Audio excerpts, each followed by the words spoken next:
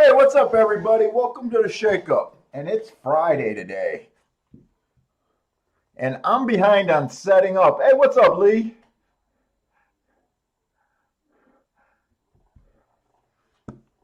I handicapped, I only ended up handicapping Gulfstream in Tampa Bay today. Let me get everything set up here. I'm a little late to getting everything ready here. Why do I actually... Hey, what's up, Parsons?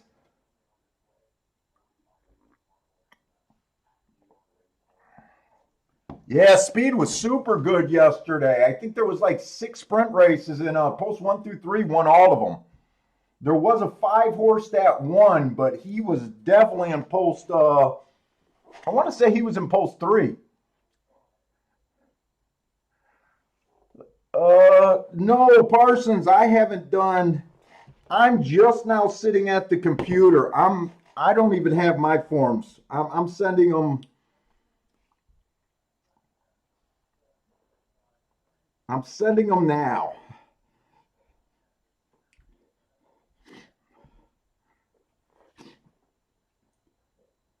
Give me a quick second here. Fuck, I got an annoying hair. How the hell do I got a hair hanging from my head? That's you, Kiki.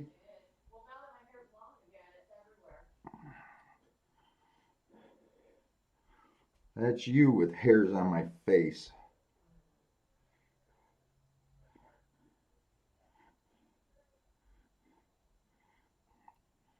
I haven't even been near you today, so that proves that hair transfer is a joke in forensic science.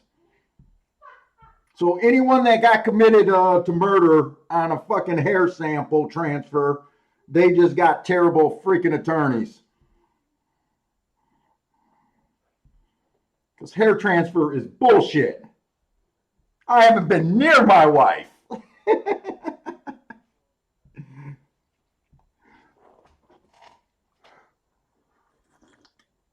Hey, what's up, Ben Taylor?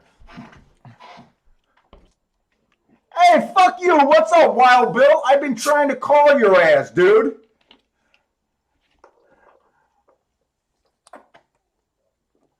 I've been tweeting you, too. I probably sent you so many Are You Dead tweets. That's either Wild Bill or freaking someone's posing. No! Bill, I call and send to both numbers. Unless you changed your number, that's bullshit. Unless you're telling me you changed your number recently. Again. Fucking.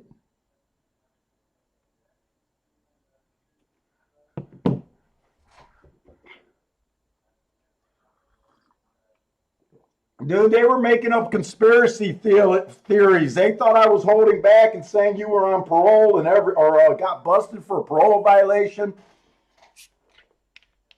They were coming up with all sorts of crazy theories, dude.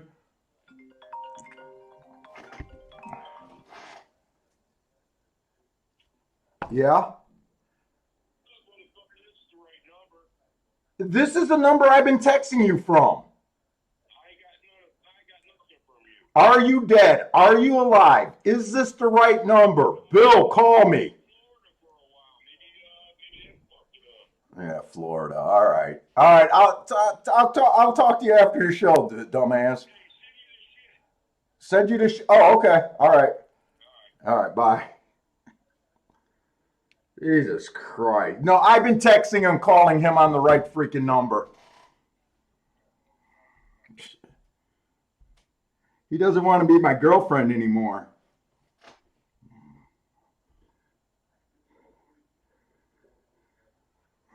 He ghosted, Kiki Bill ghosted me. He ghosted me. Can you believe that? What the fuck?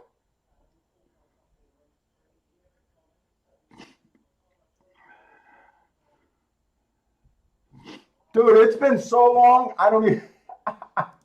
That's funny. Never mind. Anyways, people, thank you to the show. Hey, what's up, Vito? Grows it well. Dave G, Ben Taylor, what's up, guys?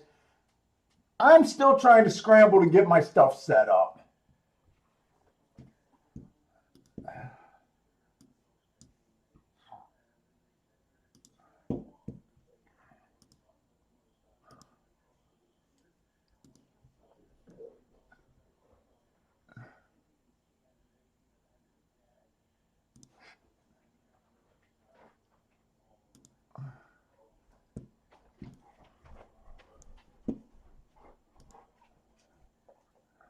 Just, oh, 1 minute. How do I do this?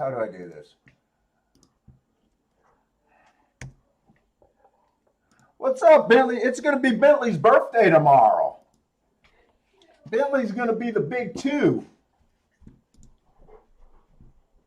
The big two. And this spoiled rat, she's going to celebrate his birthday more than she ever even would even. Well, I hate my birthday, so it's not even a fair comparison. That's not fair, right, Kiki? I'm the most depressed guy in the world around my birthday. I do not want to acknowledge my birthdays at all. All right, Bill, I should have sent you what you needed, man.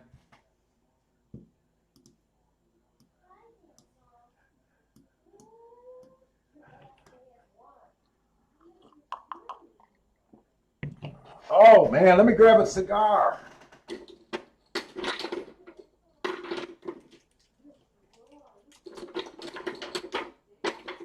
I'm going for the shade today.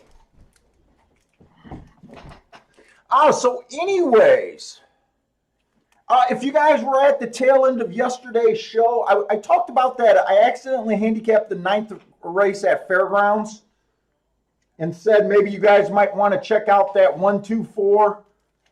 I went on the walk, so I didn't play it. I just came back as that race was finishing, and it did come in 1-2 for the exacta. The 2 was 10-1, 11-1. The 1 ended up being the favorite. So if you did a 3-horse box, I think it got you like 12-1 back for $1. So, I mean, it wasn't the greatest bet, but it was a winning bet. Basically kind of an even money proposition if you would have bet those 3 horses. So not enough to celebrate. And if you guys handicapped Turfway last night, Parsons and I played Turfway. Parsons played a few more races than I did. I ended up playing 3 races. The only race I hit was that New York Shipper, that 6-horse at about 8-1. I know Parsons didn't hit the win bet, but he hit a nice exacta with the 8-horse in the next race. The only really that was a decent price horse, but the only really special horse was 33-1, and I ended up sitting out that race. But that horse was not on my radar, other than him being outside. But let's see. Joshua's here. Hey, what's up? Not me. Not me's back again. Bill Robinson. Wait a minute. This is yesterday's stuff. Why do I got yesterday's chat board up? Hold on. Let me get the right chat here.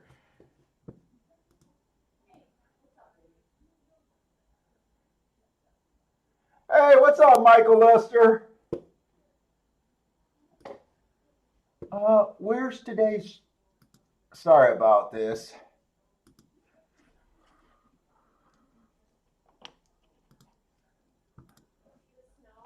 Yeah, but yesterday, on the dirt, I'm a little excited for Gulfstream today. Yesterday on the dirt, the inside was dominant.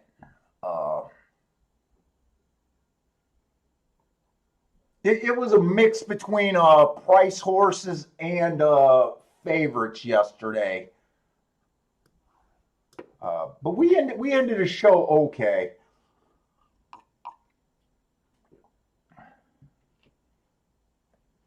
JS, you know what? Yesterday I did say if you guys were looking at Turfway, I wasn't liking speed at the route races.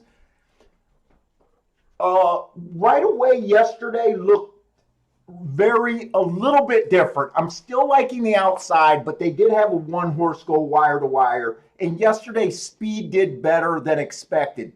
Speed won 3 of the 4 route races, which I said I'm usually against Speed.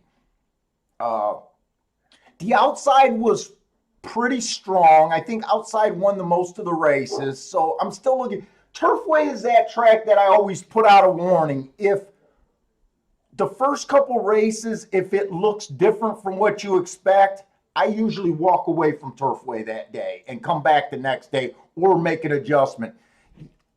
I don't think yesterday you needed to make an adjustment inside and outside, but you had to respect the speed more than anything yesterday. So it was a little tricky. Like I said, I only made 3 plays last night. All of them were playback category plays. At the end of the night, I think I won about $60-80, and I just said, God damn it, I should have just not even, laid down and got some sleep that I needed. But it wasn't that bad. Hey, what's up, Jigs? Happy Friday.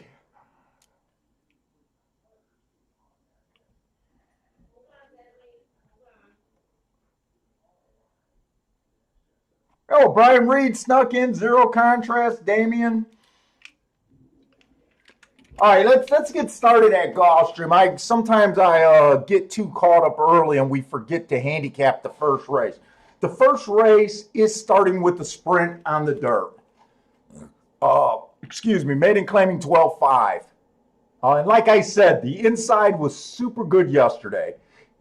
And I don't have my scratches already done, so I'm going to have to remember to do those all day. So we got the 1 out. The 7's out. The 13 and the 14's out. So just because of our profile and because of how strong the inside yesterday, I'm going to start the early racing hoping that it's still favoring the inside. It's a pretty safe bet because I think post 1 through 3 for the meet, not counting yesterday. Dude, I want to say the numbers were like 56% of the races at a sprint. That's just an ungodly number. I'm looking that up real quick. I just want to be sure. 53%. Out of 88 races, 47 races have been won by posts 1 through 3.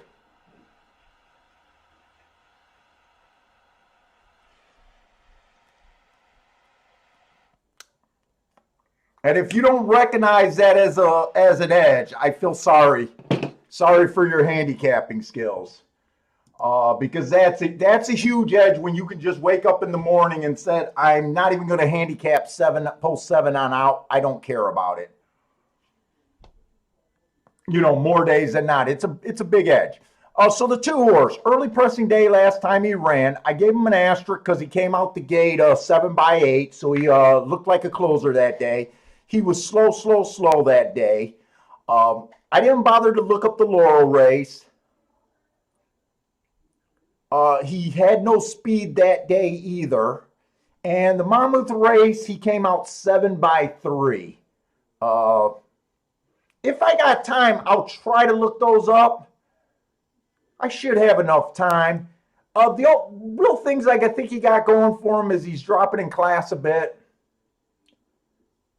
And dropping in class a bit, and if the inside's good, it should help. The 3 horse, dropping in class a little bit, only ran 1 race. Every time a horse only runs 1 race, they automatically, you kind of get it, I can kind of forgive you after only winning 1 race. He kind of flashed a little bit of speed. But I can't rate that race. because it was a one race sample that day and I really can't make heads or tails of it. It doesn't look that bad. The 4-horse, Stalking Day, he'll be in the 3 days. 3 post. God, I cannot talk. He was average last time he ran. While stalking, that does not look like that bad of a race. He looks like a stalker, maybe a closer. He's been at this level for what, about the last 3-4 races? Last 3 races, so he's been at this level. Doesn't look like he has a ton of speed. 2 races ago, the inside of the track was good. He had the good inside and didn't really do anything. That's kind of almost unforgivable right there. And 3 races ago, the rail was bad. He was on the far outside, so that didn't hurt him. And again, he was on the slow side. I just think at the best, he's a stalker that needs horses to tire out in front of him. At the best option. The 5-horse gets the 4-hole today. Speed favoring track last time he ran. He came out slow, gave him an asterisk for that race. He was slow after that. 2 races ago, match strides with the slowest winner, average slow. He came out 4 by 3/4 and tried to close on the turf. That's hard to do at Gulfstream on the sprint. That's really hard to do. I don't like that running style. But that I will acknowledge that that's running against the bias more days than not on the turf sprints at Gulfstream. 3 races ago, inside of the track was good. He was on the outside. You know what? This horse got a few things to like about him. He has a couple races where he shows a little bit of speed. He's going to be in the 4-hole with not a lot of speed inside of him. He has a couple excuses. He might be interesting.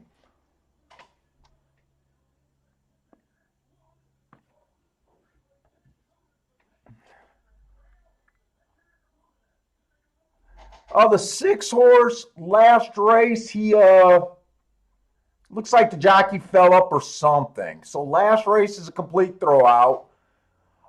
2 races ago, inside of the track was good. He earned went too fast to win. So he got an asterisk and he went too fast. That's a good race.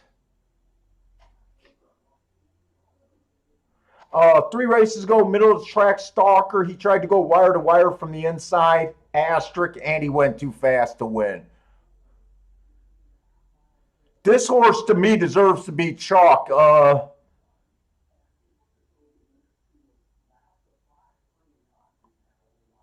Last race it said he was fractious and he wheeled at the start. I have no idea what wheeled mean. Maybe he just came out the gate and went around in a circle.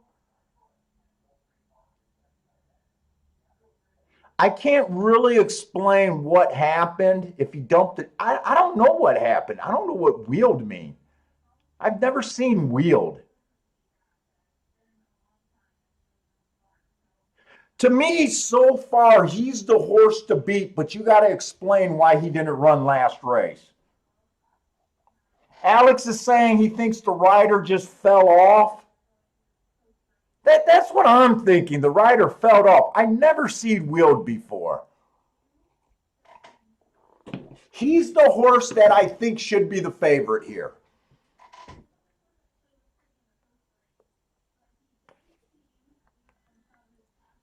The 8-horse, inside of the track was good last race. It was his only race out. He has an excuse. He's dropping in class. But it's really hard. I don't like betting a horse that only ran 1 race with an excuse that race.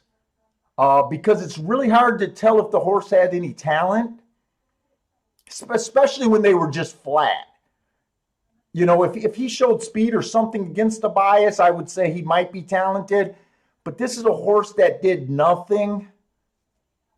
I know the excuse is legit. It's just you still don't know if he's worth a crap. I mean, he could still suck with an excuse. Nine's a first-time starter. I don't do anything with first-time starters. I ignore them. I'm willing to let them beat me.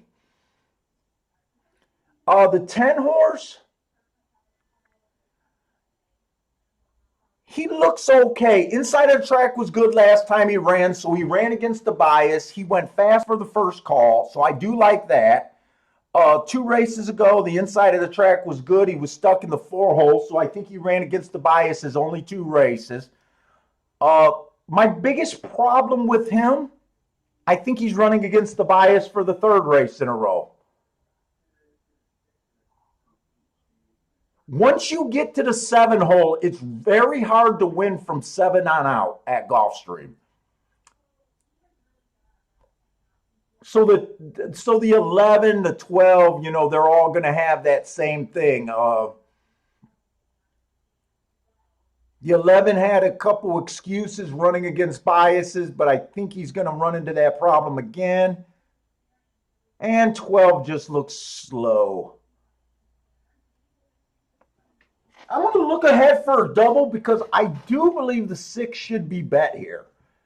I don't get excited for 5-2s. Yesterday I had a 3-1 winner that I loved, and I was just willing to sit out that race.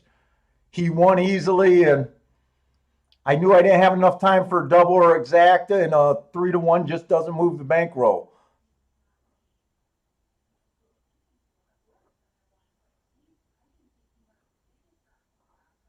Oh shit! The problem with looking at the double is I'm not that crazy about next race.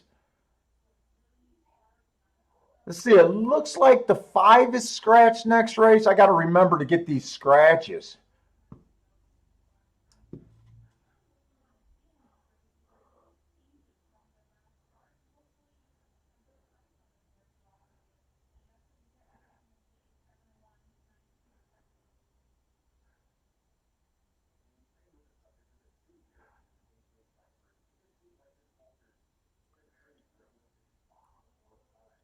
Yeah, I don't think I'm gonna like the next race. I really don't think I'm gonna like it. I got a lot of shippers in that race. I really don't have a lot of things marked. Uh,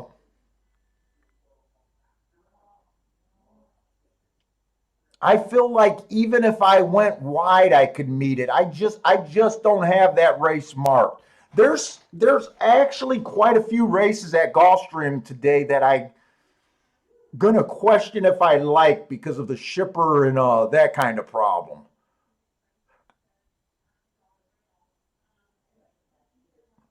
So I don't think I can play a double comfortably.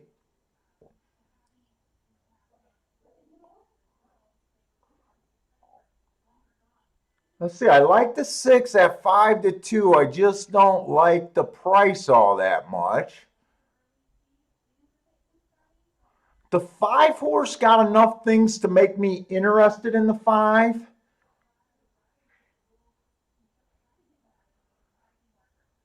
I do like the 5. I think this is what I'm gonna have to do. I'm gonna bet the 5 to win. I'm probably gonna bet the 6 to win. Let me get my betting window as I'm thinking it. But I think I'm going to do the win bet for a saver bet almost. I think I'm going to play a couple exactas with the 6 on top and use the win bet only. If the 6 just wins and I miss the exacta, I can possibly still break even. Is the way I think I got to bet this race.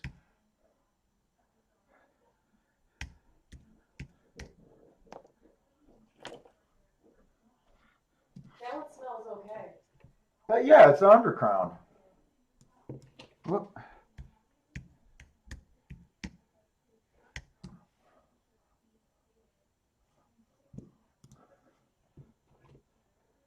Hey, what's up, Randall Gordon? Randall likes the 4. 4 is one of the horses I am going to use.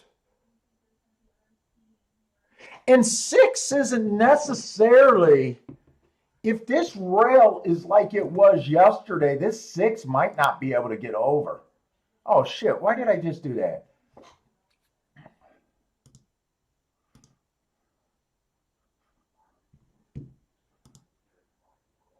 Here, I'm in a rush. So let me get the win bet on the 5 in the 6.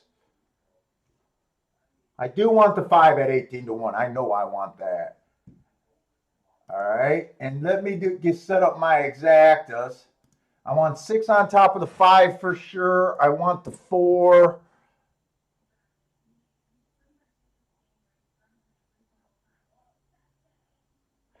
You know what? I'm using all the inside horses. I'm going 6 over to 2, 3, 4, 5. 6 over to 2, 3, 4, 5. And I'm gonna turn it around for a little bit.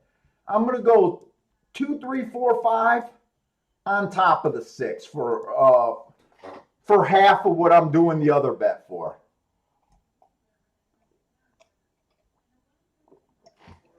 All right, I gotta get rid of that damn coffee.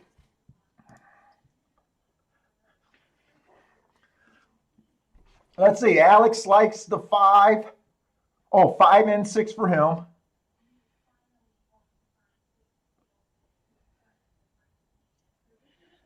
In the money, Mike says Gulfstream is going to rob people today. I don't know what you mean by that in the money, Mike. The track just takes their 20-some% cut out of every race. They don't give a shit who wins. They might like better pools someday, but they really don't give a shit who's going to win.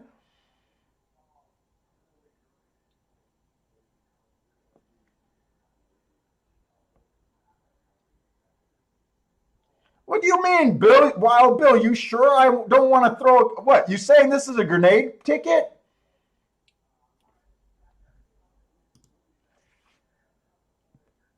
All I did was wheel the 6 first and second with the inside of the track. I think those purrs have potential. 6 on top of a 15-1, 7-1, and 5-1. Oh, you know what? They just canceled. Hey, Bill, they cut down my grenade ticket. They scratched the 4, so I'm already ahead of the game. I get money back because of the late scratch. So instead of having the 6 on top of 4 horses, I got 6 on top of 3 horses.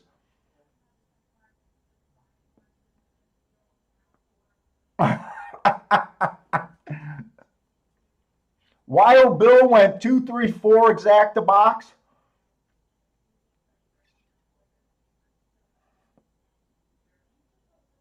Let's see who else got something. Hey, what's up, Bill? By the way, Randall Gordon likes the 4 horse. He's scratched. MKT, what's up, MKTJS? Grows it well. Who else? Mr. Clutch? Well, I haven't seen Mr. Clutch for a little bit of time, it seems like.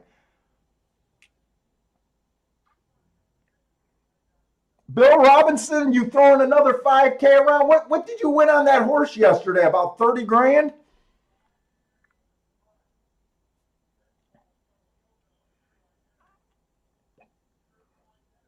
David Bostic, Mack and Company.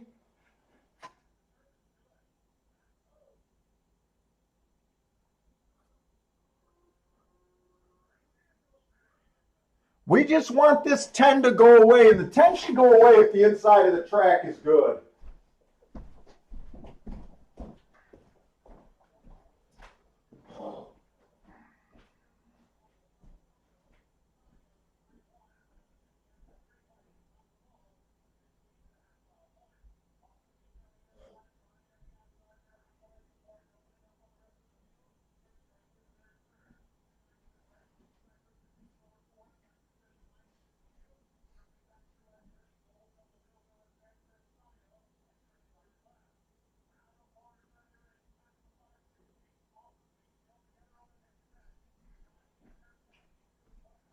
This 6 is playing with this 10, isn't he?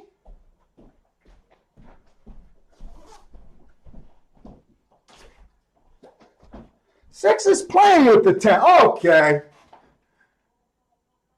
I think we missed the exacta by a K hair.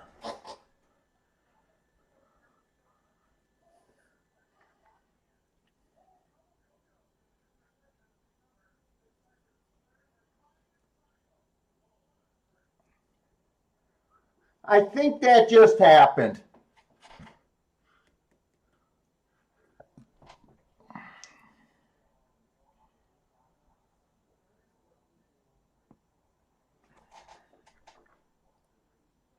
Boy, I thought we weren't going to have to worry about this exacta. That's going to be a nice one, too.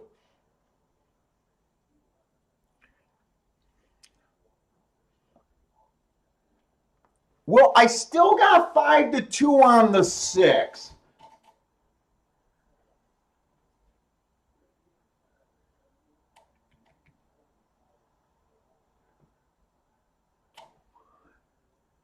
Five to two, I think that's going to cover most of my action. I think I'm going to lose a couple dollars, but almost nothing. I said I was going to bet the 6 as a saver for the win bet. I guess sometimes you just got to take these 5-2s when you love them, but I honestly, I don't like 3-1s and 5-2s. I got to bet too much money to move my bankroll.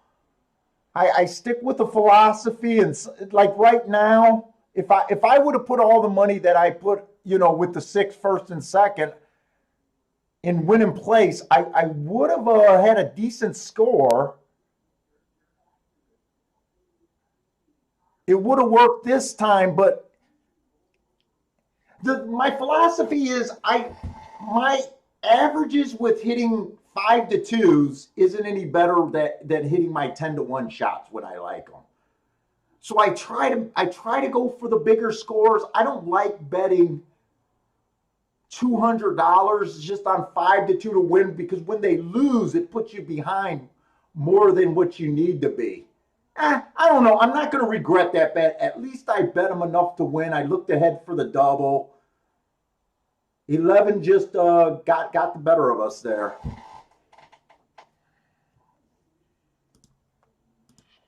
Hey, Bill, while you're gone, dude, we're not the top live streaming show. There's tons of competition, and they're kicking our ass. They are kicking our ass in views. I blame you. You're supposed to be the relatable guy.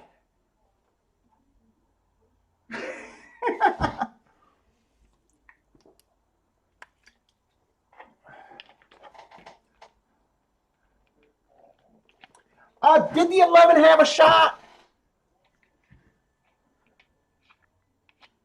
Richard, I didn't even look at the 11. Let's look at the 11 just to see what marks he had.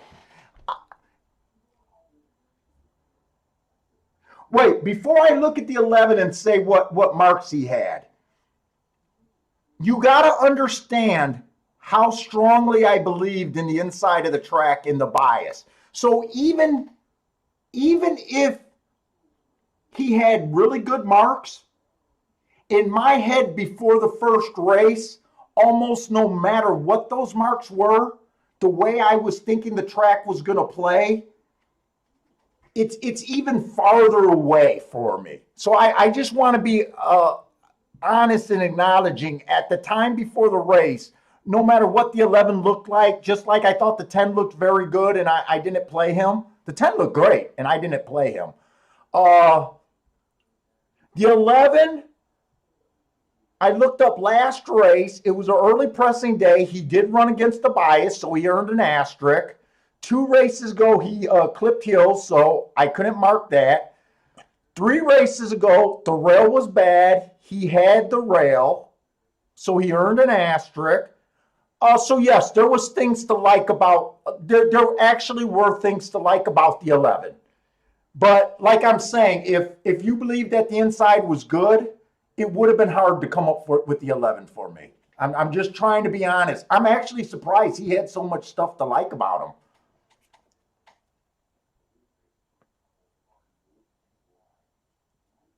And then you notice his best speed figure.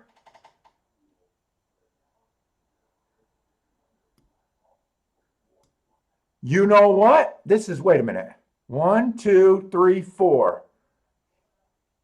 Oh, okay, so that's 4 races. Oh, guys, if you guys are new to the show, we've been getting a lot of new people. I put my marks in the show, and I always put my mark related to the race in order. So top left corner is always last race. This is always 2 races ago. This is always 3 races ago. I try to look up the last 3 races, and if I do the 4th race, it's right there.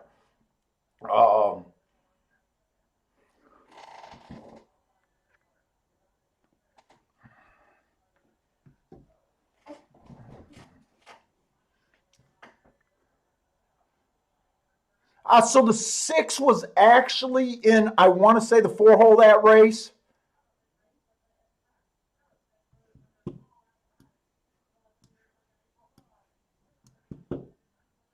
Six was actually in the 4-hole. So we just want to start our tic-tac-toe boards, get them going. 6 went wire to, whoop.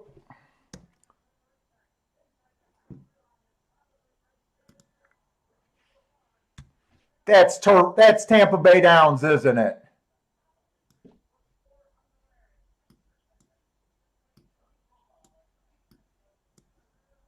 I keep forgetting that Gulfstream and Tampa Bay is going to be close to each other.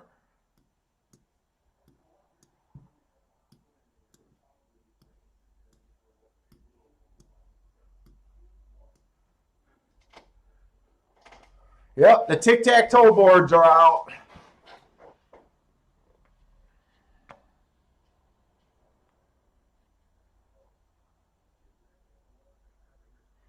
Hey, Bill, even with us falling behind, we're actually growing. I don't know how, in the last week, 2 shows exploded on us.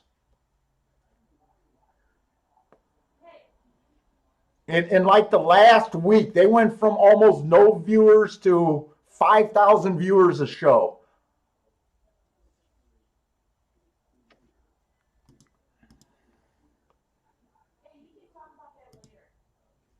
I can talk about it now.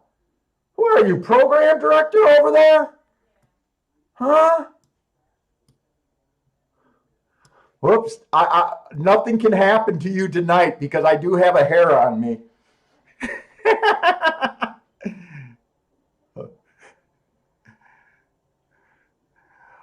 Let's see. We missed the first race at Tampa Bay.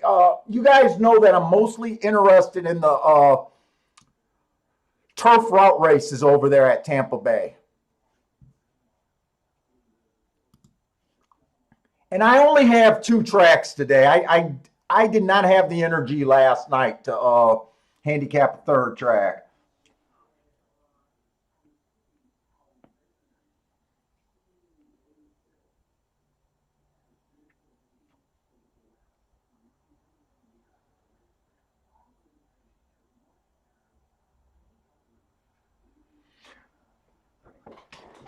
I'm just going to call you in. How do you understand the tic-tac-toe board? Let's go back because it's a pretty basic thing. So let's just get me set up here. This is the easiest way to do it.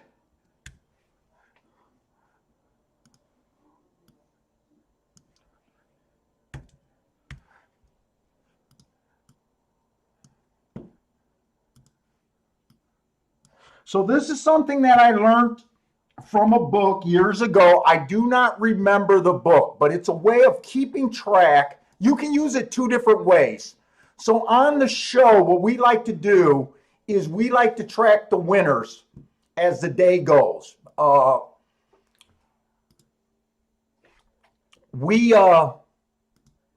Whoops, I keep hitting the wrong thing.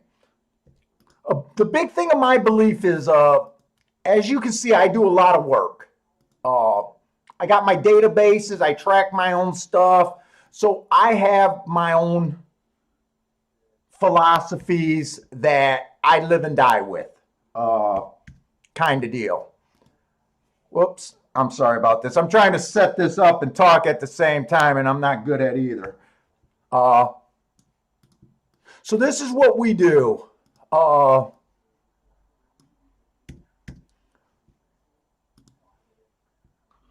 let me just do this for the new people here.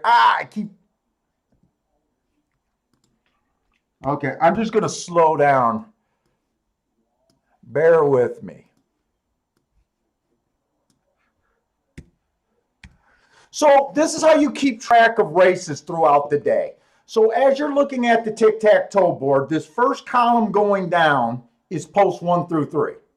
This second column is 4 through 6, and this third column is 7 on out. Okay? So those are going down, and horizontally, we got W for wired, ST for stalked, and CL for closers. So all we do is watch how a race is ran, and then we put the horse in its category. For instance, that 6 horse was in the 5 hole. It doesn't matter where, because this is 4 through 6. If he happened to be in the 3 hole, we'd move him over there, but it's not the case.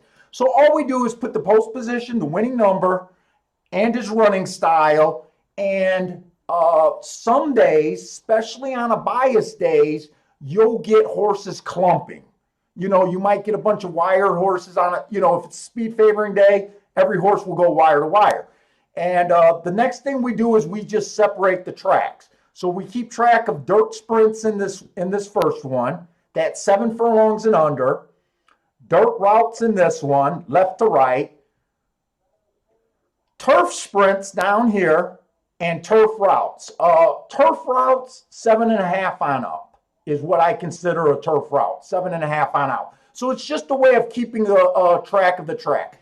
The other thing new handicappers can do is you can also do this same tic-tac-toe board before the race for your pace projections. You would do the same thing. You'd look at the one horse. If you thought he was a speed horse, you'd put him up there. If you thought he was, the 2 horses a closer, you put them down there. And then when you go through the whole race, you'll have all these horses. The only difference about when you do it before the race, some horses you would have straddling a line. Like there might be the 2 horse where you might think, well, some days he goes to the lead, some days you stalk. You'd kind of put him straggling the line, and then handicap them both ways. It's the same with stalkers and closers. Those are the only 2 that can straddle the line. So you do this. You could do this before a race and give you a nice breakdown. Sometimes you'll all of a sudden just notice there'll be one horse up here, and you might say, "Oh, I got to look at this 4 horse again because he's the only horse that looks like he can wire." And it's good to write things down because a lot of times when you just glance and you might forget that you thought a horse could be a lone speed. It's kind of, when I first started showing this to the people that watch my shows and stuff, I felt embarrassed about this. And I told the people in the chat room, and they're like, "Fuck you, Paul, do it. It's gold. It's helping. It proves your theories a lot of time. And we like it. Stop being embarrassed." So now we just start every show doing this. It helps you make adjustments late during the day, and it's a good thing to look at.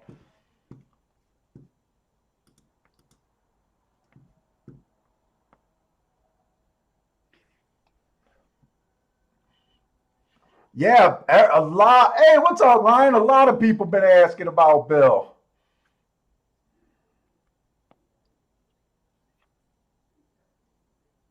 Oh, they just ran a 70-5 to 1 at Aqueduct.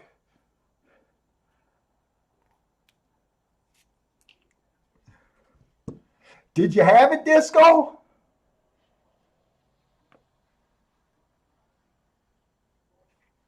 Wait a minute.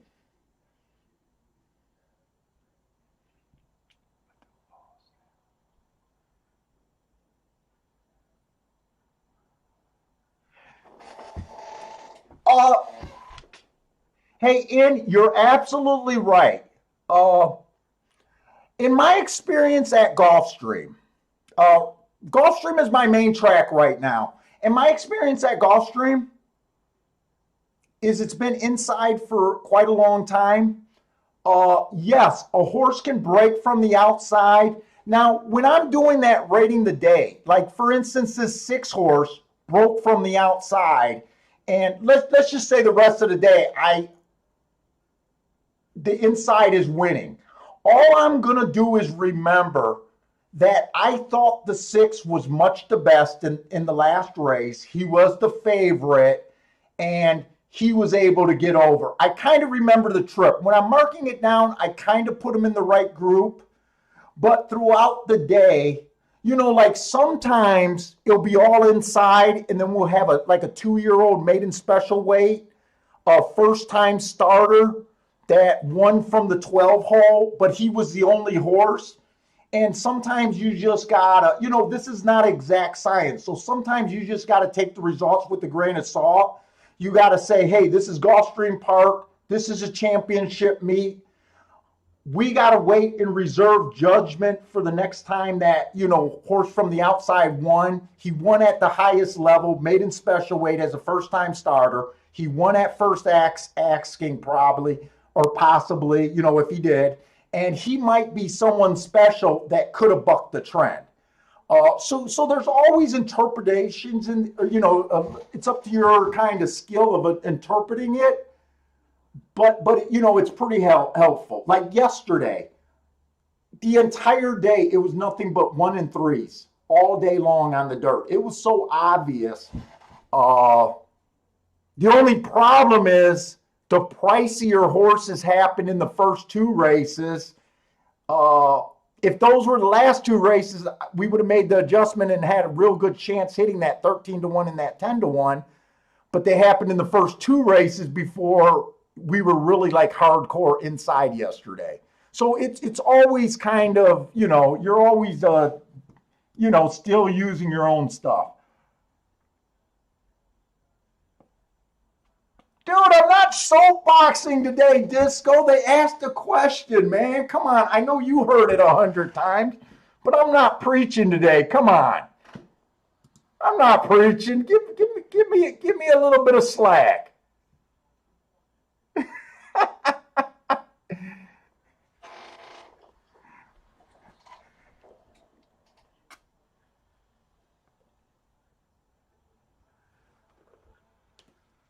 I'm trying to help In out there, man.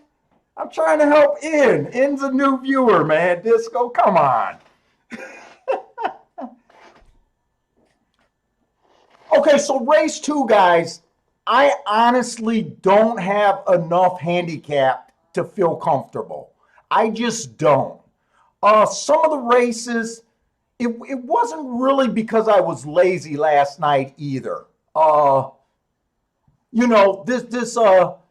The 1 horse last race, he matched strides with the slowest winner. Then he was average. He gets in position every race.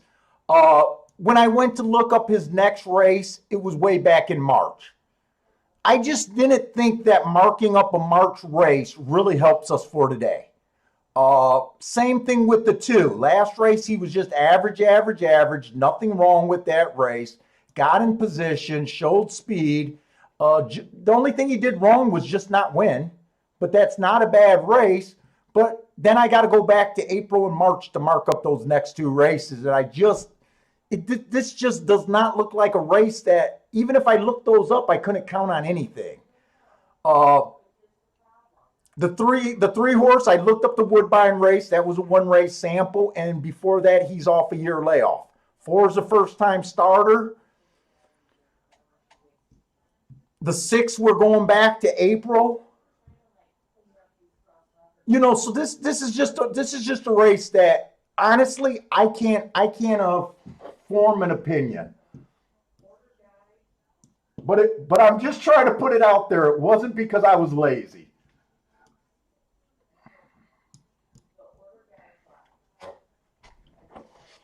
If this helps,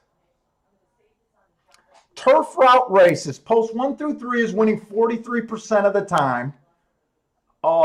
That's solid, but 4 through 6 is winning 35%, and the outside 7 on out is still winning 22% of the time. So it's possible to win everywhere on the track. I'm not crazy about speed. They're only wiring 22% of the time. They're stalking 48% of the time, and they're closing 31% of the time. Oh, for you new people, I do have definitions for what I mean about wired, stalked, and closed. I consider a wire horse any horse that comes from, say, a half a length out to win. So if a horse 3 by a half a length and he goes on to win, I'll call that a wire horse. I'm not going to argue about a half a length.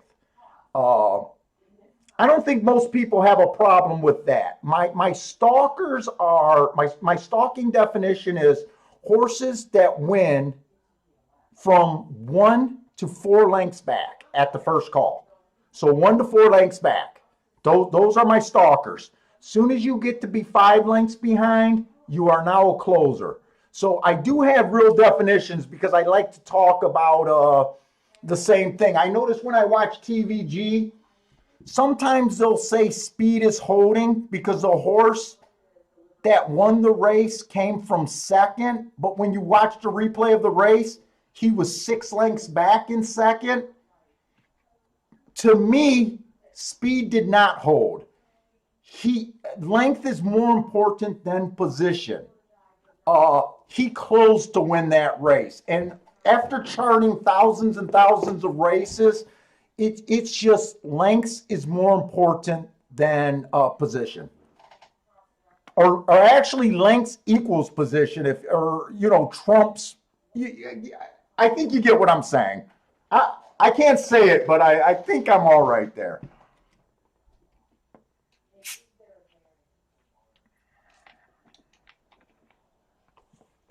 Hey, what's up, Steamboat Willie? Shit, we got Steamboat Willie and Wild Bill back in the same chat.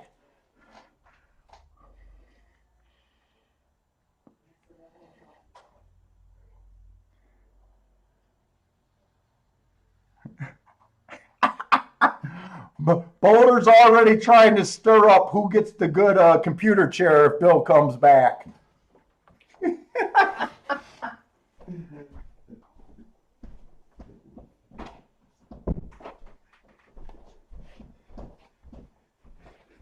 I think when Bill comes back, he has to sit on the floor in a dunce cap.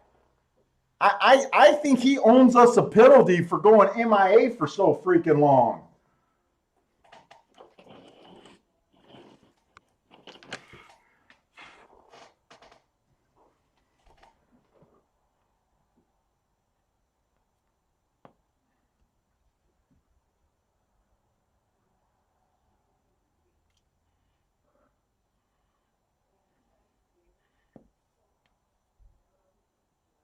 Oh, you'll buy lunch. That's a good thing for you to do because I can't eat. Oh, corned beef sandwiches. Get the fuck out of here. Hey, what's up, DC? Welcome back, man.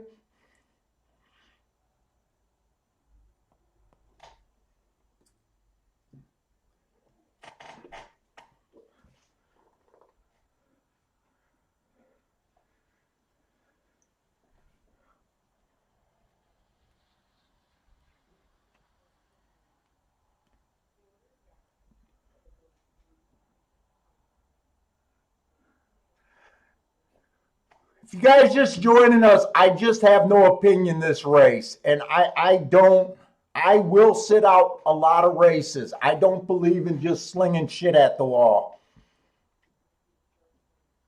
DC, we had the first winner. I missed the exacta. We just got snapped by a 60 or 80 to 1 shot. We had the winner. I was able to put a saver bet, so I didn't get hurt in the race. But so far, you haven't really missed anything. Unless you wouldn't mind, unless you could have hit the exact or something. I knew I didn't like this race.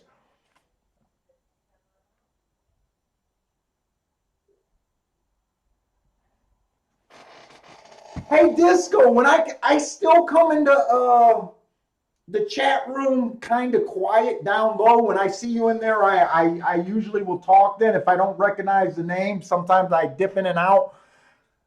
Dude, when I've been playing Turfway, dude, this is feeling like work for the first time in my life. I am exhausted. And I just have not had the energy of continuing with the social stuff. So when I've been in it, I've been on the quiet side, and I've just been struggling to even look at Turfway.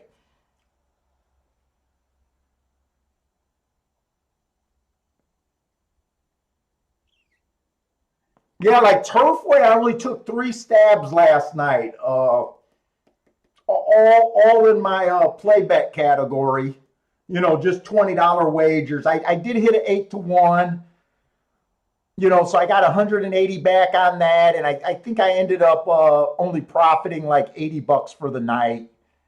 And dude, even with that, I felt like Jesus Christ, I could have just took the nap that I needed to take.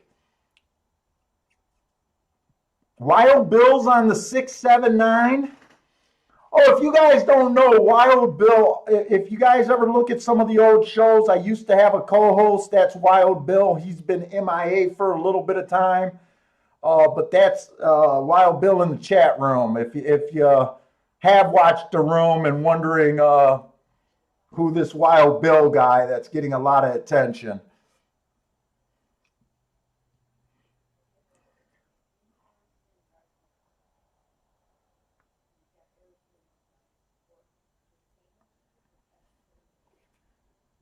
Yeah, dude, I've been hearing really good things, and I watch Scotty's Equine's Edge. That's what I was doing also last night. I was watching the other YouTube shows, and I was watching Scotty's action at Sam Houston. Yeah, Sam Houston looks fucking interesting. I just don't want to pick up another track at night. Dude, I do not know how you guys can degen all day, all night. I must be really showing my age or something. Maybe I got low sugar or something. I mean, I love the freaking play, but I cannot hang with you guys. You guys are fucking animals, man.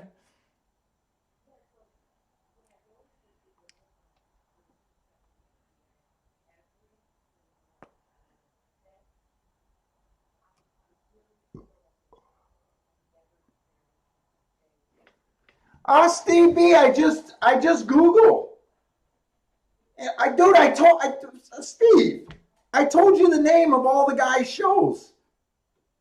Equine Edge. Unless I'm having a problem saying Equine Edge is one of them, and the other one is CD. Oh, I keep burping. Sorry about that. The other one is CD. I don't care about telling you guys who these shows are, by the way. CDR Racing.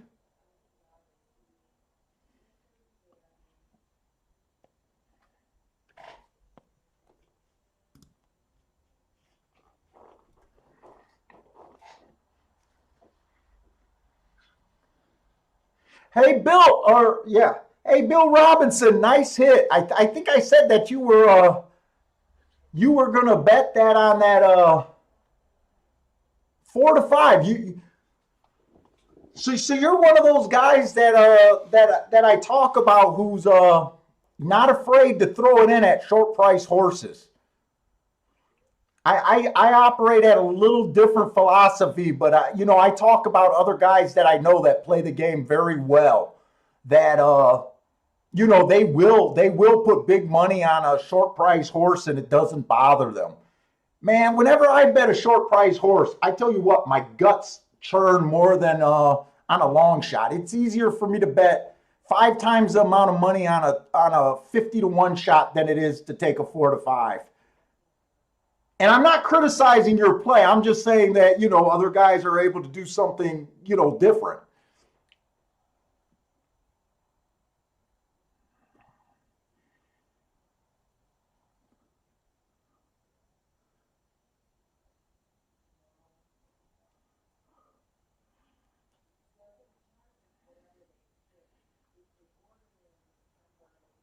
Oh, Steve B, you checked it out? Dude, it's just like everything else. I enjoy watching his show. I just spotted him blowing up because I used to watch his show when he used to have about 100 views, and then all of a sudden it took off. I do enjoy watching his show. Actually, I told my wife last night because he had a bad day yesterday, and dude, he's doing 2 shows. I don't know how the fuck he's doing 2 shows. It's a lot of work, man.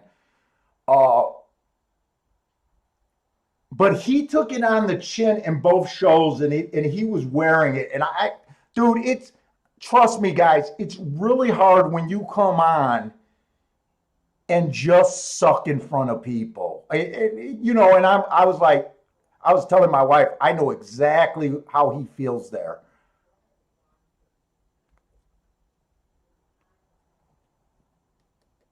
He's a younger kid. He's like 26, and I think I think he's a better uh, buggy handicapper than he is a thoroughbred handicapper. But I do enjoy watching his show. The handicapping's different. The concept of his show, the concept of the other 2 shows are a little different. His show concept, I think it's just hanging out, having a good time, and playing a lot of races.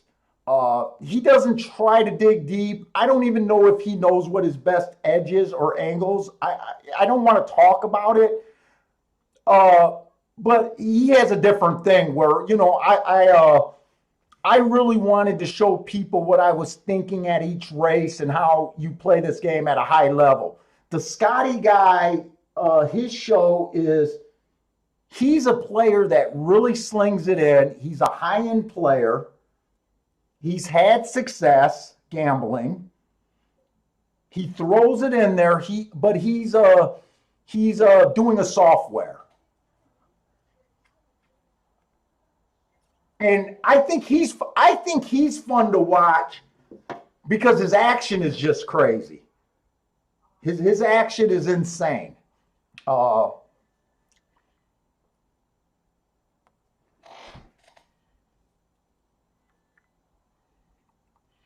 I honestly enjoy that. That's why I don't mind telling you guys, hey, there's other shows out there. I don't mind telling you guys, everyone can pick what they like better.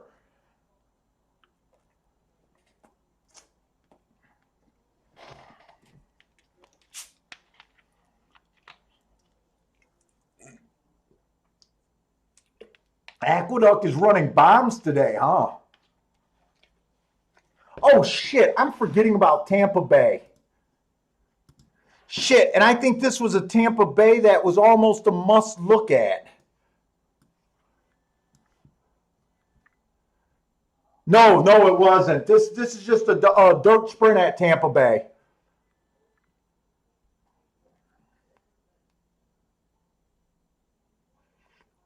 Since they're so close to the gate, I'm just going to look to see if anyone had any real excuses recently or has really good marks.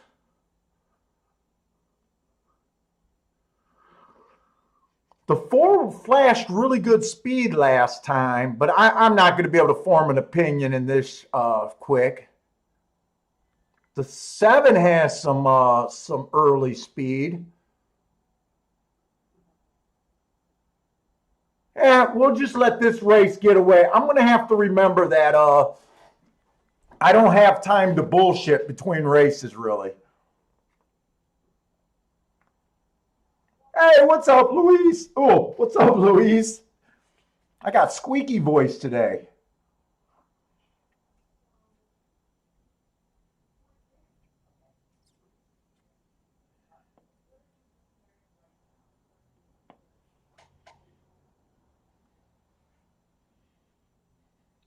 Hey, Ryan, that's what I'm trying to be the difference. I'm trying to give people that really want to become a handicapper a chance to just look at racing different.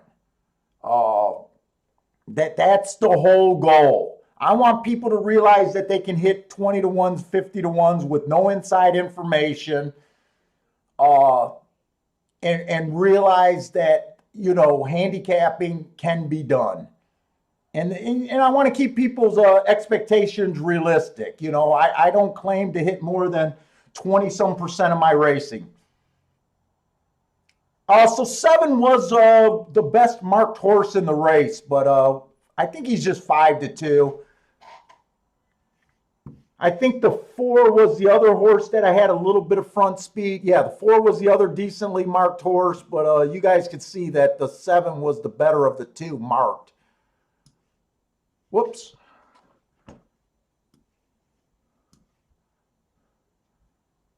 Three had an excuse in his only race out. I don't think 3 was that long of a price either, though. Yeah, 3 was 3-1, 4 was 7-2, 7 was 5-2. It kind of probably would have been on the radar if we would have sat and looked at it, but that's not what gets us excited here.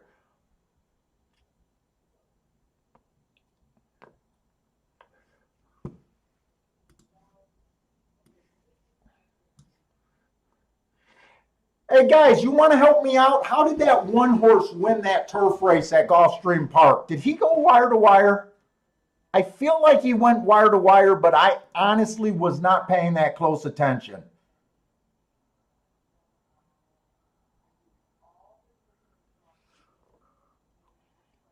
He did wire. Thank you. Thanks, Mac.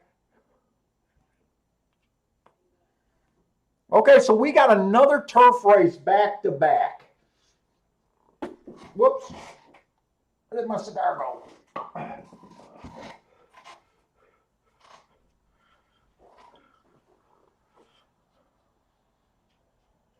Hey, what's up, Garth B? Yeah, who's the new guy? Wild Bill, never heard of him. You know what? My Wild Bill might have to buy me some cigars when he comes back. Fuck lunch. I think you owe me a cigar, dude. I think you've been MIA so long. We gotta have to rekindle the friendship. We gotta do the Blood Brothers cut.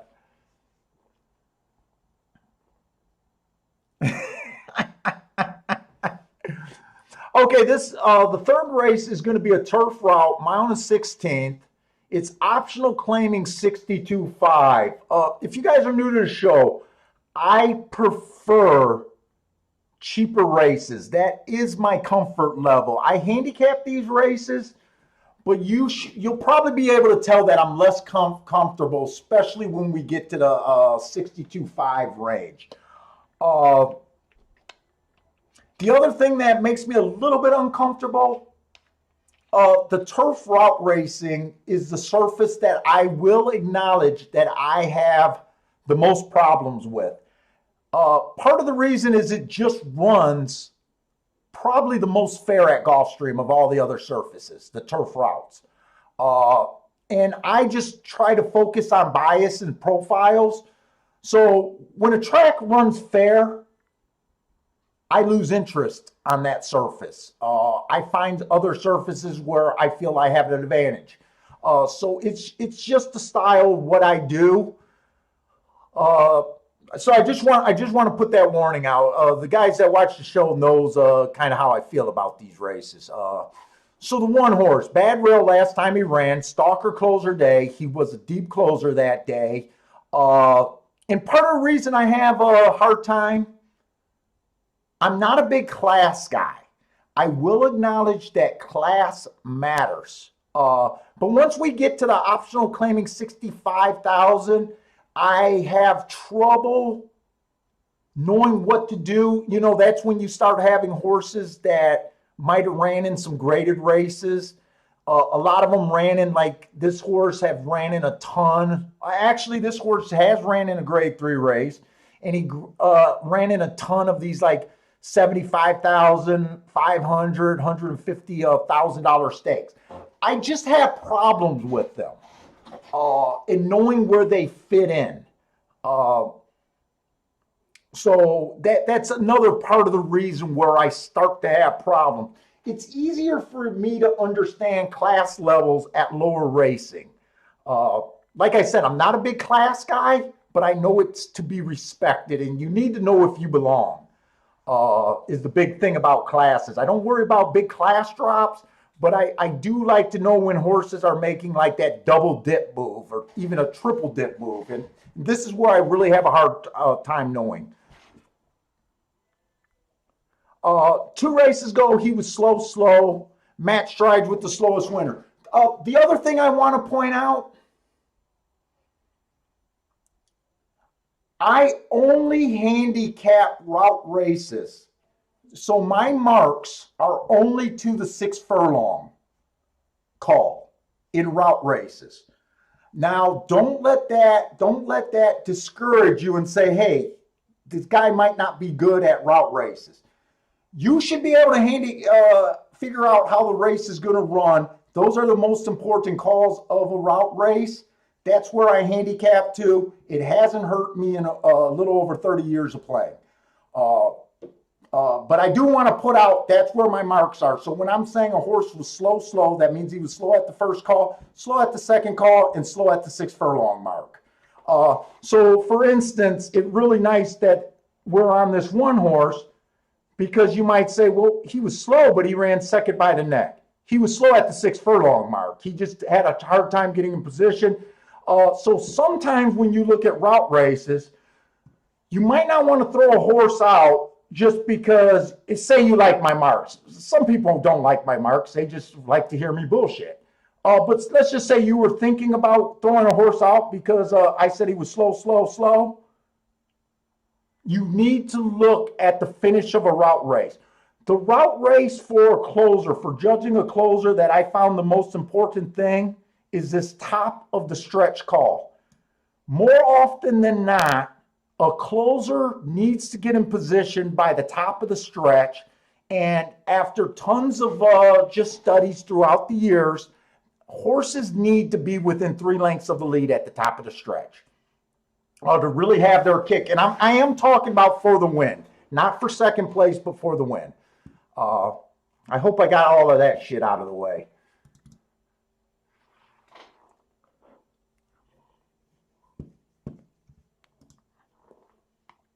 And 3 races ago, it was a bad rail, stalking closing day. He was outside. He ran with the bias. Didn't quite get in position at the top of the stretch. He's just in the race. I'm going to have a hard time deciding what I want to do with him. The 2 horse, stalking closing day. He came out 5x3, so I didn't give him an asterisk even though he was dueling for the pace at the second call. He came out 5x3 and jumped into the race, so I didn't give him an asterisk. He was just average that day. I didn't go back to the second race because it was way back in March. The 3 horse, stalking day, average. He won that race. He got in position. That was at 25K, so that was at a bit lower. But then again, you look at his 2 allowance 1X races and the grade 3 races, so he's been higher, but he had to dip to a lower level to win. 2 races ago, it was a stalking closing day. He was just on the slow side. He still managed to get in position. And 3 races ago, it was a bad rail. He was outside, stalking closing day. He was a stalker, and he went fast then. Let's see, the 4 has to be scratched.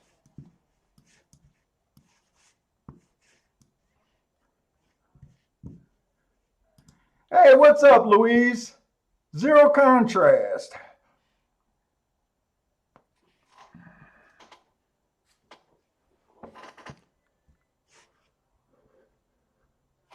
The 5 horse, 1 race sample last race. That's just annoying. He was a closer. Didn't quite get in position at the top of the stretch and just flattened out. 2 races ago, he matched strides with the slowest winner, average, didn't get in position. 3 races ago, didn't get in position. And 4 races ago, at claiming 25,000, he managed to get in position. He won while closing, stalking closing day, kind of rolled the bias, and was basically the slowest winner of the day.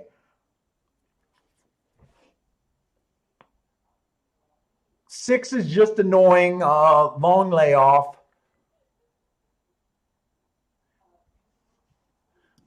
I have noticed that a lot of these horses have competed or won at the $25,000 level.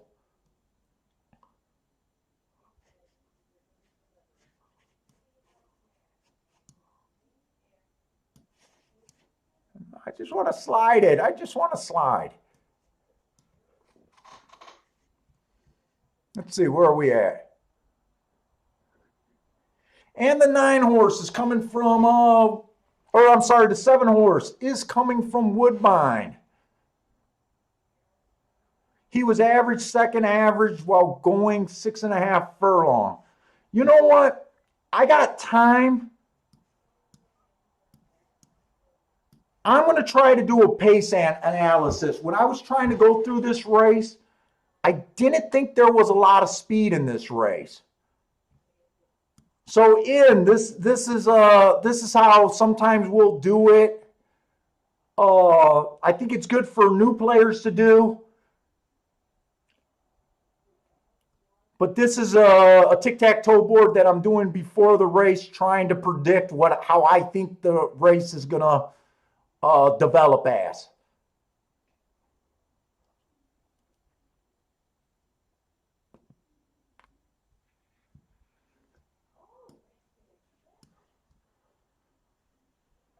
The 4 is out, so there's going to be no 7 horse in this, no 7 post position.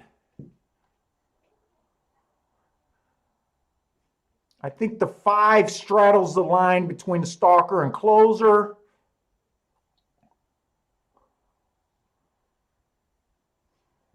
That was a decent stalk. I always have problems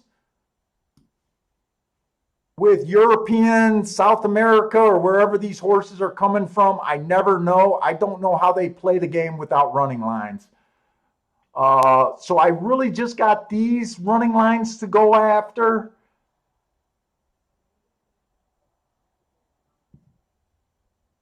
It says in touch, tracked,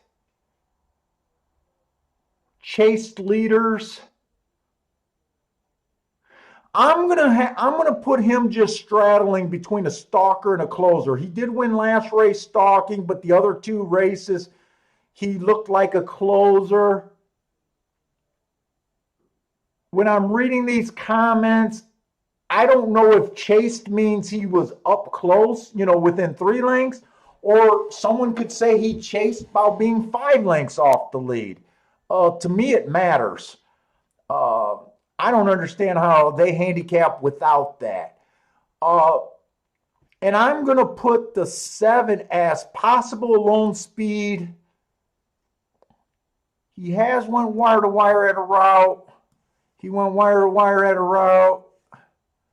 I'm going to put him straddling the line, but I'm leaning towards he should probably get the lead here. So that's how I kind of see the race. I kind of see this race with the 7 probably getting the lead, the 2 and the 3 probably rating, the 1 coming from way behind, the 5 and the 6, they might be just within 1 to 4 lengths off, but then again, they could be farther back.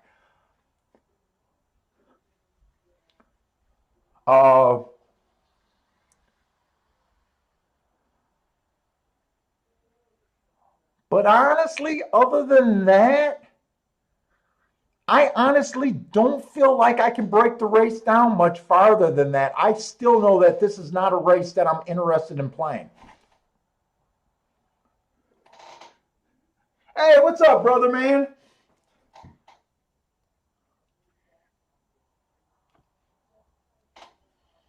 Brother Man is saying that the 6 was once thought of as good. He was entered for 400,000 in 2018.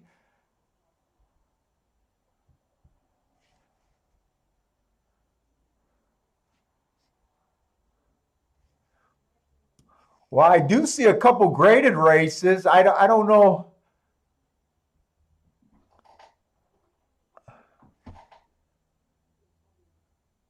Dude, their forms are so ugly. Oh, wait a minute. I might have made a little mistake on this 6. See, sometimes we make mistakes. I assume this horse was a pure router. This horse has ran quite a few 6 and 7 furlongs. I'm going to move him up a little bit. I'm going to put him as a pure stalker now. I changed my opinion. A lot of times when I think a horse, when a horse is stretching up, I tend to move them up a slot. So if a horse was a pure closer at 6 furlongs and he's running a mile 16th, I would put them in the stalker. If he was a stalker, I would kind of put them straddling the line as in possibly getting the lead, just because they're used to that faster pace early and can sometimes look like they change their running style. I generally think it's the nature of them just stretching out. Hey, Paul, what double you got? Are you alive in a double, Bill?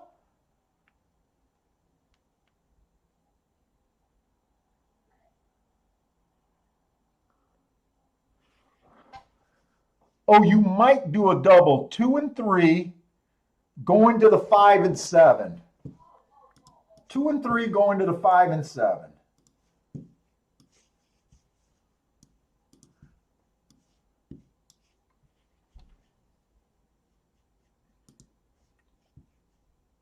Third race.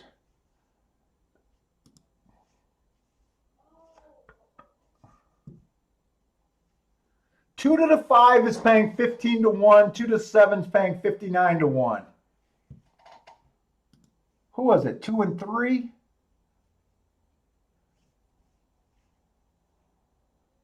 Why can't I remember these men? 3 to the 5 is paying 21, so it looks like 5 is going to be a big favorite next race. And 3 to the 7 is paying 73.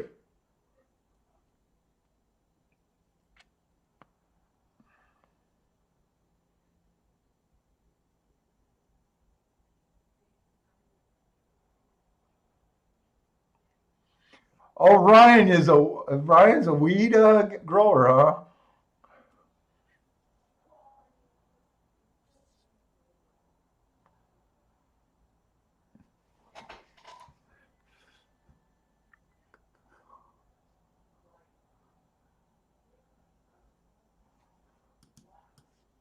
I'm glancing ahead to the next race at Gulfstream. It is going to be on the dirt.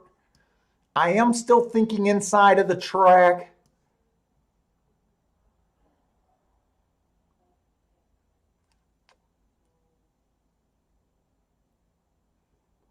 I can see why Bill likes the 5. I can see why Bill likes the 5 and the 7 next race. The only thing I question about the 5 and the 7 is if there's speed on the inside, and if I'm right about the rail, could they get over and win? That's my biggest concern there. But I don't hate what you like, Bill. They're kind of my top 2 marked horses in the next race. I kind of like what you like, but I'm still like leaning towards the inside might be the better place to be.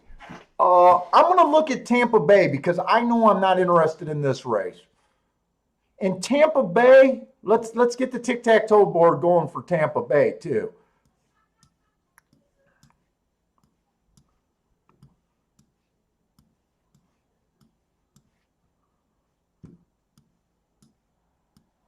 Especially since we got a nice big area here.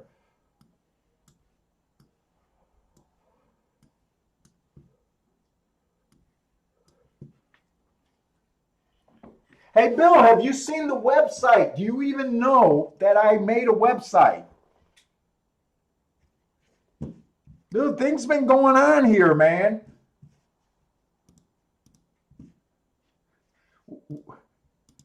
We can't wait for the prima donna starlet to show up all the time. We got work to do here on the Shake Up.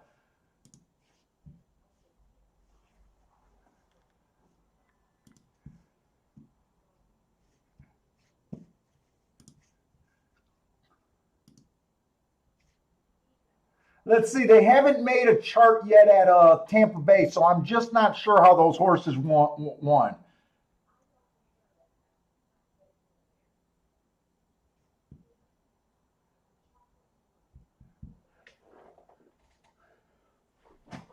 Oh, let me blow this up. So does anyone got any action here? Bill got his action up there. Disco's, I think, looking at the 6 at so the 5 ended up getting the lead. I don't think I had the 5 horse up there. I think I had the 5 as a stalker, possibly even a closer. So I don't think I did I don't think I did a terrible job with the pace projection, but I did not have the 5 up there. It looks like the 7 got the lead now, though.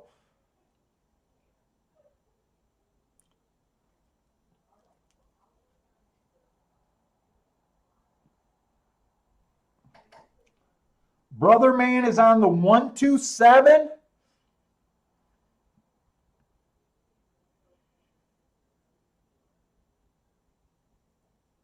Well, let's get a 2-7 there, maybe. I think the 7 helps Bill and the 2 helps Brother Man. So let's get this 1 in second, 1 or 7 in second. 1, you got to go around the horse, not run up his ass. Bro, you are not getting an honest ride out of this 1 horse. This 1 horse got himself too close and could not. I don't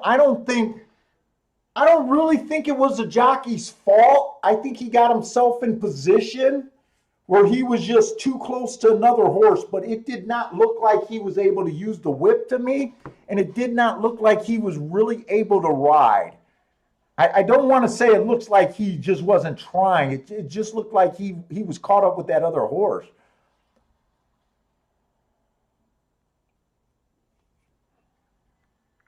Bill still got it.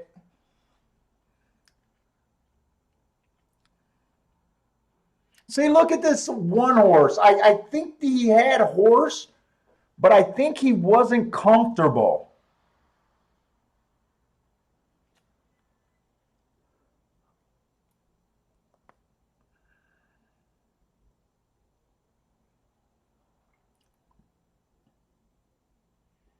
Yeah, the horse was kind of lugging into the other horse.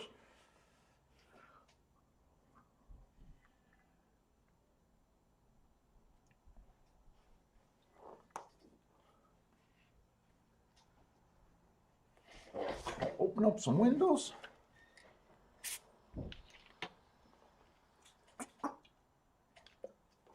I don't think that would have cost you the win, but I think that would have cost you possibly second. I don't know. I just thought the horse had a little bit more, but he was lugging in. If he wasn't tired, he probably wouldn't have lugged in.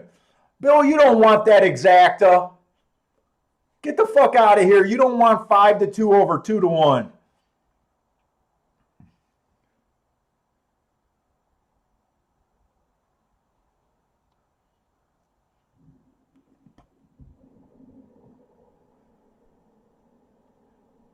Is it my birthday? No.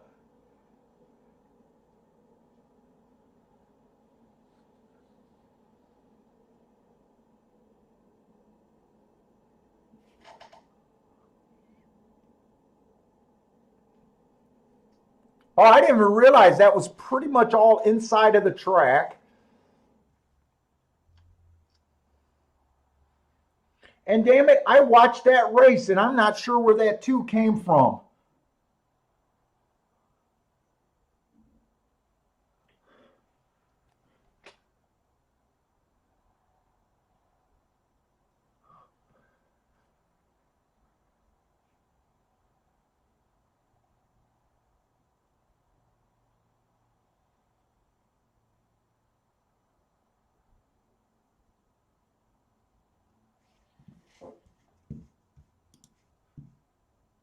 Oh, we gotta go. We gotta go over to. If someone knows how that 2-horse won, if he stalked or if he closed, I am interested in knowing that. I gotta kind of jump over to. Dude, I really got to remember that Tampa Bay is right on top of freaking Gulfstream.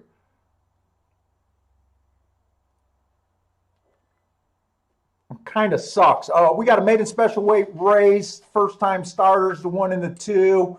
The 3-horse inside of the track was good last time he ran. He was bad stumbled. It said asterisk for being just outside of the inside. I think that's a good race. His first time out, he ran against the bias. He went fast. I think that's a good race. I can understand probably why he's 2-1. The 4-horse did go fast, but he went fast at a route race. And this is a sprint. I don't like route to sprint, so I prefer the 3 over him.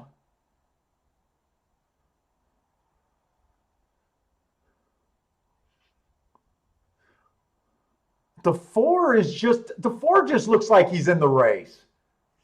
Or the 5. I'm talking about the 5. The 5 just looks like he's in the race. 6 is interesting. I feel like 6 ran a good race against the bias. Average, slow, while managing to get second. I think this 6 is worth a play.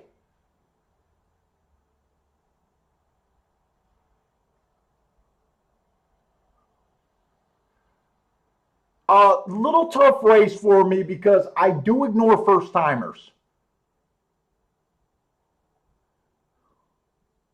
I'm going to bet the 6 to win, and I'm just going to bet a 3-6 exacta straight.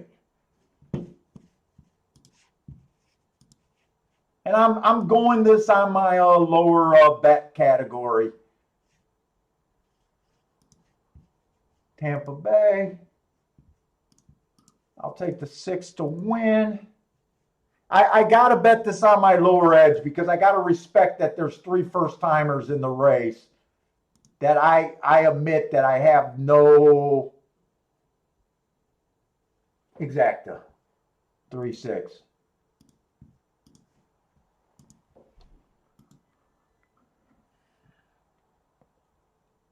EP Phones likes the 3 at Tampa Bay.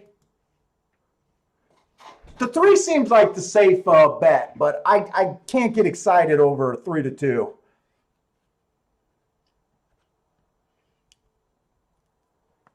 Especially when there's 3 first-timers in the race. That can mess up things.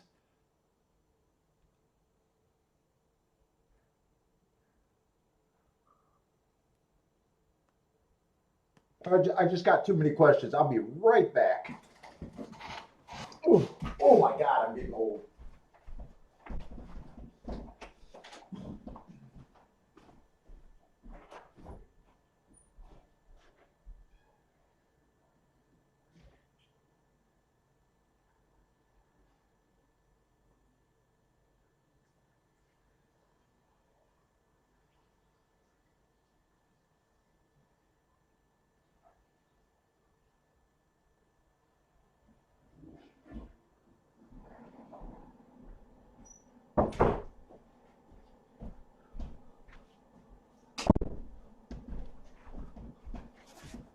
Oh, I get that comment. It's Bentley's birthday tomorrow, not my birthday. It's Bentley's birthday tomorrow. Bentley's getting a birthday cake, some doggy ice cream.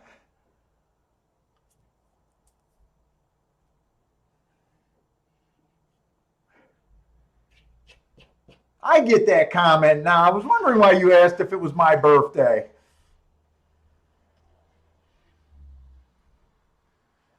This 1 horse is a first-time starter. He's given the 3 some challenge.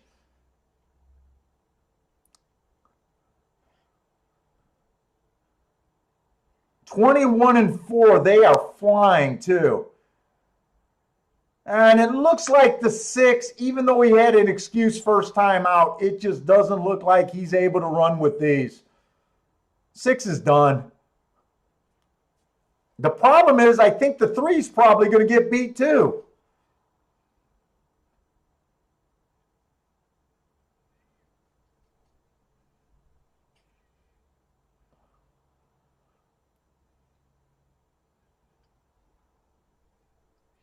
Five's the horse with a lot of runs that I just said was eh.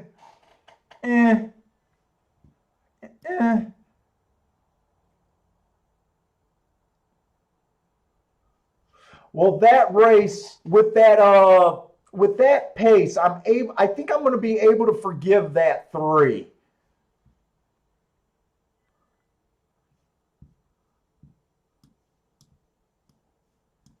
That's why I can't play chalk. I just can't fire on chalk.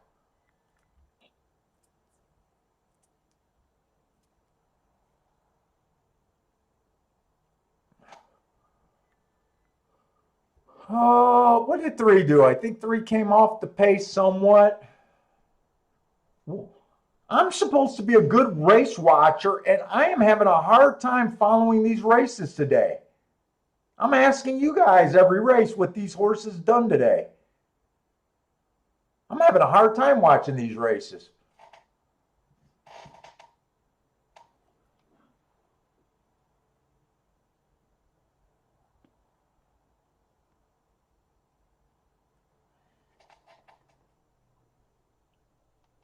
Bill, you're putting out picks already for the 9th race at Gulfstream on Texas Rule.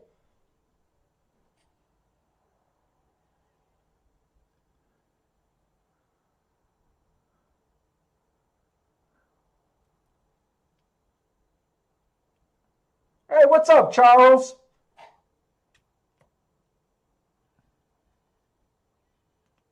In the money, Mike?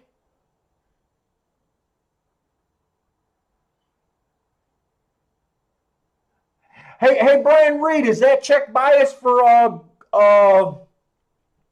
Tampa Bay?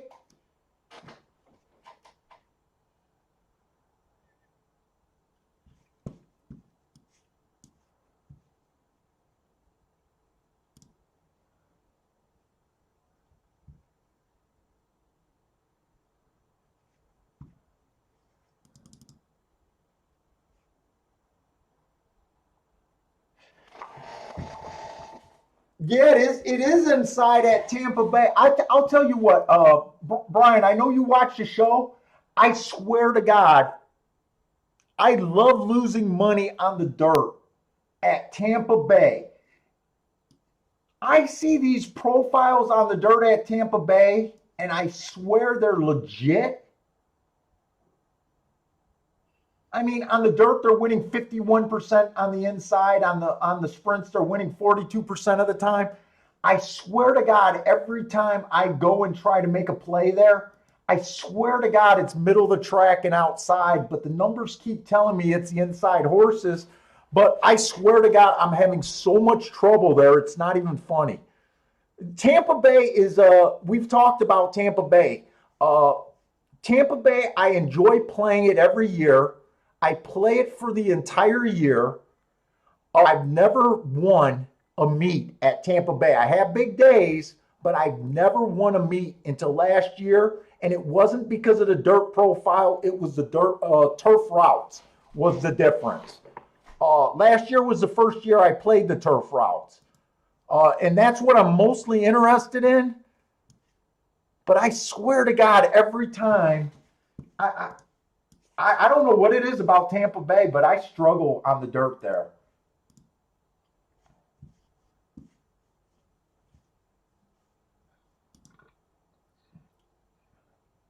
The 6 won the first race. I'm still trying to wait to see how he won. And the second race, the 7 won. See what I'm saying? They're winning 42% of the time, and we just had 3 outside horses win. And I think they were all dirt sprints. I don't know what it is about Tampa Bay. Now, I didn't see the fractions of the first two races. I'm guessing this race, they just went too fast. The 1 and the 3 really hooked up and set that up for the other stalkers. 5 was always in third. Technically, he was in fourth, but you see where he was at. He was roughly 2 lengths off the lead, in pretty good position. That's the trip I was hoping the 6 would get. I hope they didn't mix up the saddle cloths. Maybe they mix up the saddle cloths, because that's what I was expecting the 6 to do. Yeah, that's it.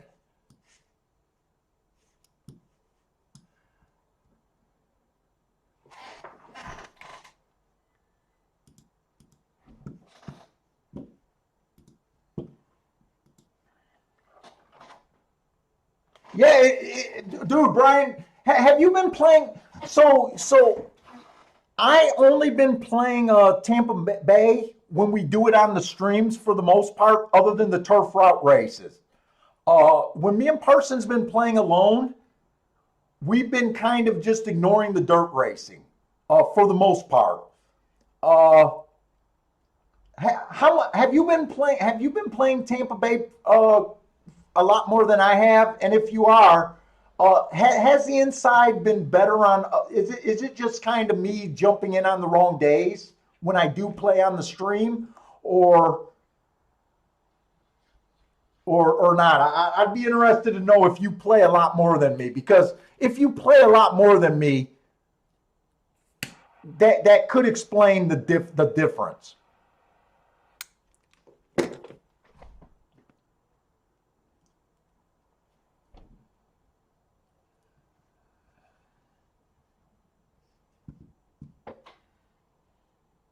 Okay, no, you're not doing it any more than me either. Okay, so today, right now, with those 3 outside horses winning, I would either make an adjust to the middle of the track, speed and stalkers, or I would back off of the dirt routes, right, or dirt sprints right now. I would use that to kind of adjust if I continued playing. Because maybe there's an outside bias today, and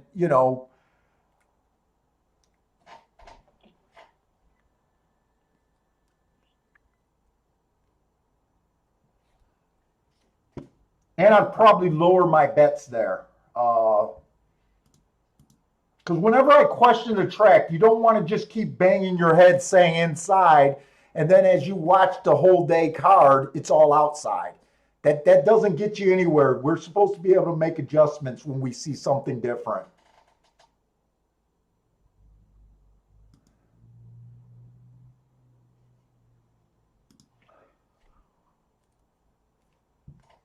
Let's see. So go, Bill. You're alive to the 5 and the 7 in your double. So good luck, Bill.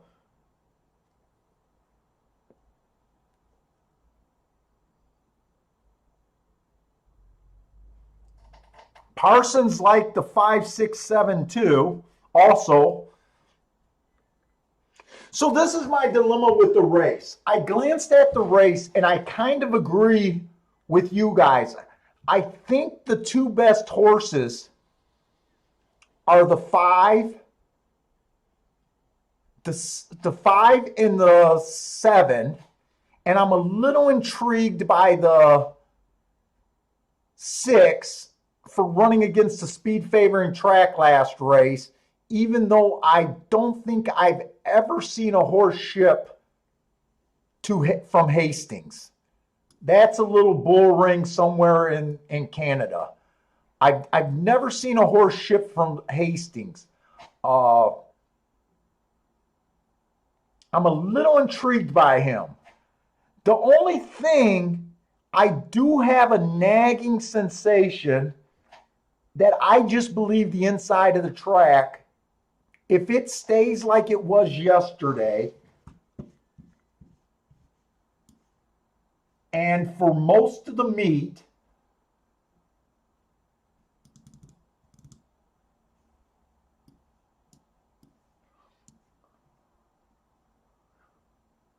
They've been winning 40%. Wait, they've been winning 46% post 1 through 3. Those are strong numbers, 46%. So that's for the entire meet. 44% last week. Yesterday, 100%.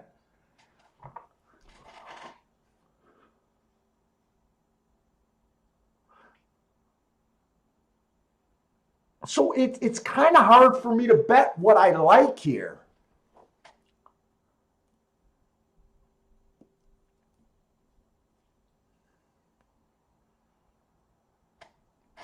So we got a mile race claiming 12.5 on the dirt.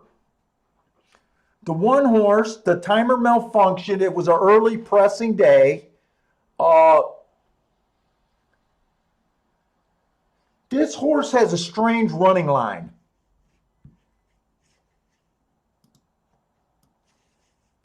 This horse is dropping in class, been dropping in class, coming from New York. Last race at Gulfstream, the clock malfunctioned, so I really can't look that up. All I know that it was an early pressing day. But this is what I'm trying to point out. This horse came out 2 by 1, 2 by 1. He fell back 5 by 4, and then he came back on and made up 2 more lengths at the top of or down the stretch. He looked like horses usually when they get past, they're done. He came back on a little bit. I'm going to call it a Z pattern. You guys know from reading old books that it's not technically a Z pattern, but it is an interesting pattern. It's not quite a Z pattern that they talk about in your older handicapping books. Now, I'm not crazy about the even money price.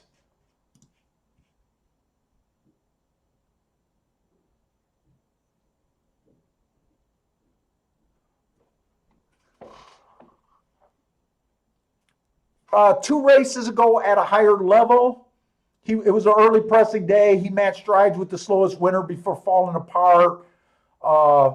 This horse got a little bit of speed. I honestly don't know. I'm having a hard time deciding if I think he should be the favorite or not. I kind of don't know. I kind of need a little bit of help on that. He has a solid class drop. He gets the inside of the track, which might be beneficial. I'm having a hard time. I do think he's overbet at even money. If he deserved to be favored, I think he should be about 2-1, 5-2, not even money. So I do believe he's overbet. The 2-horse just broke his maiden, so he is technically stepping up, facing winners for the first time. It was a bad rail stalking closing day. He stalked that day. He was 1 tick slower than the fastest winner at the first call. I do believe that's a good race. But he kind of rode with the bias. He improved it was his best race ever at a lower level. I think he got the benefit of the bias. I think he gets a little bias help today, if I'm right. But I think I'm still reaching a little bit on him. 2 races ago, it was early pressing day. He was just slow average. And 3 races ago, I couldn't rate. That's where the slash was. The 3-horse early pressing day last time he ran, he came out slow, looked like a closer, had no shot that race. I gave him an asterisk. Race before that, inside was good, slowest winner of the day. He was the slowest winner of the day while running with the bias. To me, it looked like he got help. He stepped up to 20,000, just was not good enough. I probably like the 2 better than him.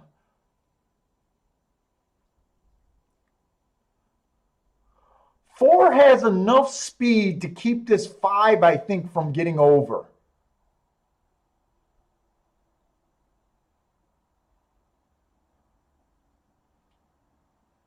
2 races ago was a bad rail stalking closing day. He won off the rail while stalking. Slowest winner of the day. Dude, 5's my favorite horse, and they're at 3-1. Went too fast to win last race. I think that's a great race. It was at a lower level. He is making the proper step up. 2 races ago at 10,000 maiden claiming, he won, being the fastest winner of the day. I like him. I'm not crazy about the price, especially, man, this is just tough. The 6 I said I was a little intrigued with. 7 I like, but if I'm right about the rail, he can't win. And he's a nice price. He's the price that I would be interested in. The 5 and 7 are my horses with the best marks. 8 has speed. I'm ignoring the 8 just because he's in the 8 hole and he's coming off a long layoff. If he wins, I think he did something special, unless I'm just wrong about the track today.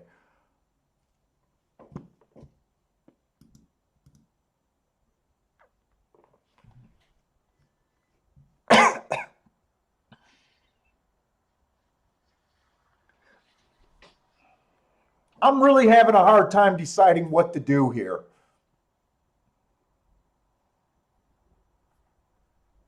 I really want to be against the 1, and I'm having a really hard time reading this 1. If 1 was in the 8 hole, I wouldn't hesitate to be against this 1. The 2 horse I'm a little interested in.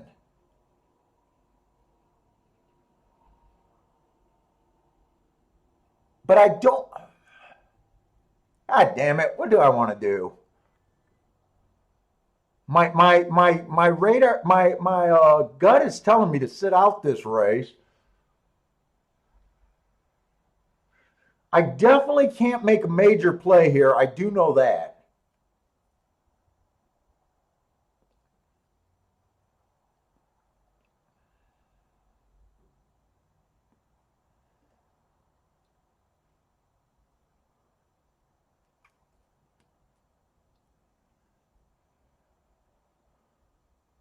I can't make a major play here.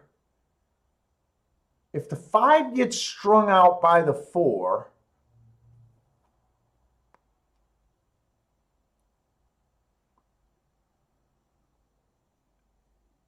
my thought is to Dutch the 5 and the 2 to win. The win bet on the 5 really offers no upside. It's just a 3-1. I'm only willing to put 20 bucks on them. That's really no upside. I'm doing a protection bet where I can protect myself 100% of the time and just sit out this race. So really my only option is to play the 2 or sit out.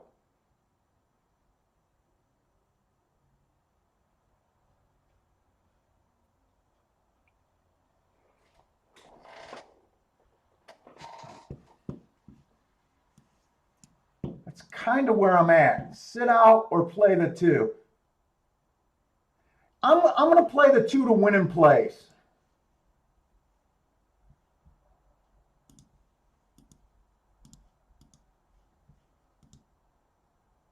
I could have went either way in this race and sat out.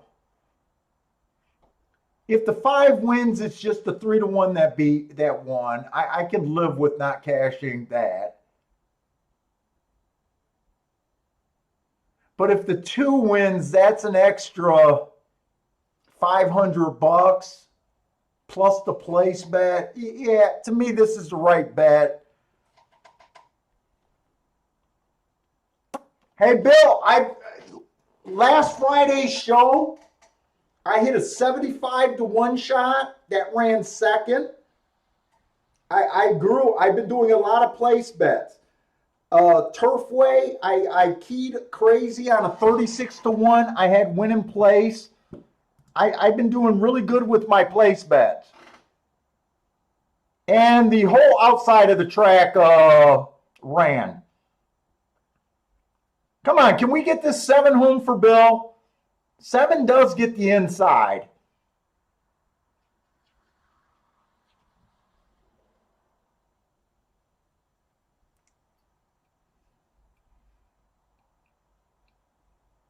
I couldn't really bet this race because of my real fear on this one horse. And I think he's getting a good trip in the rail. Come on with this 7. Just let this 7 roll.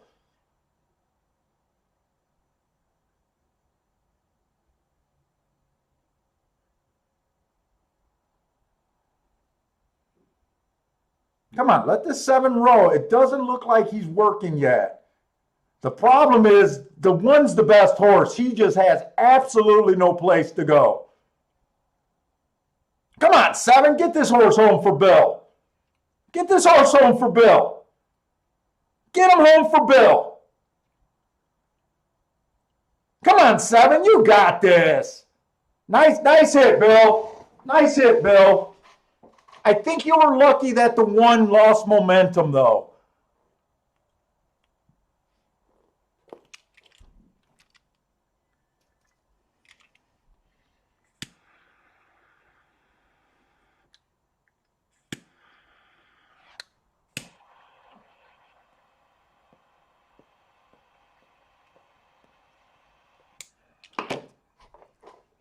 Boy, and you are not, by the way, I broke my rule. I'm not supposed to get cute on the best marked horse. Well, the 5 and the 7 were equally the best marked horse. But I think I was pretty clear about how I was thinking about this. I'm not sure the 7 was the best horse in the race, but we don't give a shit about that. Oh, wait. I'm sorry. I was just circling that the 5 and the 7 were the best marked horses in the race. By far. By far.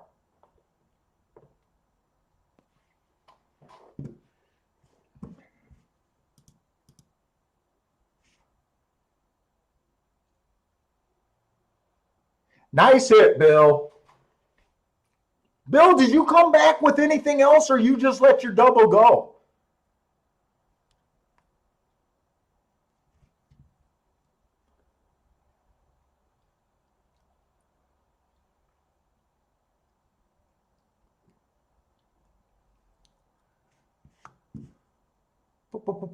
Was 7 in the 7 hole? I want to say 7 was in the 7 hole, but I got to check that.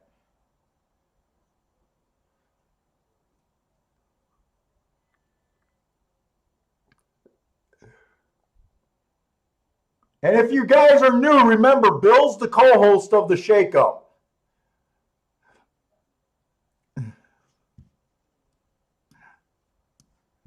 Kiki just said please, by the way, and I think that was because of that comment, or that might have been work. She's snotty, Bill.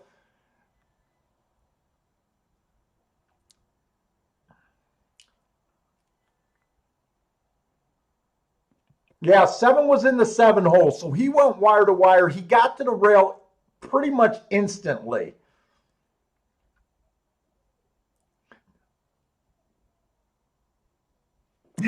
She's mad at you.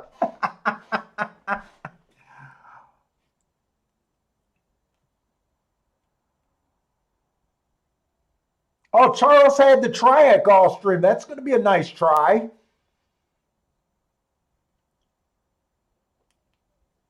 Oh, Parsons. Oh, that's right. Parsons said he liked the 5, 6, 7. That's right. Parsons hit a boom too. Nice hit, Parsons.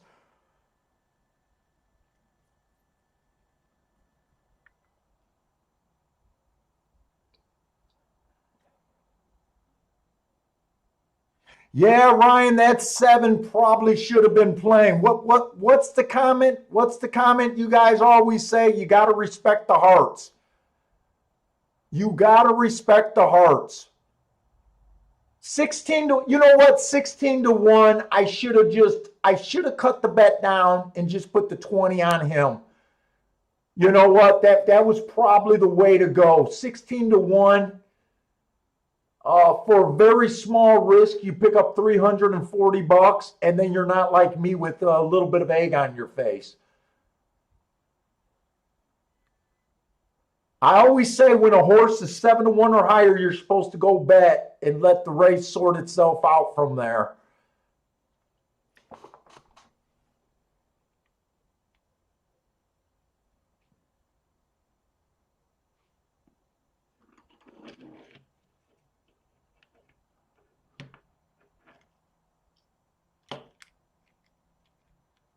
How does the pin wager work at Gulfstream?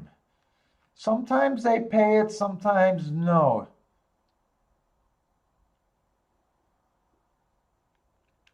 What is the pin payoff? Can someone help in out with that? I don't know what he means by the pin playoff.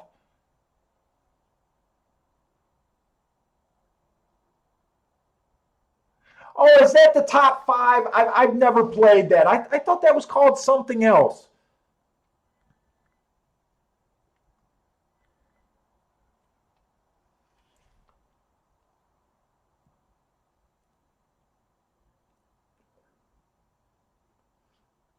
So does anyone feel like this rail's not as strong as it was yesterday, or are we just going to give credit to the rail that came in 7-1 and the 7 was able to cross over?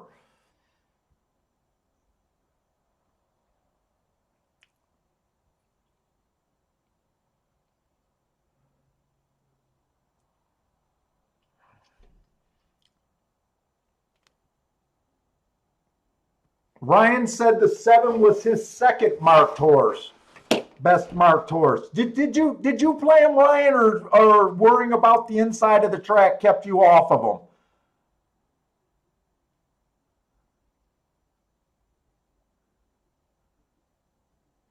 Hey Parsons, Steve Marshall is asking you a question. If Dance's races at Tampa, can shareholders go to the track?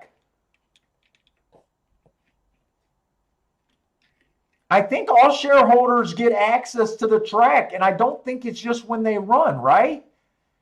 Tampa's open right now. I think Tampa's open for the public. Oh, so Ryan, you still managed to make a small bet on him. Well, a small win bet is better than no bet.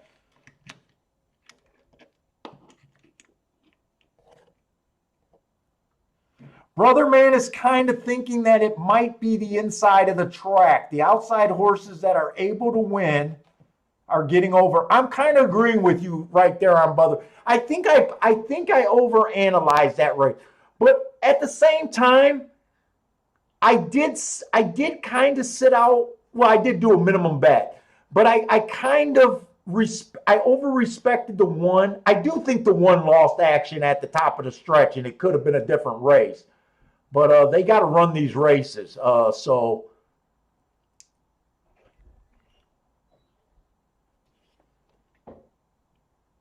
dude, what is your commercial with Dances with Bourbon?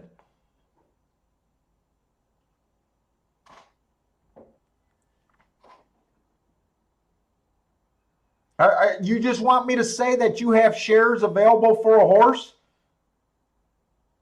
If you guys don't know, Euclid Racing, I also call him Parsons, is the only person I know that breeds and sells shares of race horses. If you guys are interested in buying shares of a racehorse,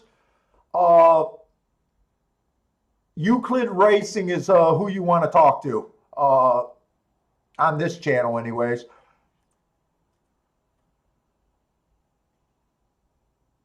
He's still looking for some shareholders on her. Parsons, you need a commercial on video that I could just throw up there. I could throw up a commercial and go pee.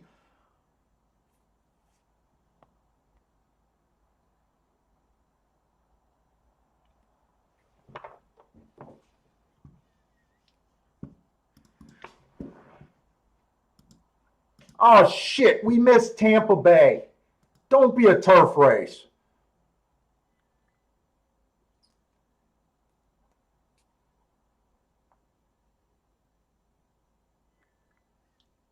Sorry, and sorry, I don't agree. It's Captain Seinheit coming to handicap.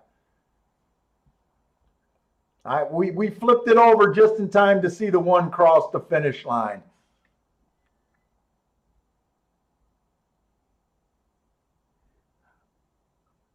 You're talking about Bill 7? Did he? Why am I having such a hard time? I think the 7 got the lead. I think the 7 got the lead and he instantly got over. I put him in the wiring category.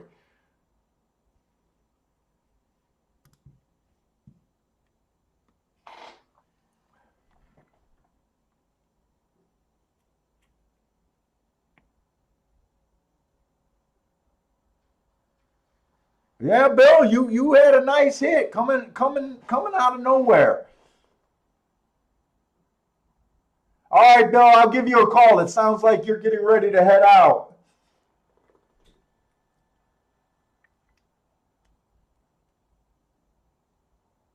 Congratulations on your nice hit and good call. And a lot of people had that 7.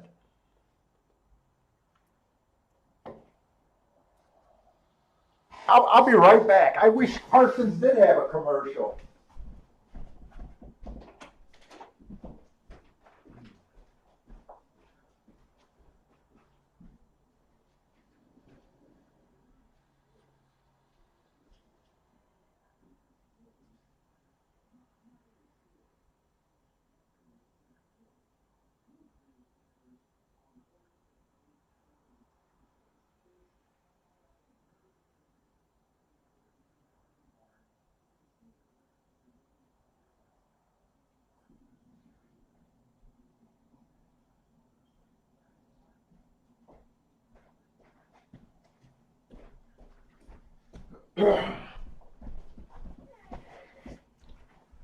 All right. Hey, what's up, Jeff?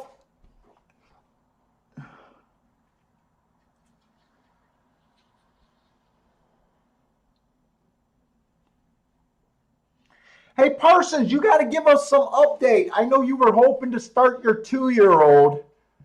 I'm guessing he's not going to. Well, so he missed his 2-year-old debut. Yeah, because it's already January, so he's a 3-year-old now. You got any update for where he's going to run and when?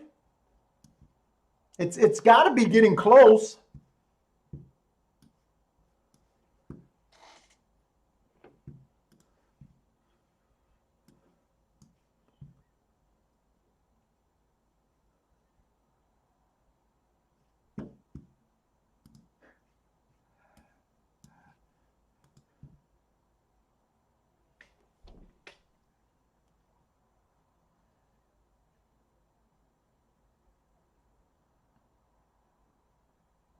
Dude, I just looked at the analytics of the show.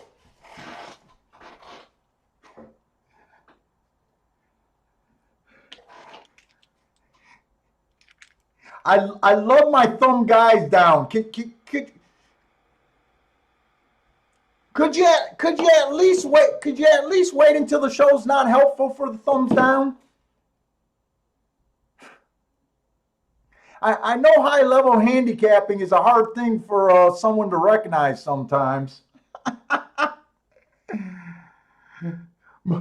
But the co-host just gave you a 16-1 shot. We sat out most of the races, and kind of crazy, but okay. Oh, Charles, is that Charles? Charles, a Dutch bet is when. So I'm going to tell you what I mean by a Dutch bet. A Dutch bet is usually when you bet 2 horses to win or more.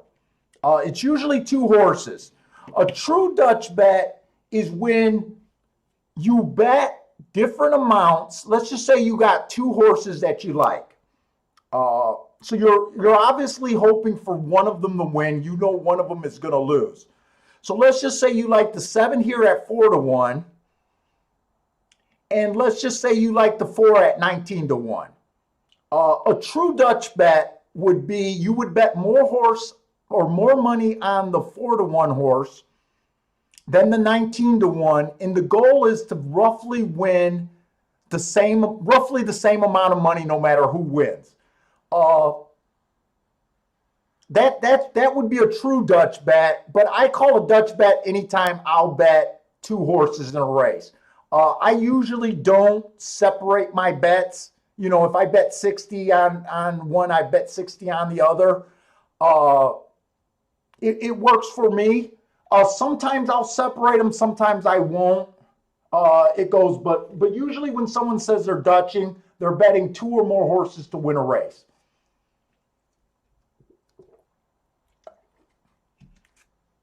And obviously the goal is to get one of the horses to win and make enough profit to cover all your, you know, your losing win tickets and your, you know, and still make a profit in the race.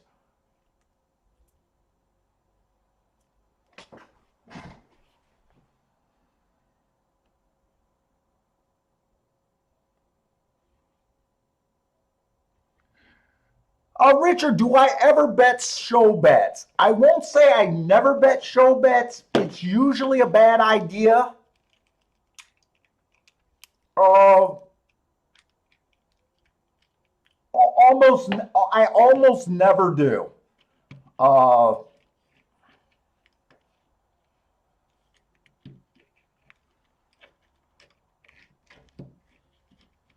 What is a finish bet? I don't know what a finish bet is. I know Lou. You sometimes bust my balls, so you might be talking about me slurring something or something. I don't know what a finish bet is.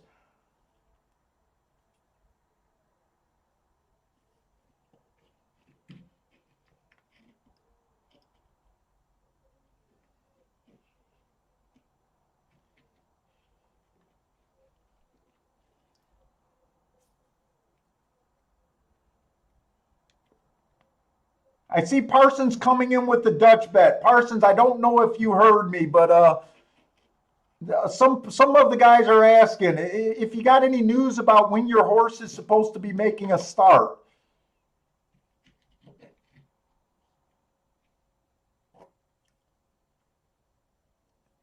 Aqueduct is, what the fuck is going on at Aqueduct?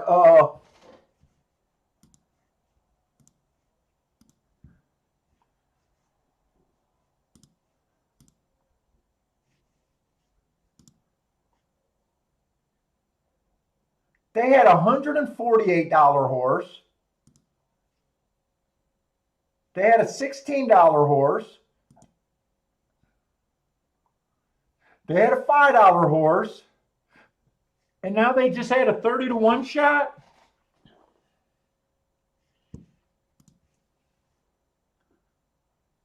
Hey, Disco, I know you've been around and I know you can watch a race. Oh, stupid joke. Sorry, Paul. Dude, Lewis, I know you come in here and sometimes you bust my balls sometimes, and sometimes you got some humor that I miss sometimes.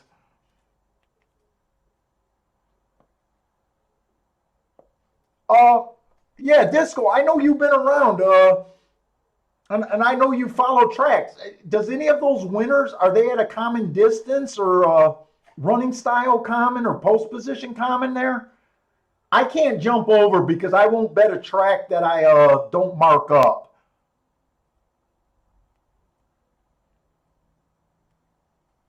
Yeah, hey Jeff, I am such a believer in biases and track profile. I honestly believe, for one thing, they are 100% responsible for all my biggest hits. No doubt about it. 100%. They explain to me more long shots than any other factor in racing. I will admit I am quick to jump on them, sometimes too quick, and I will admit that sometimes they get you off of your top horses, just like they kind of got me off of that 7, but I live and die by them, and I will never go away from them. It's also the reason that I'm willing to do the show. I've told the people that watched me before, if I had an edge with speed figures or class or trainer profiles and I shared those with people, I would be scared of losing my edge completely. Biases are so subjective. First of all, I know that a lot of players will go through growing pains trying to catch up to where I'm at the way I play. My wife, this should tell you something about me. My wife does not like me doing the show because she feels like I'm giving away too much of my edge. And I don't know the answer right now. I just think that they are the hardest thing for players to understand, and they're the hardest thing for people to eventually go to. So that's part of the reason why I'm able to do the show and feel like I'm giving help to people. And at the same time, I feel like I'm able to keep the edge. Because in the par mutual thing, you can't have people doing the exact same thing you are. That's the death of any horse racing system. So, that's kind of where we are at with them.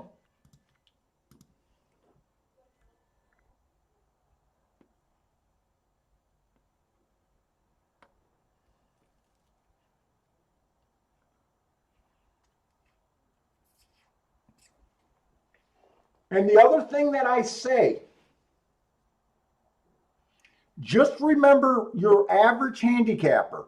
They come to the track or they go to their computer, they open up their racing form, and they just hope that they're going to take the same information that everyone else is using and do better. To me, that's a thing of disaster. And when someone handicaps like that, you can almost just imagine that they probably don't have the success that they claim to have. I firmly believe that.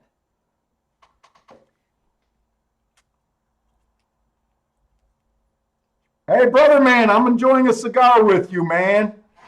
Smoke them if you got them, right?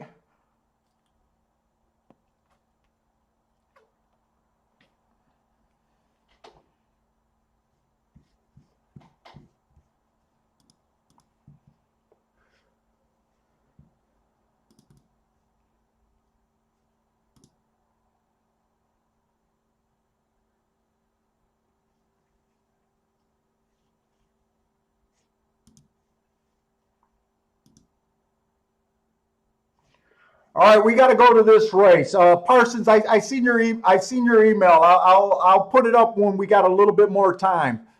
We got the 5th race here, and I did not do the scratches. So let me get the scratches here.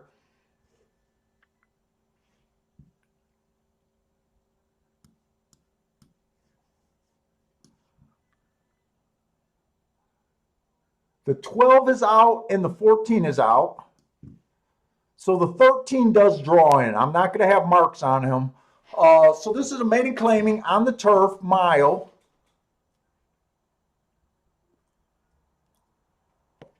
And so far the turf, nothing sticks out to me yet. The one's a first-time starter. Your opinion is better than mine on them. The 2 horse, 1 race sample last race, 2 races back, stalking closing day, average, slow. Been running the same speed figures. That's kind of all I have to go on this race. Coming from Woodbine, though. But that last race, he was average, slow. The 3-horse early pressing day last time he ran, he was slow. He did finish the race pretty well. It's just hard for me to gauge his talent off of one race. Kind of the same with the 4-horse Timer Malfunctioned. Just hard for me to judge him after one race. It was a stalker closer day. The 5-horse inside of the track was good last time he ran. So he ran with the inside. He managed to finish second best. Improved after his first race out. I just can't make heads or tails of anyone in this race right now. 6 is another first-time starter. 7's a first-time starter. The 8-horse, stalking closing day last time he ran. He came from the stalking position. He earned those hearts. Got to respect those hearts. 8-1. Fair price. I would probably think this horse should be bet more than that. The 9-horse inside of the track was good last time he ran. It was also speed favoring day. I gave him an asterisk, average. That's a good race. He just missed while running against the bias. So I kind of like the 8 and the 9 in a race I'm not too crazy about. The 10-horse 2 races ago was a really nice race.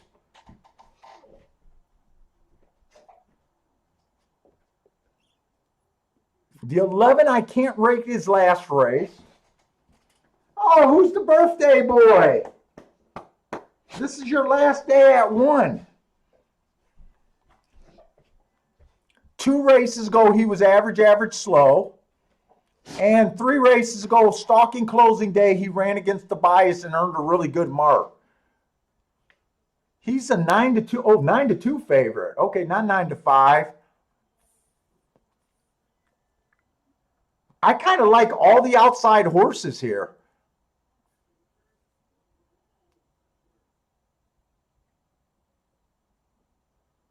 Eight, 9, 10, 11, and 13.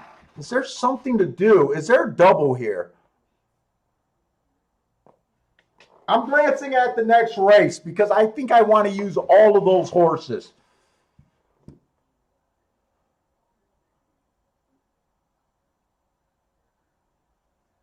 Dude, this 3-horse has ran some serious speed figures, but he's off a layoff. What to do with that?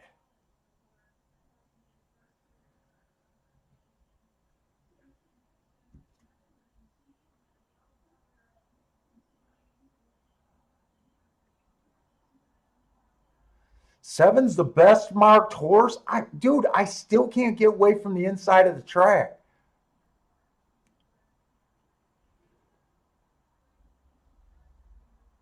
I was hoping to see a single in this race so I could play the double that I wanted to play.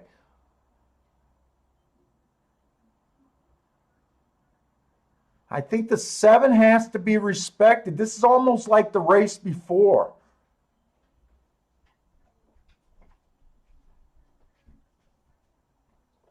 What are the morning lines of these horses? I don't have morning lines in this form.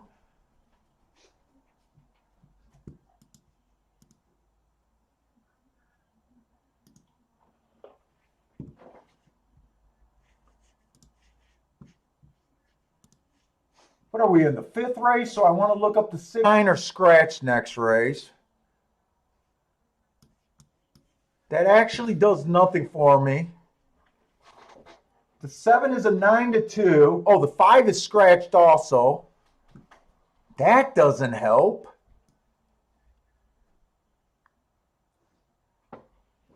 The 2's 20-1. The 3's 6-1.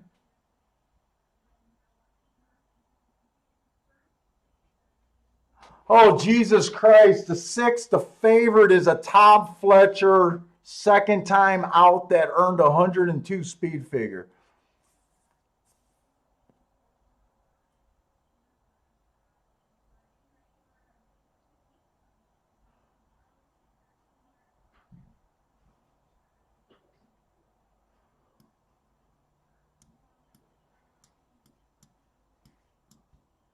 The 2's a 20 to 1 morning line, and he gets the inside. Dude, this is a tough race.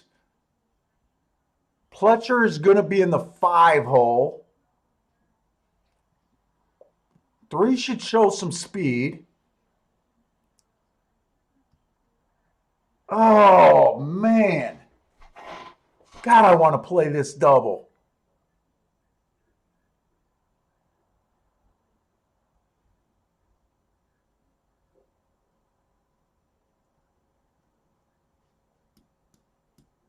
I definitely got to cut this down. I can't go that wide.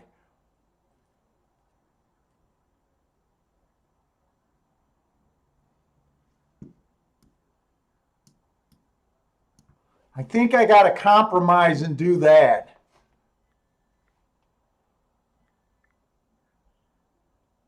If anyone from the inside beats me, they either improve a lot or they're a first-time starter. That's the double that I'm thinking about playing here. And I don't have time to think. I think I'm just going to have to do it. If I'm right about the 2 and the 4, this will pay boxcars.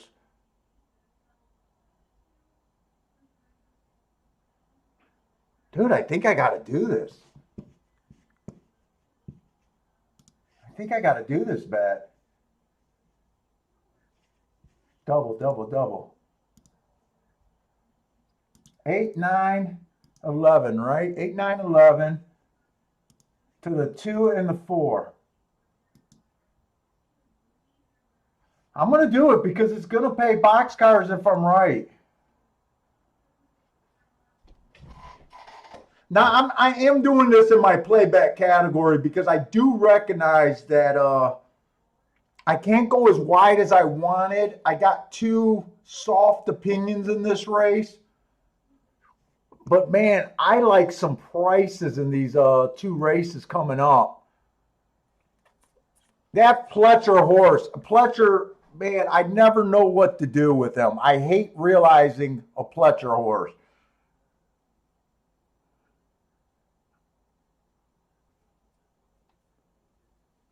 What kind of class was that next race? Is that a horse he's trying to unload, or is that a... No, that's a maiden special weight race, so that horse could still have potential.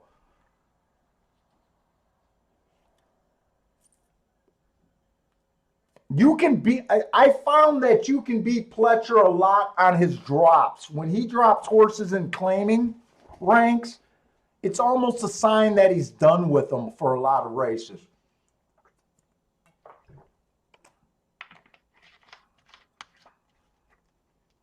This is a tough sequence right here.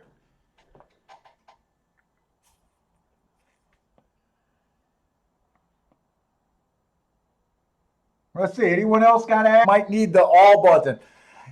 I probably could have passed this race. I kind of think because I'm streaming, I put a bet in here. I do like the 8, the 9, and the 11, though. They have enough that I am interested in them. Maybe I should have just dutched the 8 and the 9 to win, and that was it. I can't have Bill giving out the big ticket today.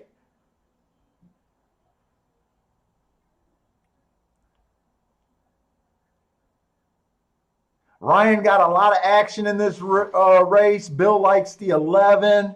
In the money, Mike likes the 3 and the 8.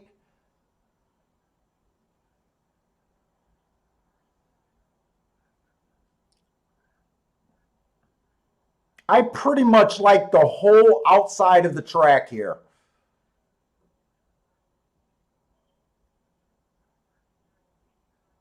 I like that the 8's rating today. I just hope he has a run here.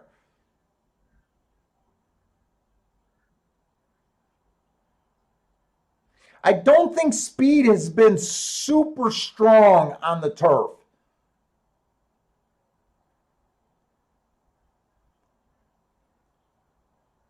Looks like I got to root for the 11 because the 8 went backwards.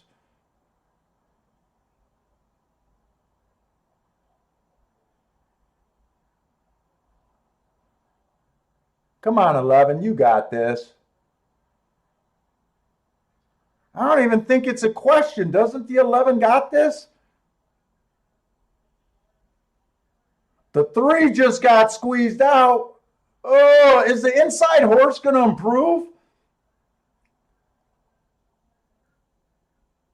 Oh, I thought the 3 got squeezed out. Maybe it was the 6. You know what? I don't regret going in that race because that race did feel like it was going to be a long shot.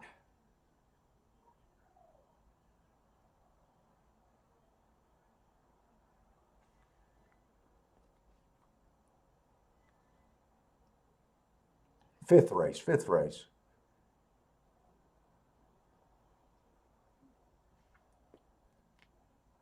That was a race that the timer malfunctioned.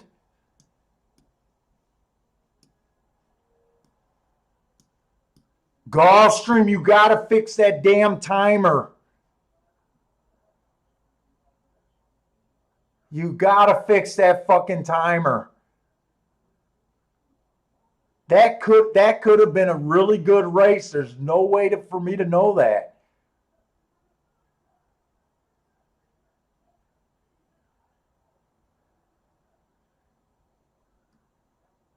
You got to fix the damn timer. 4 went wire to wire there, I'm pretty sure.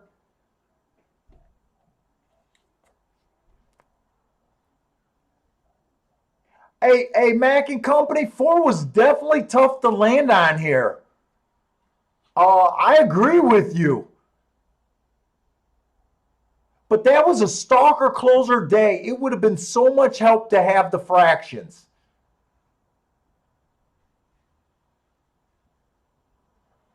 Those could have been hearts on a stalker closer day. There's no way for me to know. There is absolutely no way for me to know.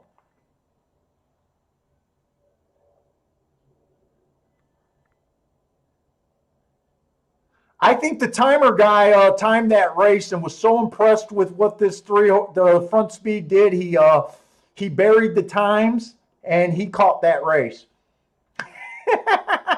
There's your track conspiracy right there.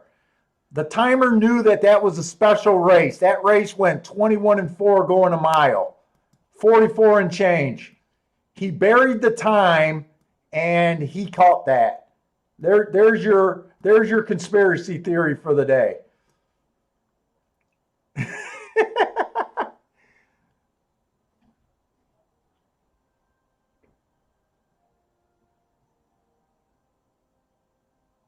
Stephen Marshall, you had the 234 exacta.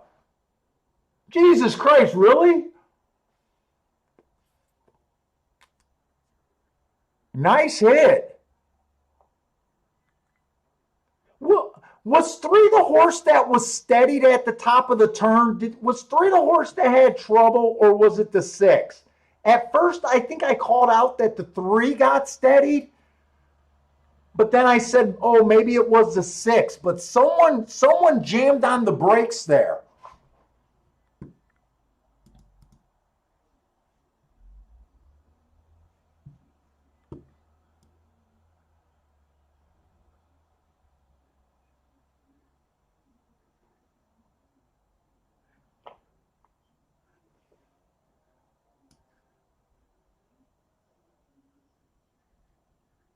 Hey, Steven, Leah's asking how you came up with the 4. I'm going to take a quick guess, Steve, because I know you buy the bias reports. Is the inside of the track winning on the turf routes? Did you box the inside? Is that what happened? Steve, is that what you did? Post 1 through 3 is winning 43% of the races there. Dude, I'm curious to see how Steve landed on that horse. I knew it. I knew it. I fucking knew it.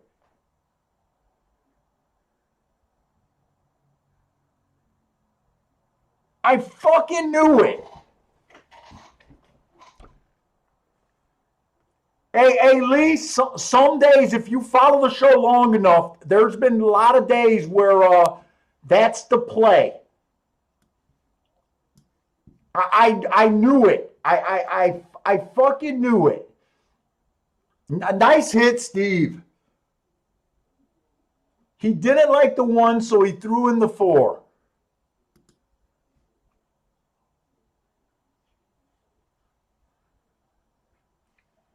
Hey, Lee, I probably have more conversion to biased players than any book and than any person on the track. Seriously, I get more guys on the shakeup saying that they've changed their whole view of handicapping.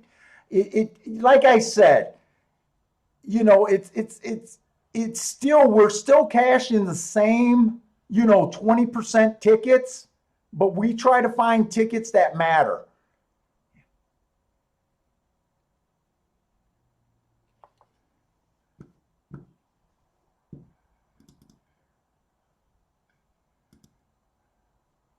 Beautiful hit, Steve. My God. Hey, Lee, horse racing it's a tough way to go. It really is.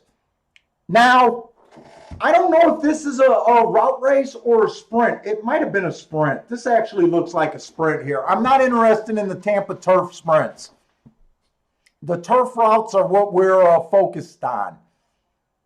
Yeah, this looks like a turf route. Or I'm sorry, this looks like a turf sprint.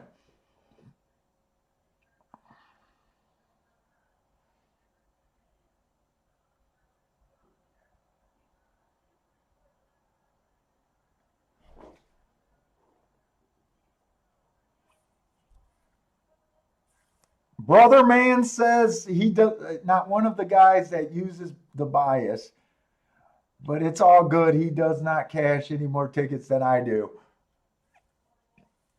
I don't know. I don't know how to take that, Brother Man. I don't know if that's an insult or you just say that you cash a lot of tickets. I still like having you on the show, man. I like your action.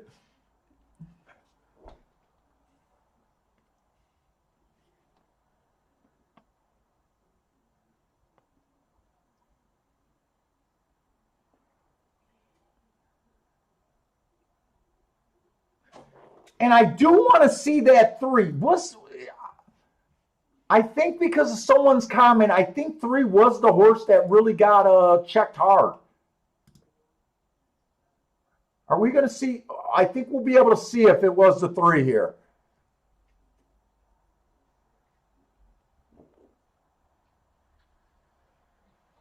Oh, you're saying the percentage. And yeah, okay. That's exactly what I'm saying. Playing biases won't make you hit any more races. I get exactly what you're saying. Dude, I didn't take it as an insult. Like I said, man, I don't expect everyone to play the same way. I really don't. I love hanging out with all the handicappers. I really do. And Brother Man, I know you put in work. I know you put in work, and you have a lot of good takes on some races.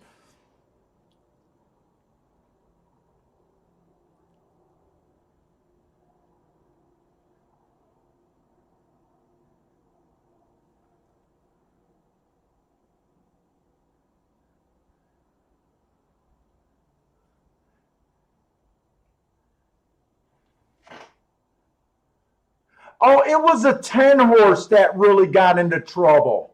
It was the 10 horse, not the 3, not the 6.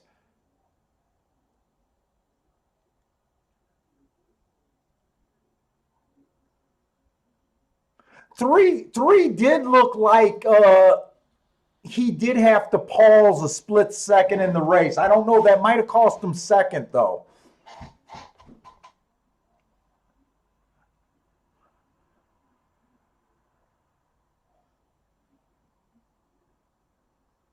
Boy, he was headstrong on that backstretch. You see him? You see the jockey fighting with that 3 horse? Lee, I kind of agree with your comment that the 3 was giving some trouble and he might have had a better race than him. He's fighting with the jockey the whole way, isn't he?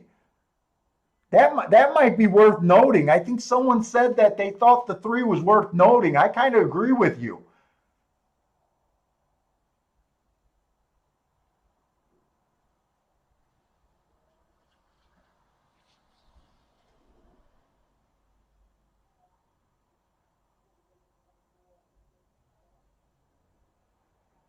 Yeah, brother man, that's a good point. That's why I'm able to share what I do. It's about your note keeping, and multiple good handicappers can watch a race and see different things that could matter. I completely agree with you there. Trip handicapping, looking for things that matter, taking good notes is a difference maker in this game. It really is. And you're saying that so Brother Man looks like he's one of the ones that wanted to put a note on the 3. I think I'm not a big note taker that way, but I do see a valid reason for giving that 3 an excuse there. Dude, I respect sharp handicappers. I don't care how you handicap. I do believe that notes are the difference. And in the Money Mike talks about playing a profile. You know that we on the show believe in the profiles.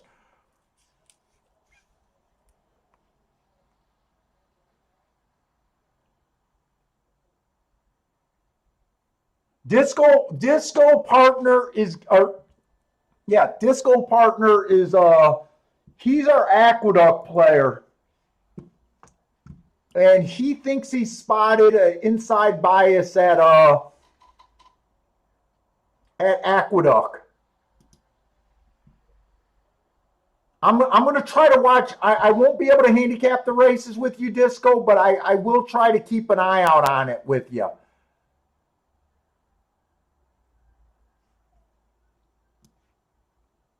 Aqueduct's been nice today, running a lot of nice price horses. I can see why you're excited about that track right now.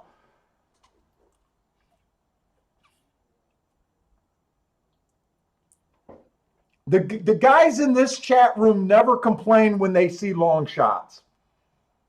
You'll never get that on the show. We get more excited and double down when we see these kind of results. Now, shit, I got to find one for myself.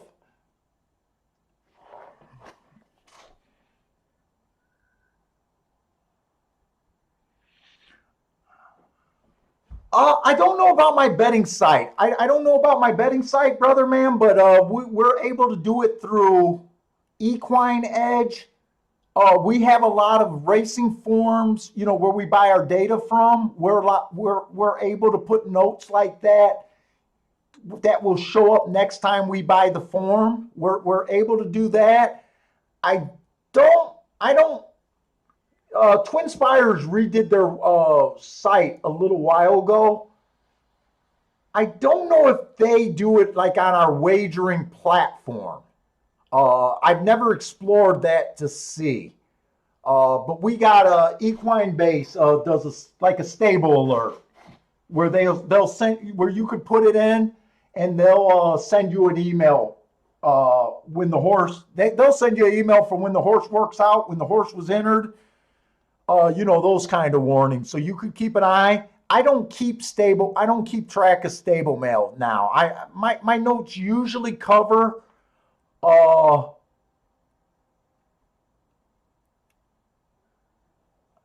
that well, 3 I might miss next time out.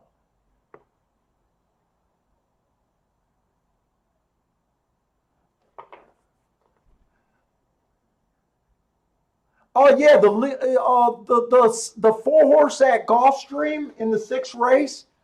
That was one of the horses that I tried to play the double to.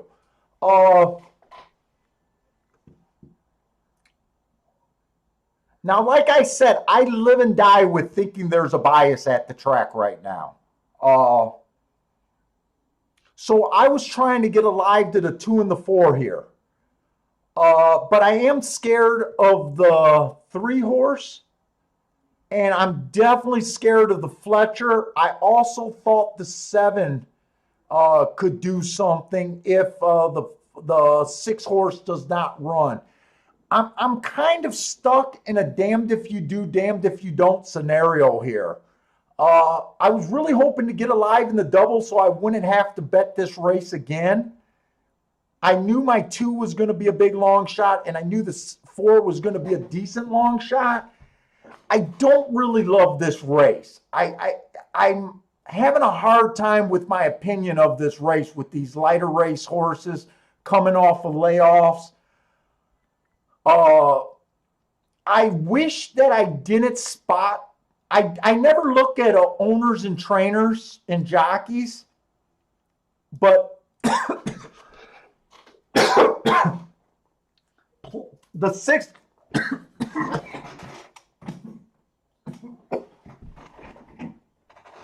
Oh, that went down wrong.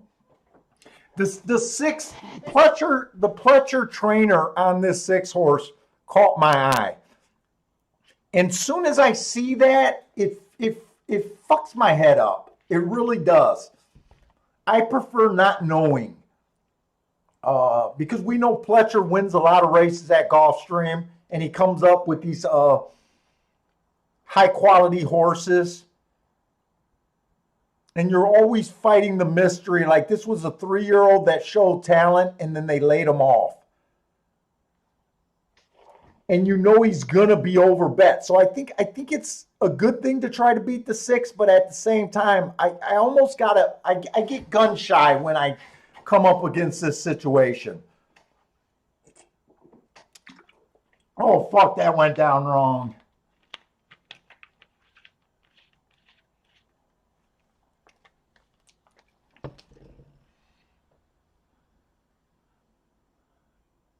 Hey, brother man, is that where you're out of Canada?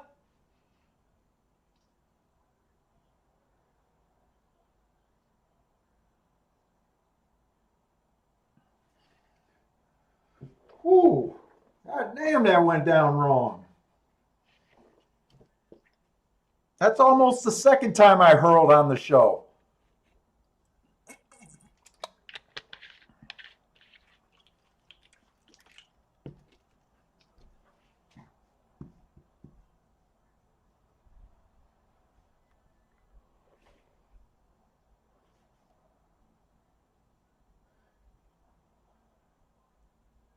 You're in Canada.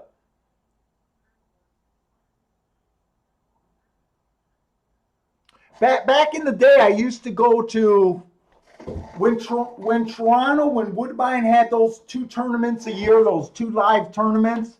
I used to go twice a year to those tournaments back in the probably early 2000s. I used to go there every year for those 2 tournaments. If you're by Toronto, and before Michigan got simulcasting, I'm out of Detroit. So before Michigan had simulcasting, when our track used to close down, I used to go to the old Windsor Raceway, right across the border. I don't think that track's around anymore. That's a trotter track, but they got simulcasting before I think most of America, I want to say, but definitely before Detroit got simulcasting.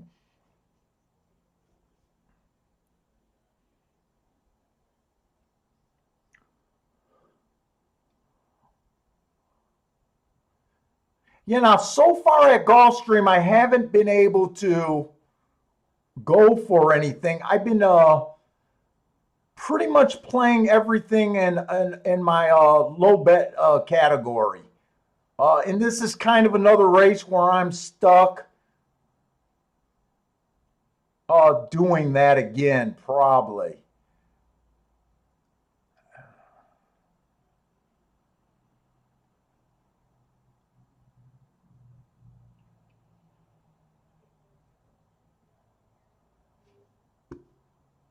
If I made a morning line, I would probably put the 6 out at even money. I never give a horse more than a 50% chance to win a race. That's even money. And I'm kind of just doing that out of fear. And I'm dead honest with you. It's more out of fear than what I really think about the race. So that leaves me roughly 70 points to give away to the other horses. Wow. I probably would put the first time starter just at 9-1. It's kind of hard to do a morning line here.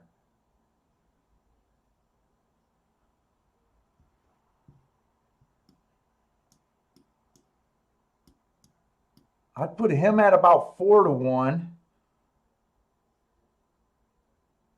70, that's 80. That leaves me 40 points for the rest of the remaining horses.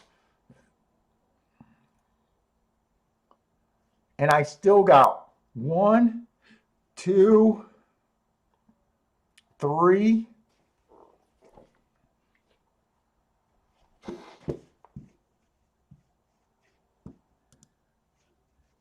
Sometimes I do these morning lines. I do like a quick morning line, kind of simple form. Sometimes they help me really decide what I want to do. 40 divided by 3, 13%. So I would give 13% to the remaining horses each.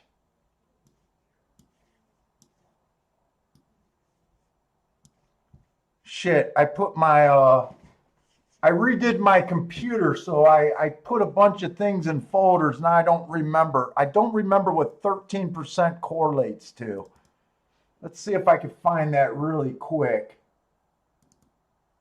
I think 13% is roughly 5 or 6-1, I think.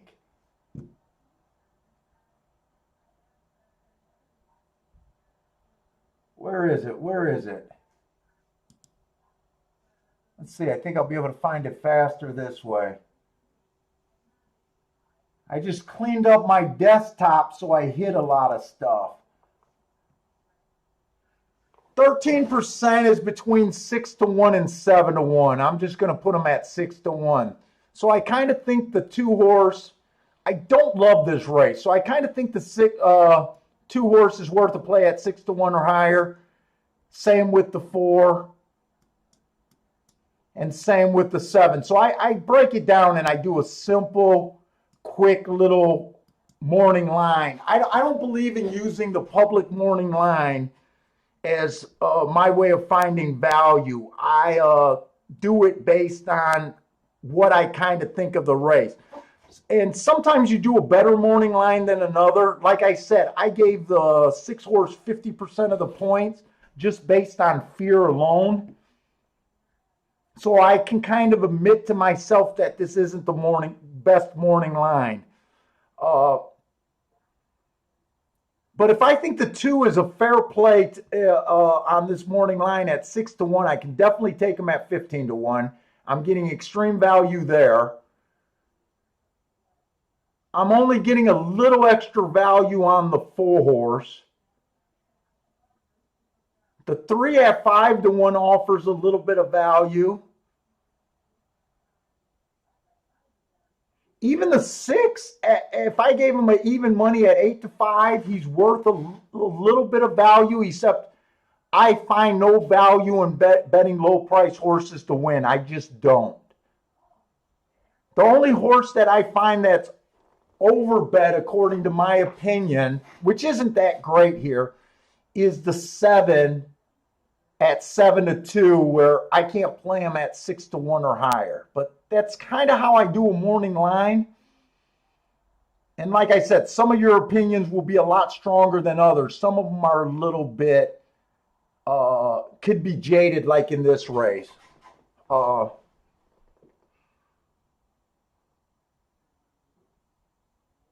going to give this race a second or two.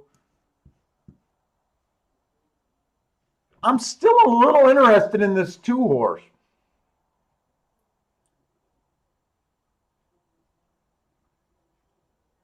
I feel like I am reaching a bit, though. It's mostly that I like the inside of the track. Even though the first 2 races, they went wire to wire. First 2 races, they went wire to wire.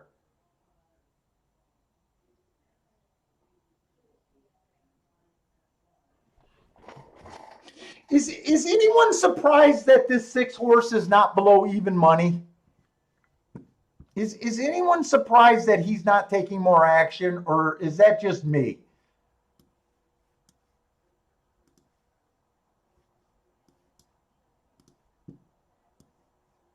Where did I stick the chat, actually?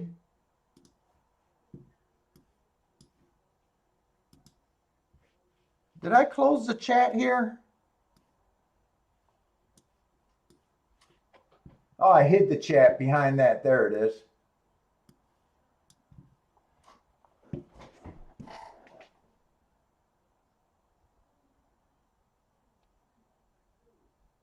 Leah's taking the 4 to win here.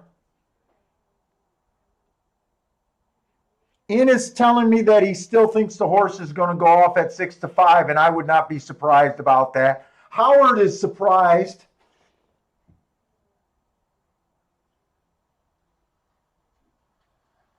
In the money, Mike is looking at the 2 and the 6 at Gulfstream.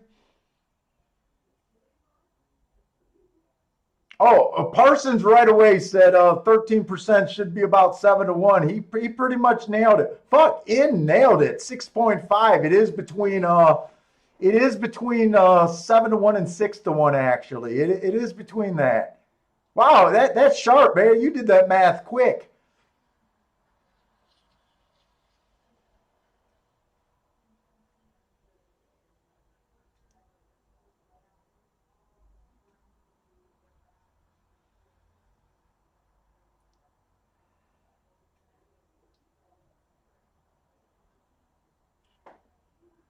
What is Steamboat Willie saying? Hey, Steamboat, I bet at Twin Spires, but I stream on Bet America.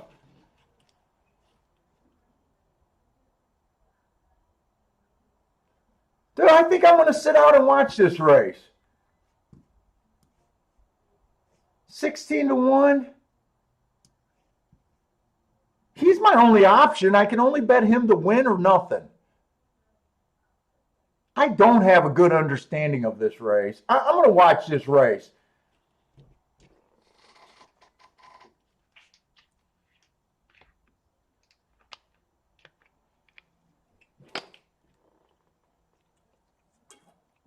I think 2 has to improve a bit. I still like the 4.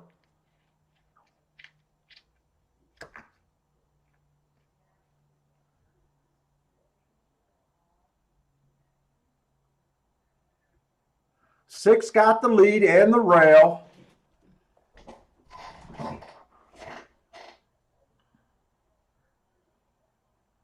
Dude, my belt is tight. Just gouging my gut. Oh. Hopefully my pants don't fall off, but I had to do that. Just keep this 2 interested and ride this rail.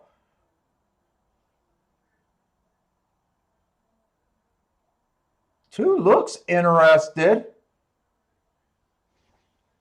24-1. That's extreme value. That is extreme value. I considered it, if he gets first or second, I would consider that pretty decent handicap. And let's see. Is he flattening out? He might be. I don't know if he's flattening out. Come on, 2. You look interested. Protect that rail. Come on, 2. Keep running. Come on. I think some of these guys played this too. Come on with this 2. Come on with this 2. Keep them together for second. That's a nice ride. That's good handicapping. That's good handicapping. That's good handicapping there.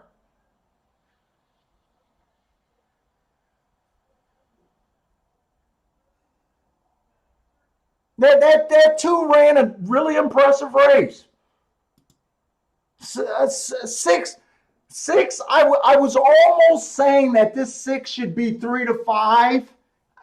Not in my belief, but I kind of thought that I'm kind of surprised that the public did not hammer this 6. I think this was a really hittable exacta.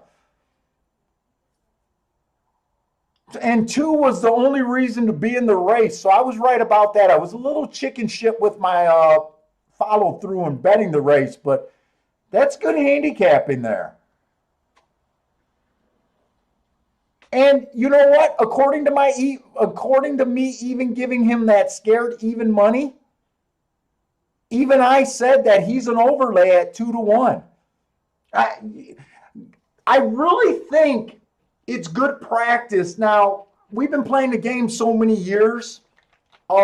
Back in the day, I used to make a morning line like that almost every decision I made. Now we do a lot of it in our head, but that was a really good example of taking a tough race and making sense of that race.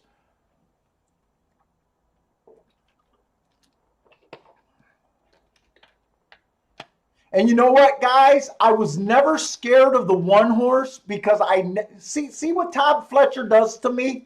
I never realized that was another Todd Fletcher runner, and I don't think anyone ever gave up and told me. Parsons hit that nice exacta. That should be a good exacta.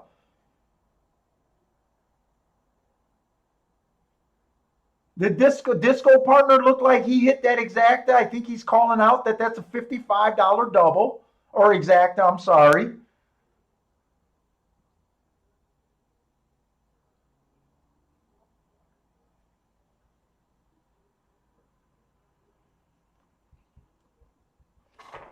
I'll be right back, guys. I'm actually proud of that handicapping there.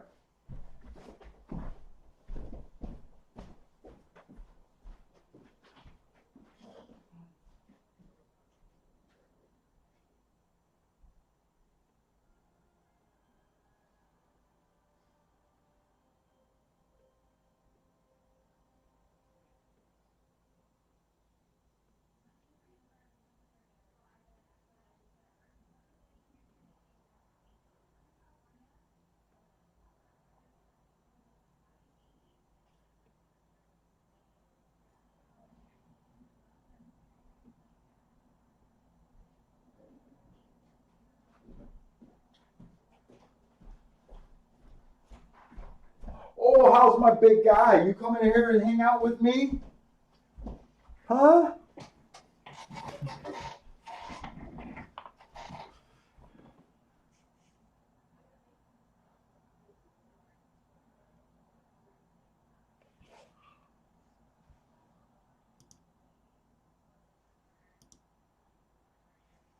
Did that exacta only pay 20? Wow.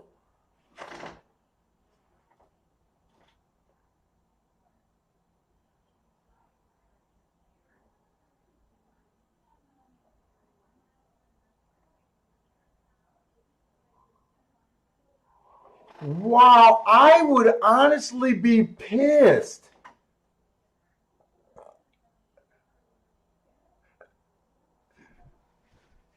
I thought that exacta was going to pay at least 50 to 1, and I thought the 2 was going to pay, I don't know, $16 to $20 to place.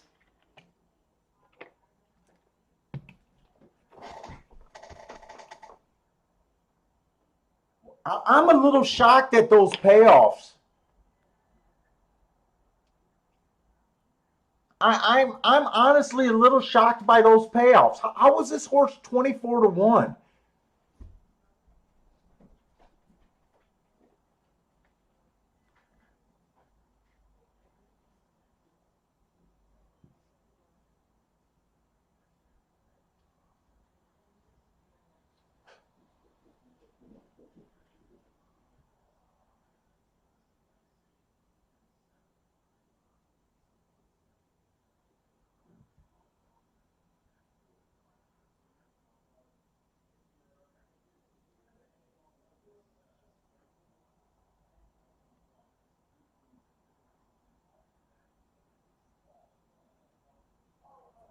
Wow. I'm really shocked by the payoff there.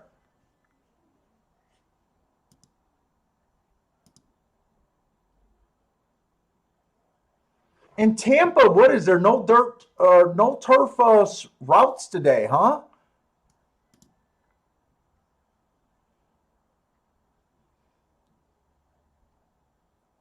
Boy, I was regretting not putting the win place bet down. I really was when I walked away. Wow. Here's a Tampa Bay race. They're just going off at the same time. This is a 5-horse field, so I don't think we're going to miss much here.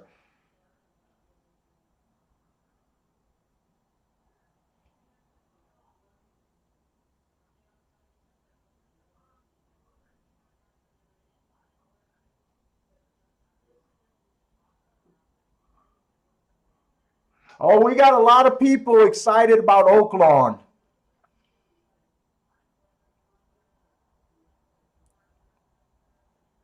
Oaklawn opens up next Friday, huh?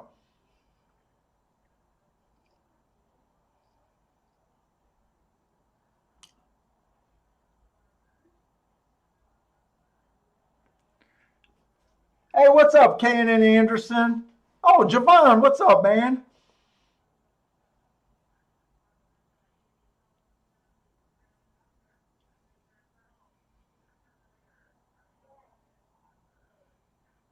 No, we got a chalk over there. It looks like even money favorite over there at Tampa Bay. So I don't feel like we're missing anything by not really being able to play Tampa Bay today.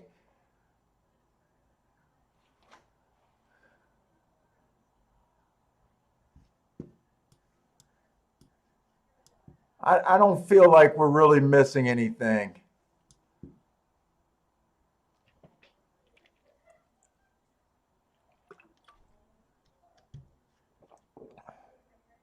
That was a solid group of horses too. That's Tampa Bay optional claiming 7,500. Yeah, I wouldn't have even been interested in that, to be honest. Okay, next race at Tampa Bay. I definitely want to look at that race. I gotta remember not to get shut out there. I do want to look at that Tampa Bay race. That profile at Tampa Bay is really strong on the turf.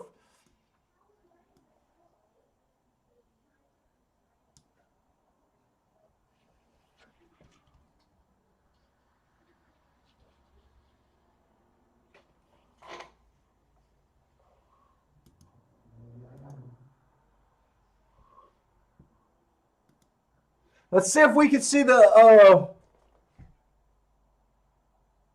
brother man is calling out some, I think, real trouble on the 4-horse at Tampa Bay. Pay huge attention to the 4 at Tampa Bay. Look at all the steering trouble he had while chewing up ground in the stretch.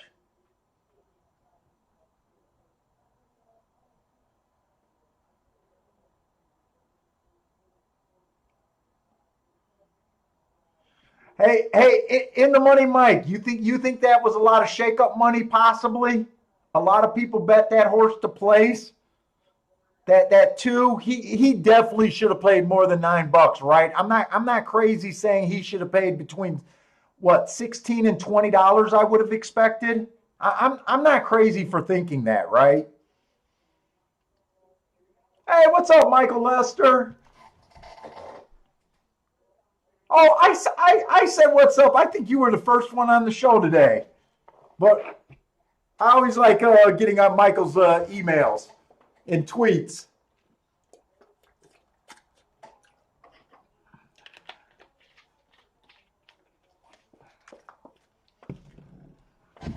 I do want to see the trouble on the 4 because I know the 4 at Tampa Bay's last race. I don't think I would have been that interested in the race, but I did see some really good marks on the 4 horse last race. So I want to see what Brother Man spotted on the during the race.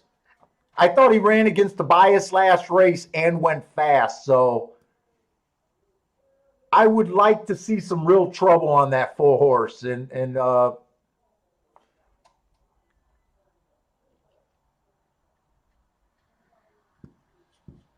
yeah, I that's what I think, man. 16. When I went up to go to the bathroom, I was a little disappointed that I was chicken shit.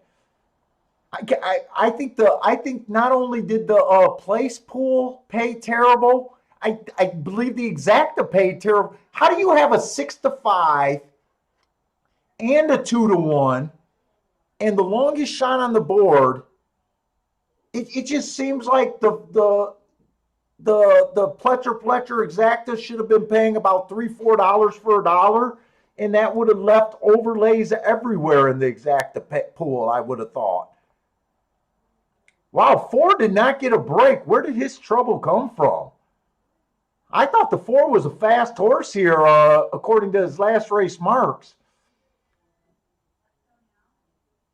Boy, they are tearing up the track at Tampa Bay. This is like the second race that I noticed that they went sub 22.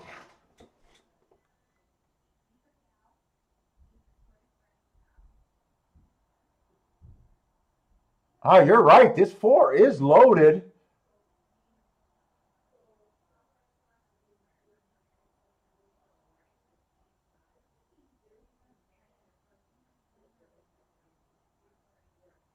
Wow, he is loaded, isn't he?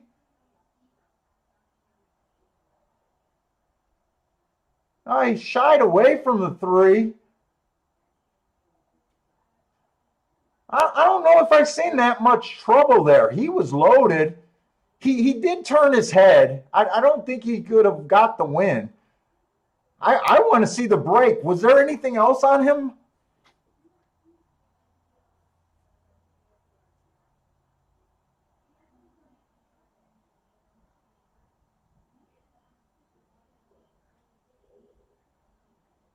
Our disco partner called out. He thinks there's a bias at Aqueduct. He called it, and he just said another one hole.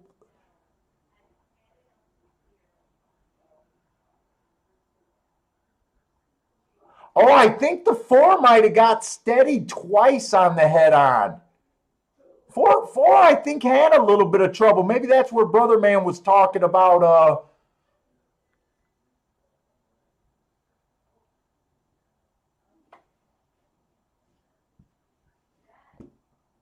coming out the gate a little bit too.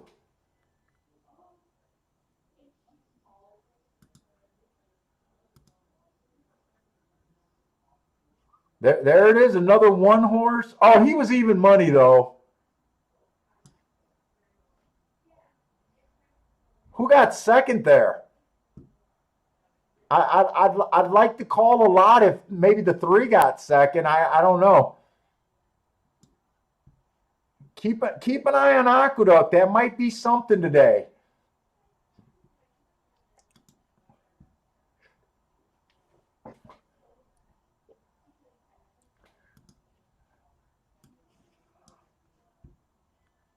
Fairgrounds, I did not get the form from Fairgrounds today. I just want to see if the inside of the track was doing anything. 4-2 in the first race, kind of inside.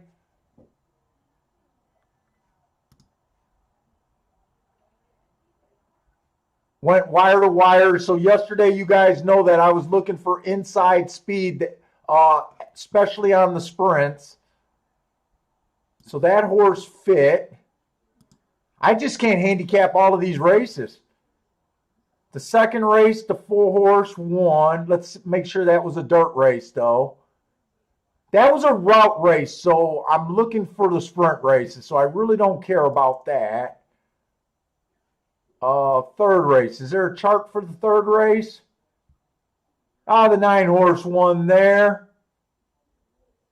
But I don't know what the surface was. I don't know if that could have been a turf race. I don't know. The 2 and the 3 got second. I don't know. I always try to follow as many tracks as I can. You guys know that. Let's see. Let's just go back to Gulfstream. Gulfstream, it feels like I'm going to hit something.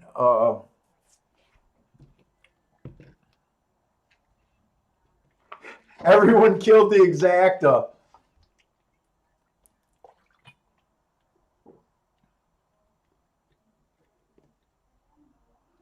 Yeah, he was flying, brother, man. There was a little bit of trouble at the start of the gate, too. He did make an impressive rally. Let's see, we got the 7th race at Gulfstream. This is going to be our first turf sprint of the day. Turf sprints. You want to be on the lead or within 3 lengths of the lead at the first call. I will put out a warning. The last couple days, these turf sprints have not been giving us the fractions that we expect. Saturday it started, and they were going extremely slow on Saturday.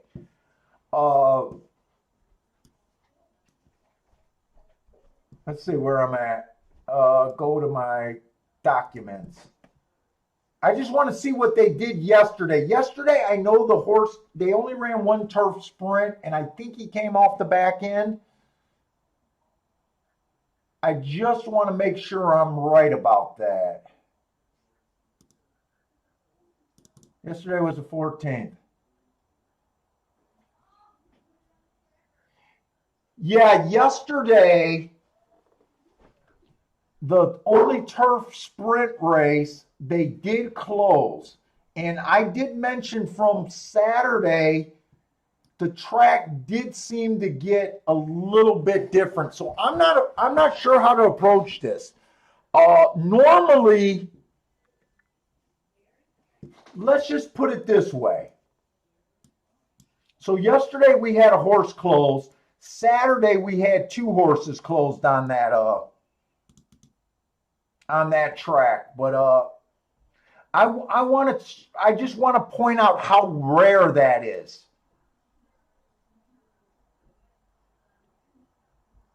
Where is my file? Why is everything all messed up?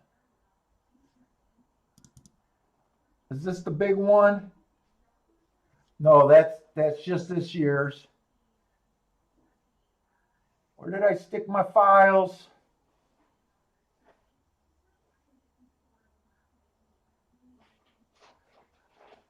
There it is. Going back on the turf sprint, this championship meet and last championship meet, they've only closed 21 times out of 257 races. That's how rare it is for a closer to win on the turf. So even though I'm not sure today, I just wanted to point out how rare it is. And that's where my head is at. I tend to still will look for speed. So this one horse, this is a 16,000 claimer on the turf, 5 furlong sprint. This horse is usually too far back to win a race. And I'm just against him. He has closed to win. That was last August. That one was on the dirt, so I didn't have to highlight that one. But it is a very rare occurrence. It's only like 8% of the races that they are able to do that. 4-1. I guess if you wanted to say, hey, I think the track might be closing, 4-1's, I would have to be 10-1 or higher to even consider a closer on that turf.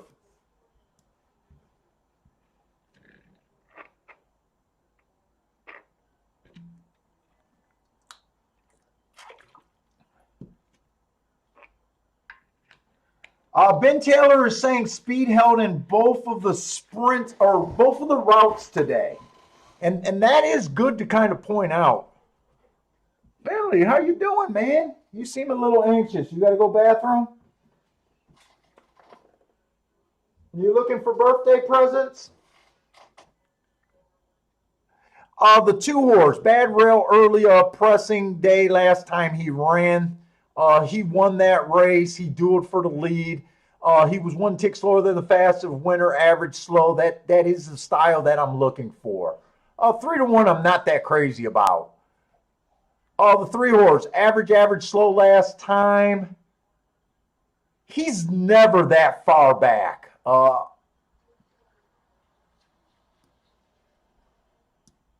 He's never that far back.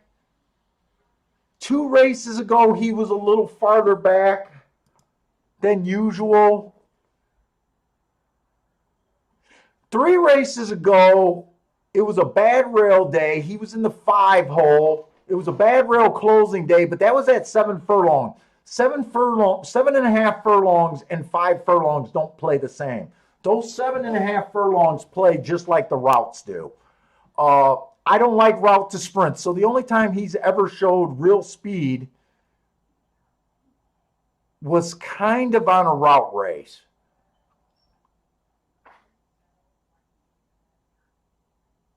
Shit, the dog got to go to the bathroom. I'm going to have to take him out. Let me try to get through this race. I think I got enough time, and then I'm going to have to run and take him out.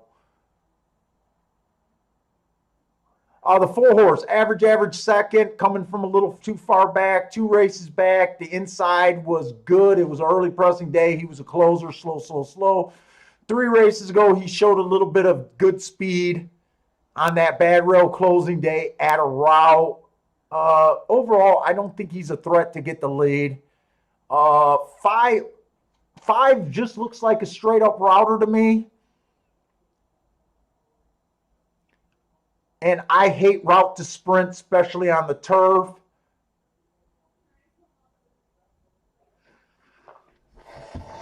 Six is interesting. 6,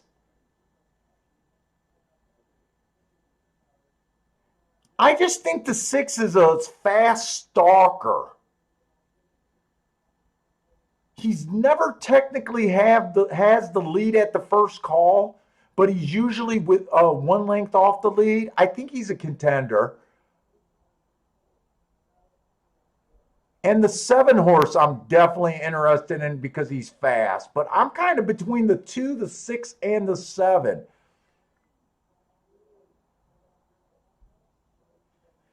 Seven went too fast to win 2 races ago. 3 races ago, I couldn't rate that race. 1 race sample. 4 races ago was a speed favoring day. And he won that race while going to wire while running with the track bias. I'm between 2, 6, and 7 for the win. How do I bet this? They're all about 7. They're all 7 to 2 and 4 to 1. I'm going to look for a double real quick because I don't know if I like one of those horses better than the other.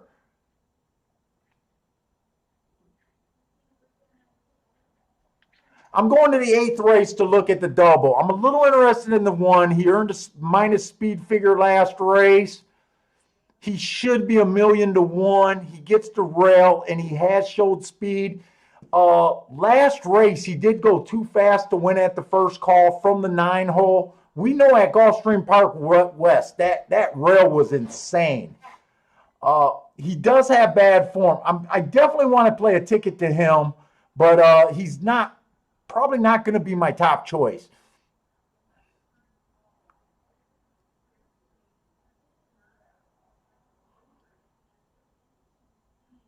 This is a race where I think the better horses are on the outside. The 2-horse, inside of the track was good. This horse was fast at $6,000. This is a $6,000 race.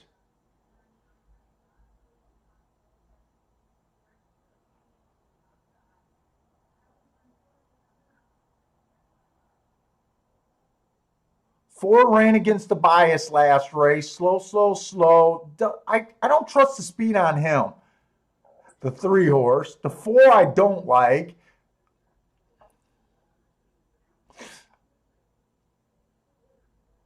The 5 is taking a class drop, but I'm not going to have time to look up those mammoths. I really got to take this dog out.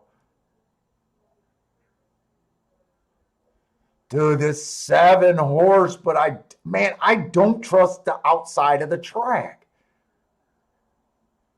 I'm going to do a quick ticket. I'm going to do a double to the 1 and the 2 next race. I got to get this dog out. And I'm just using the 2, the 7, and the 6, I think it was. Bentley, I'm coming. Stop. Stop, stop. When am I going? And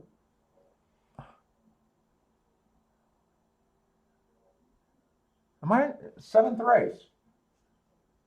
Why am I so confused? Double. 2, 6, 7 to the 1 and the 2. I got to take this dog out. I should be quick, though. Come on, Bentley. Come on. Let's go to the bathroom. I hear you. I hear you.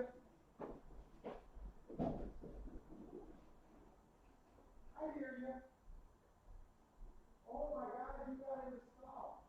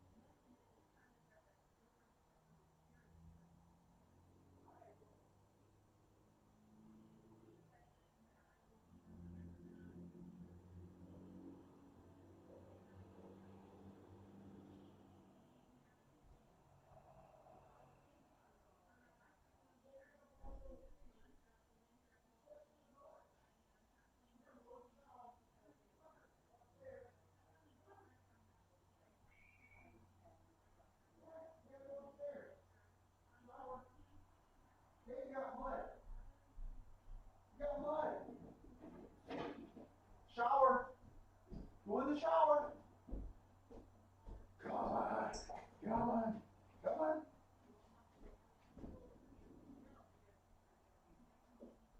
Go, go, go.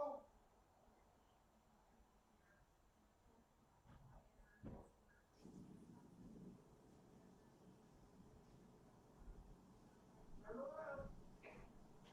Turn around. All the way around.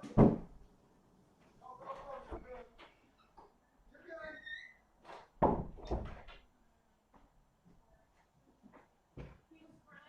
Yeah, he had to go bathroom.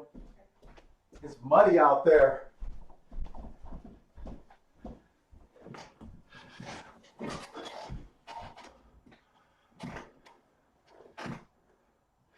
Seven would have been the only one worth a win bet here.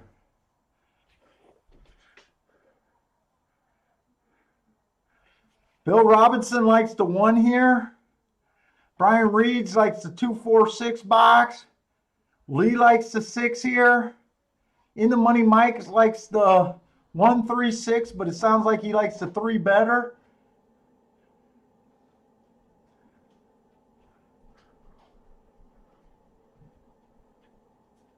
I just need Gulfstream to be Gulfstream.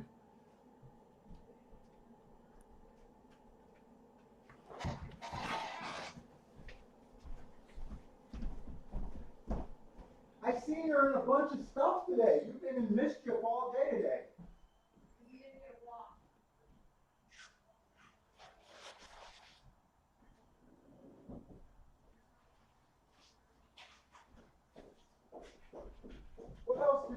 into. It looks like you got it up downstairs.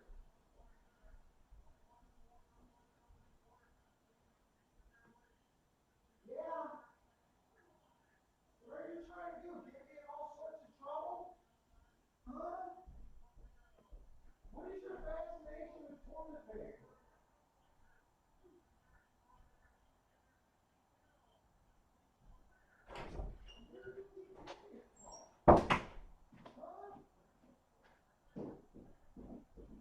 What'd you do, baby? Toilet paper again?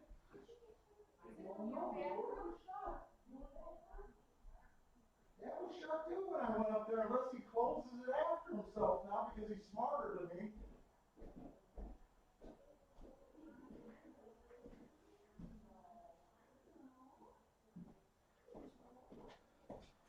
Well, if that just runs like Gulfstream, I got a winner. If not, I don't know. Okay.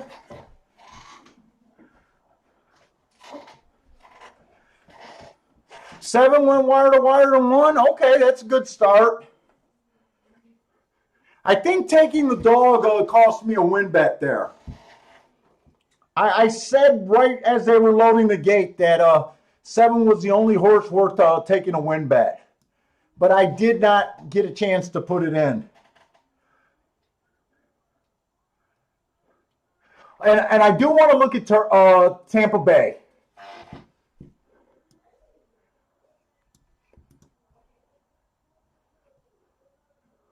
I don't know who got second. I guess I'll have to look to see who. Hey, I told you to.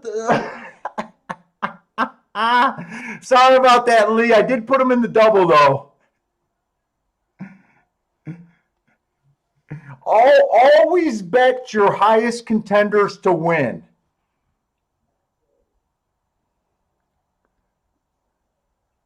That's usually what I do when I'm between 2 or 3 horses.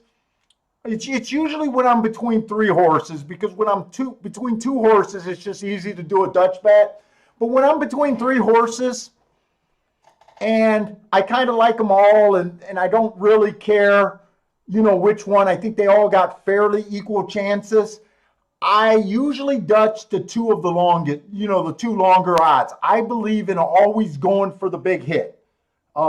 So it wasn't that I would have liked the 7 any more than the 2 and the 6. It was just he was the only one that offered value, in my opinion. Now, Tampa Bay, I'm probably not going to have enough time. They do a slow walk. The reason I'm interested in Tampa Bay turf racing, there's a huge bias there. It's been going on. It's stalkers and closers.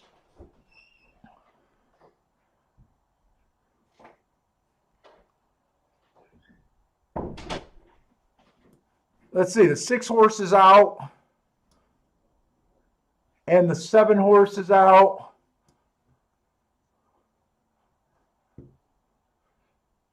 The 11 horse is out.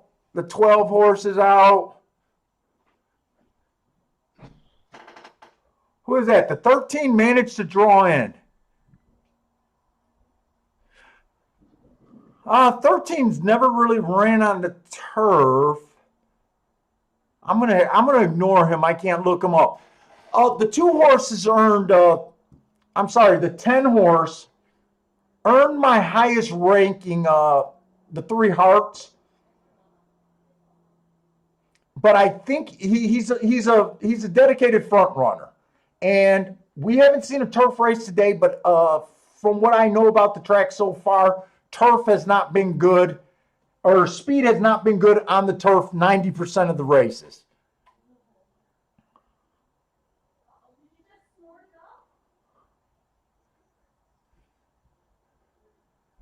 This horse got speed too, or also. This horse is scratched.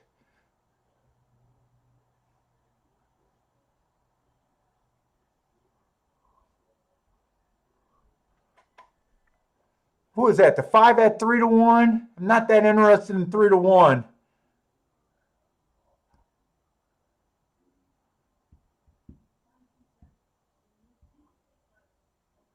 Boy, this, who is this? 2-horse or the 3-horse? The 3-horse kind of fits.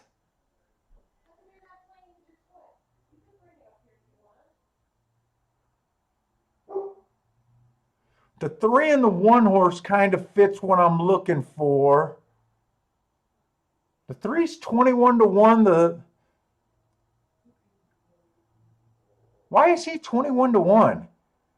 Step it up in class a little bit.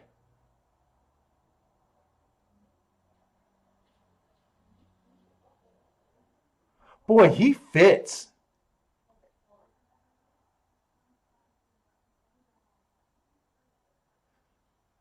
The 1 fits also if he runs the stalking closing life running style, and so does the 5. I think they get the pace to run at. Oh, I feel like I'm on the clock.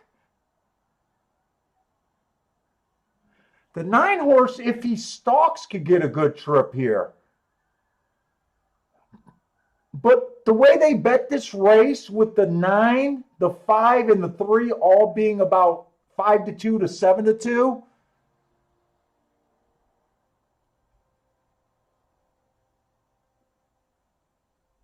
I'm going to take a small shot here. Tampa Bay. I'm going to bet this 3 to win. And then I'm going to play exactas with the 3 in second. And I'm just going to use the 1, the 5, and I think it was the 9, 159 to the 3.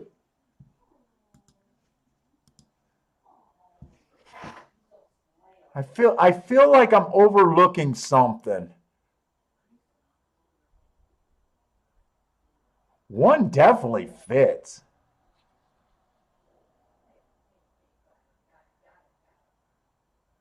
I did overlook the 4. 4 can close.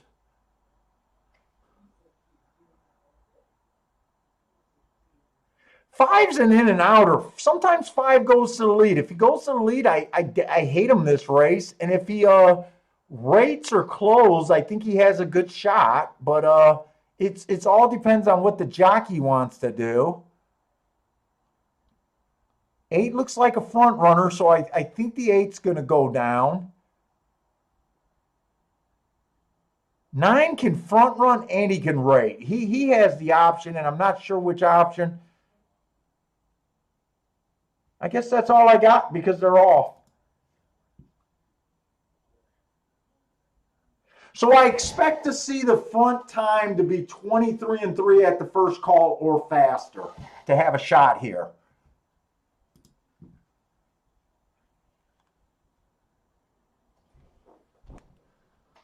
Give me that first call and let it be 22-3. I would love to see a fast pace here.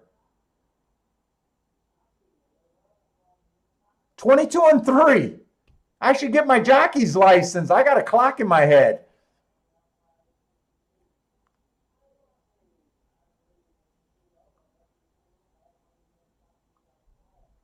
Come on, just keep this 3 interested because I believe you have the pace that you need here. I know you're a little class deficient, but being interested and keep trying to run is a good sign. He should be gaining if he's going to gain. I don't know. It doesn't look like he's going to continue. It's going to be a closer. I have almost zero doubt that it's going to be a closer. I'd be shocked if they hold up.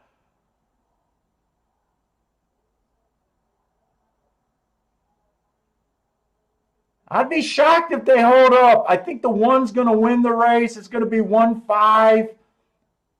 Well, there's the 5. 5 did the closing trip that I said. I needed a 3 to get first or second.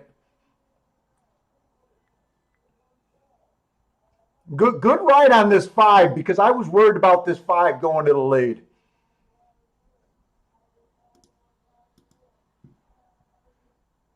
Is there going to be another turf route race today? The 9th race.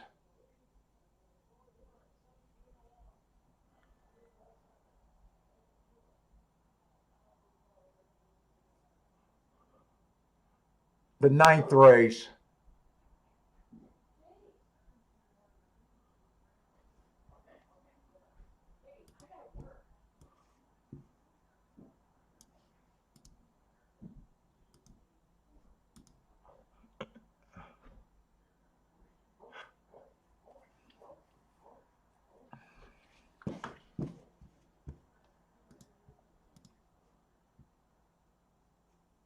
Where am I at? Gulfstream. I want to see what my doubles are alive to. I know I'm alive for a real hit here.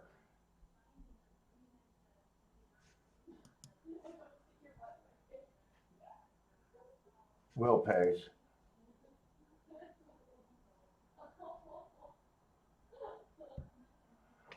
Oh, I'm in a real good position. I'm in a real good position. Is that right? Am I in the right race?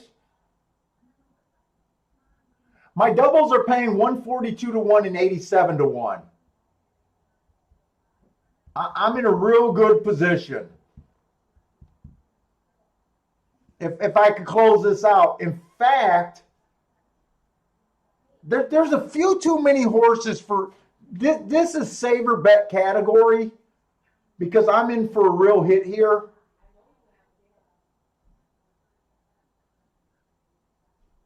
I might be interested in trying to do some saver bets, but I can't protect against I can't protect myself against every possibility here.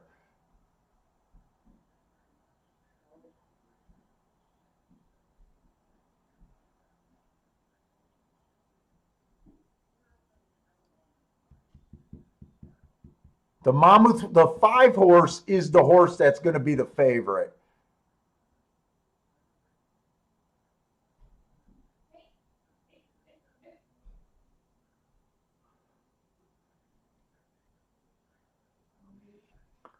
I got myself in really good position, though. Really good position.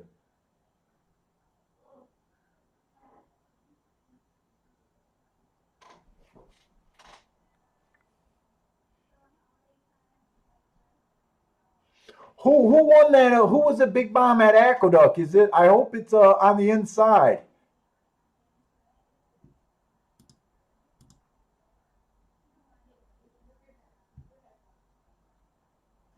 Guys, I think Disco might have gave out some gold today.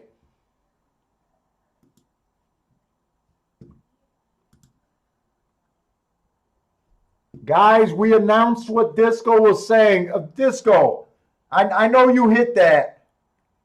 Oh, there's his boom. There's his boom. Okay, I know Disco was not going to let me down. Nice hit, Disco. You caught it. You caught it a couple races ago.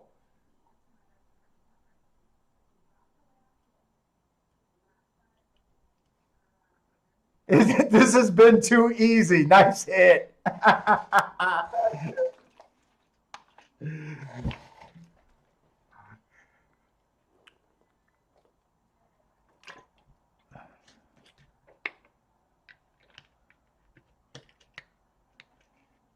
Oh, hey, what's up, K&N Anderson? I don't know if I spotted you coming in here.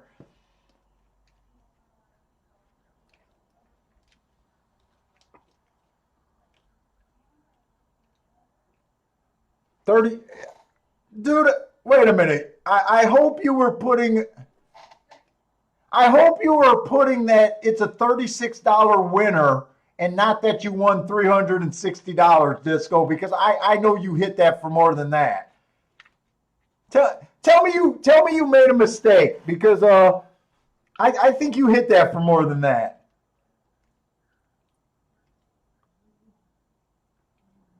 Oh, Steven, I did not play the double at Tampa. I'm alive to the 1 and 2 at Gulfstream. I'm alive to the 1 and 2, and I might have to do some savers there. Oh, you did not. Well, okay, $360 does not suck.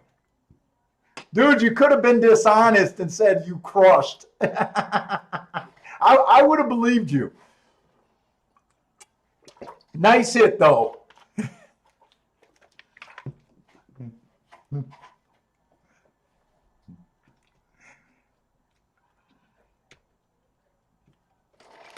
Do you got any doubles going on or anything?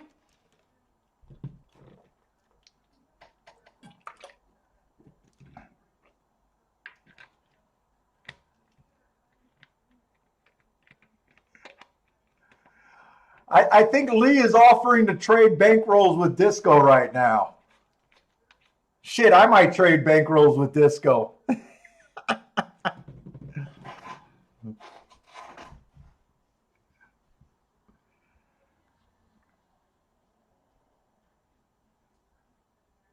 Hey, KNN, yes, I do. You could go to my website. Let me see if I can type it in. I did update my streaming software a couple times. For a while, I wasn't able to type for some reason.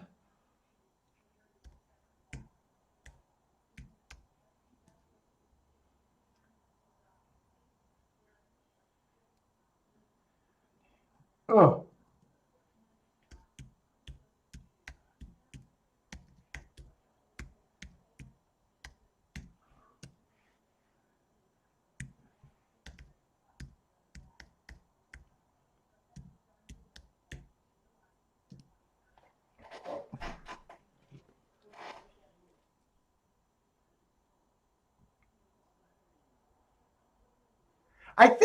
I don't think my email is on the bottom of the ticker anymore. I think that's my website on the bottom of the ticker.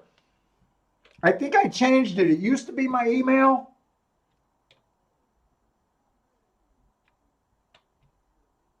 Now I got to look at my tip. Yeah, my website is handicappingpaul.com and my email is handicappingpaul@outlook.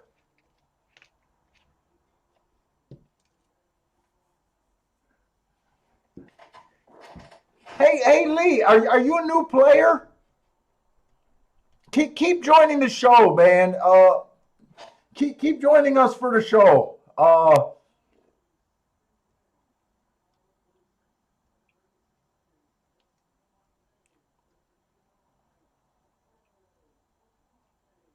You listen to me enough, you'll understand. You'll get a good idea of what I believe is important in horse racing.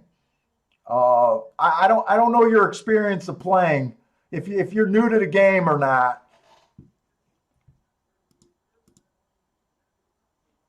Are you a first year player or you've been playing for years?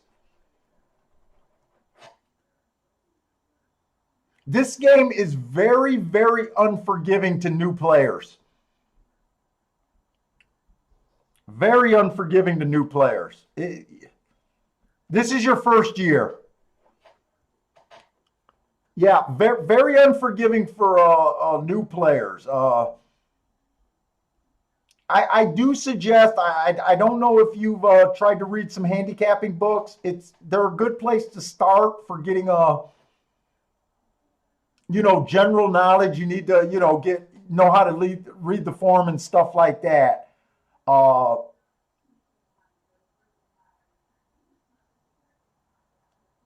But dude, if you stick around here, we will tell you what I always call. So when you're a new player, new players always read.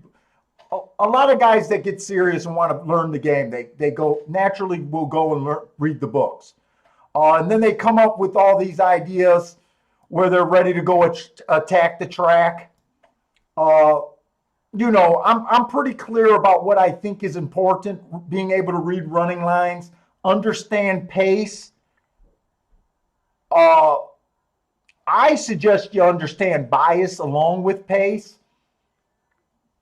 I will tell you, I believe there's a lot of rabbit holes out there. I never pursued breeding, workouts, jockeys, trainers, that sort of stuff.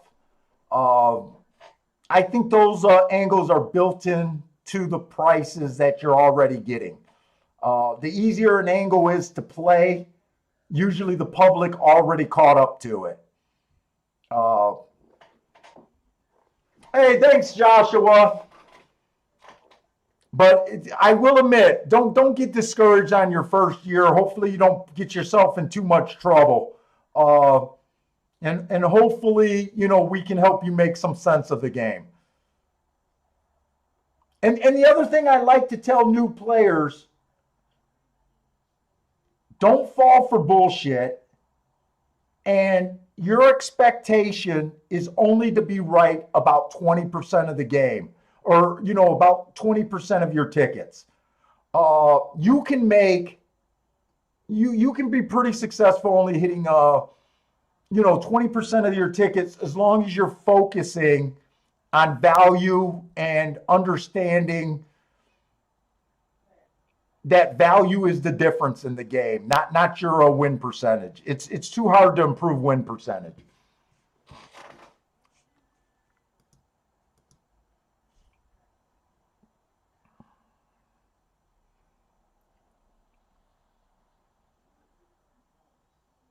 And sitting out, I know I'm probably a boringer show than a lot of the shows that will give you action every race. If you're a real handicapper, you will realize that sitting out is a skill, is a real skill. Yeah, don't play every race. It's a real skill to sit out. And sitting out on short price tickets that don't move your bankroll is not a bad thing, even when they win. Oh, thanks, In. I do appreciate that.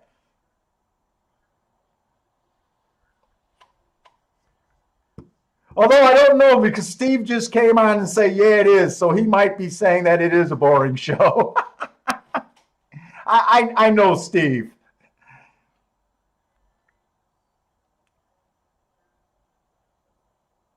Yeah, I'm dead honest. I even think that 30%, cashing your ticket 30% for a whole year, I think is even impossible. Unless you're one of those super selective players. Maybe a super selective player could hit at a 30% rate.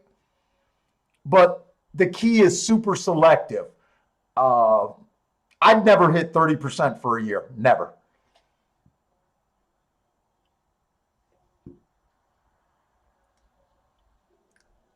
So we do have the 8th race. I am alive to a real hit here. I have the 1 and the 2. I knew I wanted to get alive to the 1 and the 2. The only real mistake I feel like I made was not being able to bet that 7 horse to win, but that was mostly Bentley having to go to the bathroom. Because if I even would have put $20 on him, I would have had a free roll and I wouldn't have to feel the need to protect myself. But I am alive to those 2 horses, and they are a substantial hit if one of them win. But I am scared of some horses. I knew I was reaching on the 1. The 1 gets the inside bias. I'm playing that heart. He earned a -20 speed figure. Couldn't finish the race in his last 2. And this is one of the horses that I'm pinning my dreams on. Yeah, I don't know if that's a brilliant or stupid, but I did like the heart last race, and I'm hoping. The 2 horse is going to hopefully benefit from the inside of the track. Oh, they just scratched the 3. I don't know if they just scratched the 3, but I didn't know that at the time that I made the bet. But that helps. The 2 I have, the inside of the track was good. I still used him because he was 1 tick slower than the fastest winner at the first call, even though he had the good part of the track. 2 races ago, he was fast at the first call again. So I think that's my backup. I knew, it's a good ticket. So I'm not going to continue anything there. I'm thinking Savers if I need it. The 4 horse, last race I couldn't rate. He looks to be in terrible form.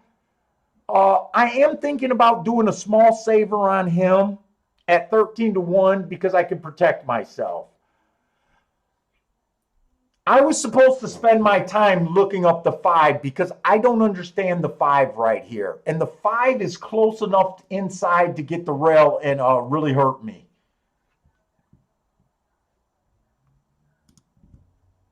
Let's see. Let's get I want to try to look up these races.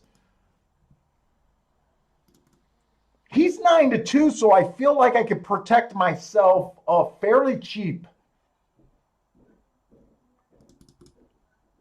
So last race on him, I couldn't rate.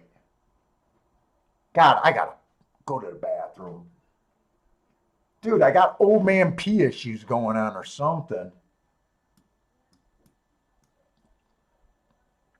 Last race, he went average on an early pressing day at a higher level. Yeah, that scares me. September 7th, I can't look up that race. February 27th is a long time ago. He won first out. He scares me. 9-2. I could protect myself still fairly cheaply. And the 6 horse scares me. Those are the only 3 horses that I really would consider doing a saver bet here. I do think some of the better talented horses are on the outside. Who is this? The 8 horse is dropping a bit in class. God, the 8 horse is dropping in class. I can't rate his last race. I'm going to let him beat me because he's in the 7 hole. I know that once you get to the 7 hole, you're at a disadvantage at Gulfstream. I'm hoping it holds up today. But 2 races ago, he had an excuse. 3 races ago, he had an excuse. Scared of him. The best marked horse in the race, I think, is the 10 horse. But I'm not going to do a saver on him. So really the only 3 horses that I would consider doing a saver would be the 4, 5, and 6. And if you guys are new, you do a saver is when you're in for a really big ticket and you're willing to give a little bit back of the potential profit. It's usually better to do when you can cover yourself completely, where you could have every horse in the race covered for a profit. This is not the situation because there's just too many horses for me to do it at. I could technically give back $200 of potential profit. The danger in doing this saver bet is if the 10 wins, all I do is compound my losses. You know, if one of the outside horses win, I put myself in even a worse position. Some of the guys like it when I do savers and call it a good call. Other guys call me a dumbass. And my wife calls me a dumbass all the time for doing saver bets. Sometimes they work out and give you a potential profit. And other times, like I said, they can just compound losses.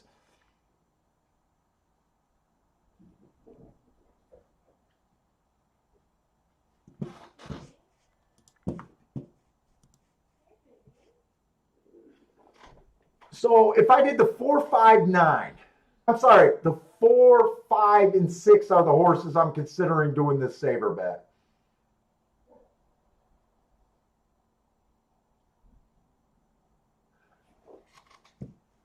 I'm going to do the saver bet. And I can almost see my wife just, hey, it adds to churn. It helps you with rebates.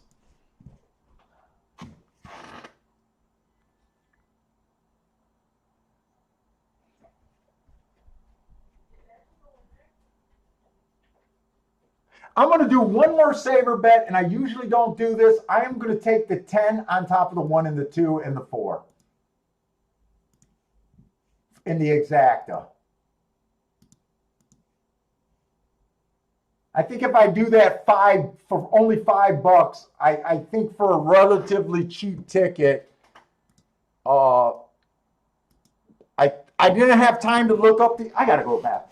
I didn't have time to look these up, but I think even if the 10 wins, but I hit the exact, I can still benefit like $400 or $500. Oh my God.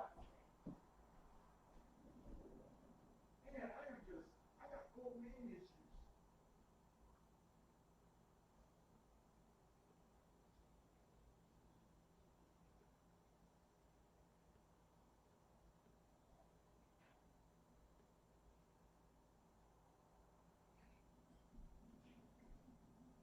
It's because I drank that whole thing of water, coffee, Yes. You broke the seal. and you're gonna have to check my prostate, I think. No.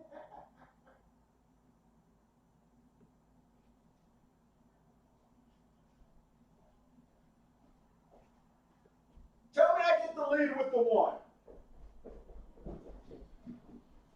Billy, I'm walking outside. Come on with that.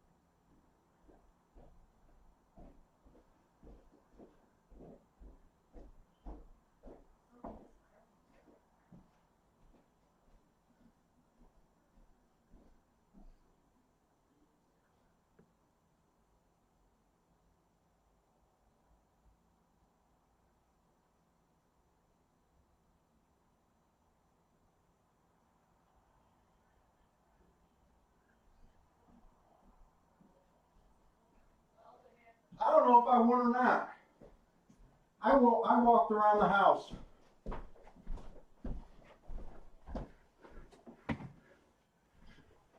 A big lead. I couldn't watch the race. I went out around the house.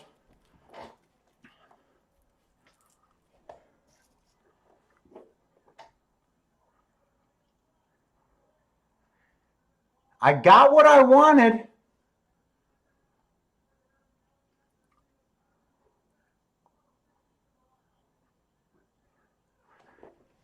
I did say the outside of the track was danger. I did like the horses on the outside. Yeah, 8 was one of them. In fact, I think 8 was the one that I mentioned, and I just said that. I think I said that I like the out. Oh, dude, I had to walk outside when I seen the one take off on that lead. I had to go for a walk there.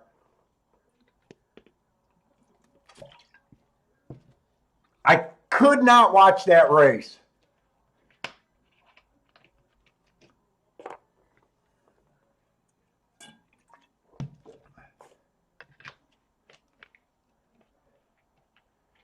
I could not watch that race. 8-1 at what? 7-1?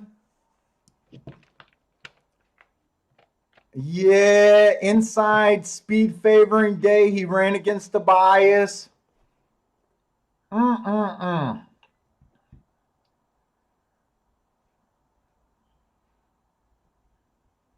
Mm-mm-mm.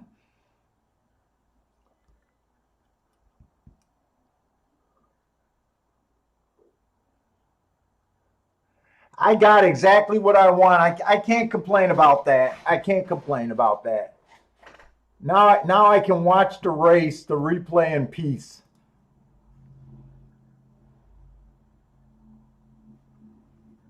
This is a day that believing that the inside of the track is actually hurting me today.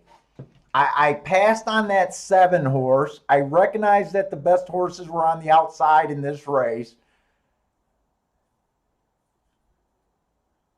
I don't really regret what I did though. I knew I wanted to get alive, especially to that 1 horse. I lived and died by it today.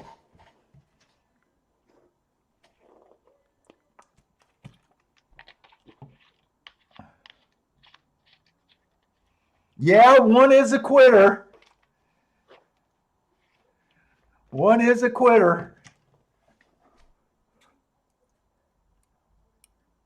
Dude, honestly, when I walked downstairs to go outside, I thought I was going to come back and do the happy dance. I really did. I want to see the fractions of that race as if they were ridiculous or not.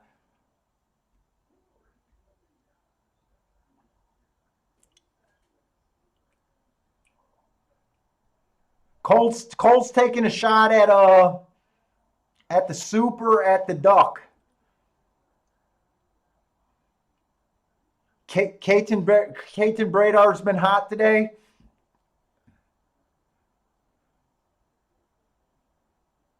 Yeah, Parsons, I did compound losses today. I did compound losses.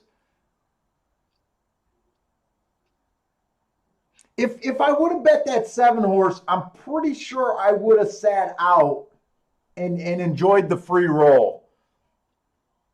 Like I said, that's the only mistake that I really feel like I made today. Probably other than not betting that 7 horse, but at that time I was really focused on the inside. I'm still focused on the inside, but right now I'm kind of like I've seen enough horses on the outside win today, right? We've seen the 8 horse win. We've seen the 7 horse win.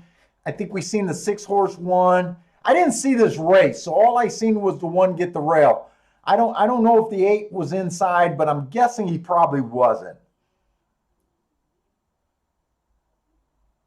Oh, you think the timer malfunctioned? Why do you think the timer malfunctioned? Was it ridiculous?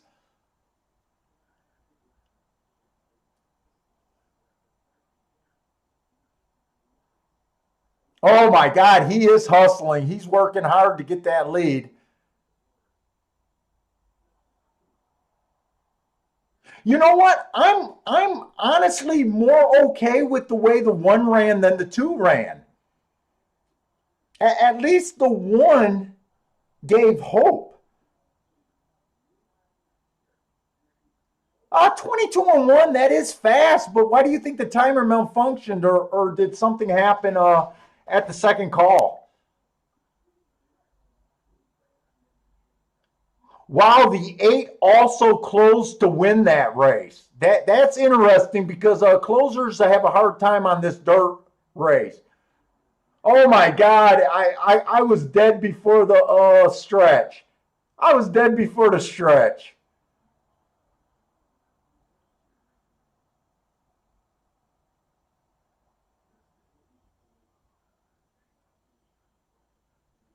Oh my God, I was hoping to watch the replay and actually, I was hoping he held on longer than that. Wow. It wasn't, he wasn't even close. He wasn't even close. Okay, all right.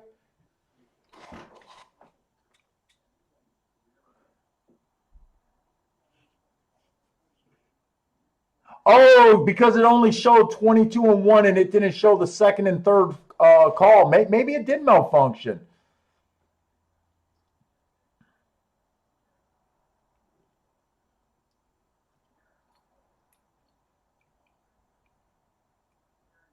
Yeah, 8 came from farther back than I would have thought, to be honest. That's not really a winning move for these sprint races at Gulfstream Park.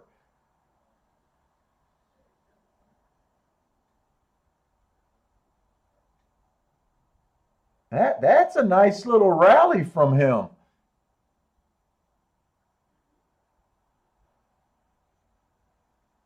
I'm still more pleased with the way the one horse ran than the two. I was dead money on the one, but I was even more dead money on the two. All right, they got me. They caught me with my hand in the cookie jar there. Not only did they get me for the bet, they got me on they got me on they got more money out of me on the saver bet.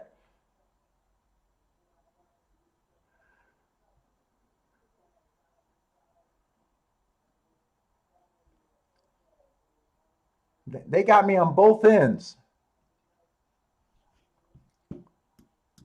7 went wire to wire on the turf.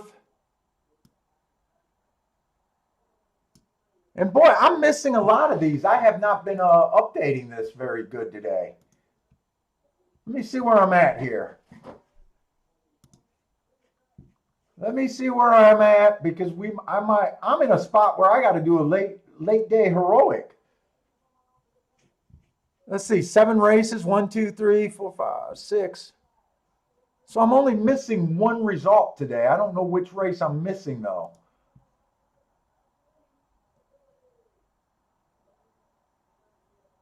One horse, one wire to wire.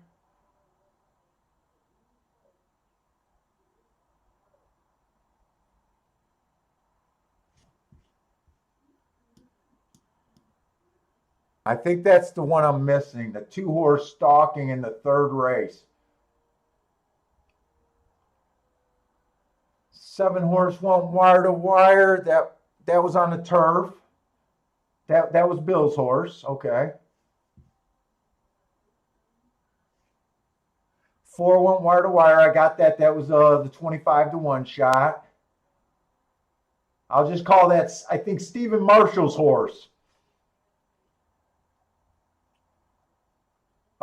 6 horse. Who was this 6 horse? That was a mile in the dirt.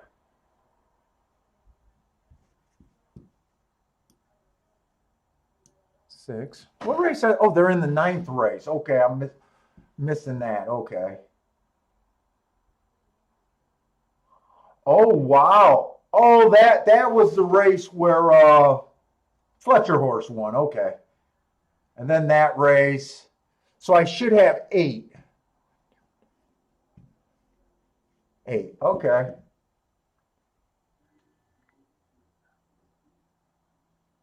Wow. Okay.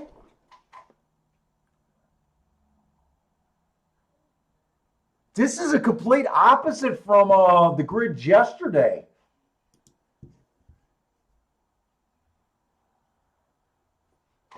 That's a complete opposite from the grid.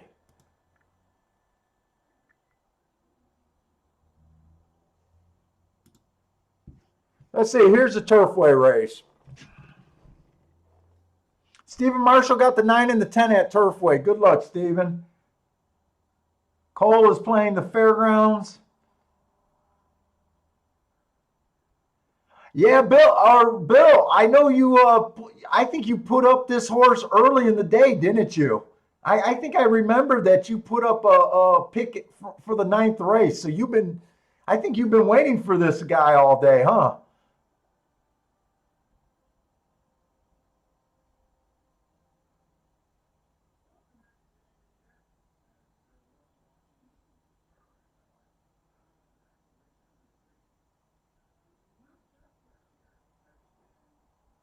Hey, take it easy, Lee.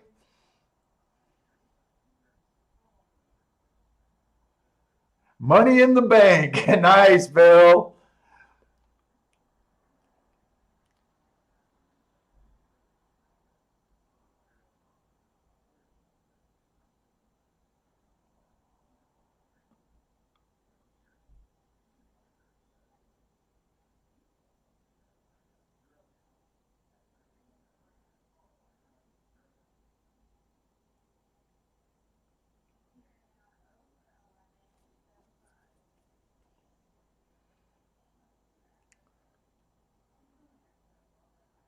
9.8 or 9.58.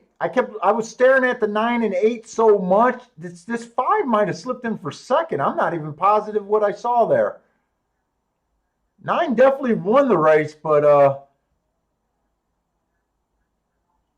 no, 9.8. I don't know why I thought that there was I didn't lose track. Okay.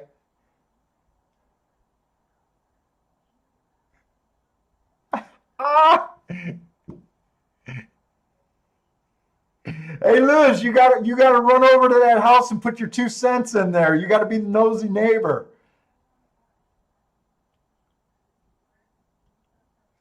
Disco's out too. Well, nice hit, Disco. Yeah, hopefully that rail is gold tomorrow.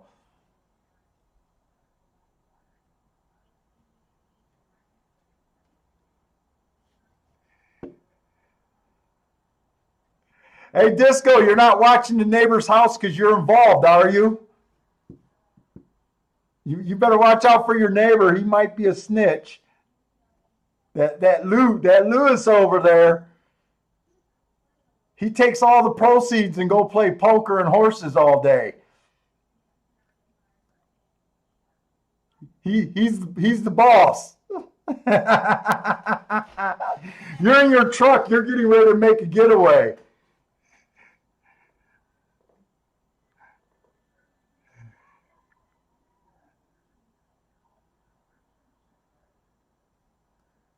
Dude, I got myself in a bad spot today now.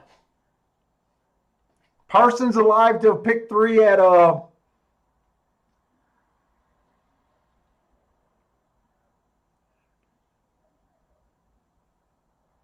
Parsons alive to pick 3 at Tampa Bay.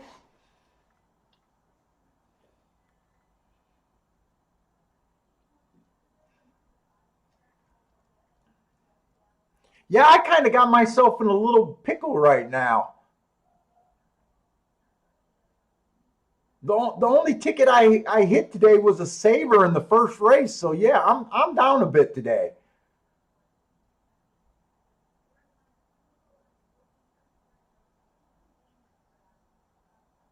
And I don't feel like I'm handicapping that bad today. I don't feel like I am. I might be, but I don't really feel like I'm handicapping that bad today. The saver is what got me more trouble than anything. The saver is what got me into trouble. More than anything today. Because I haven't been that active on plays today. I haven't really been that active on plays. Let's see, where are we at Gulfstream?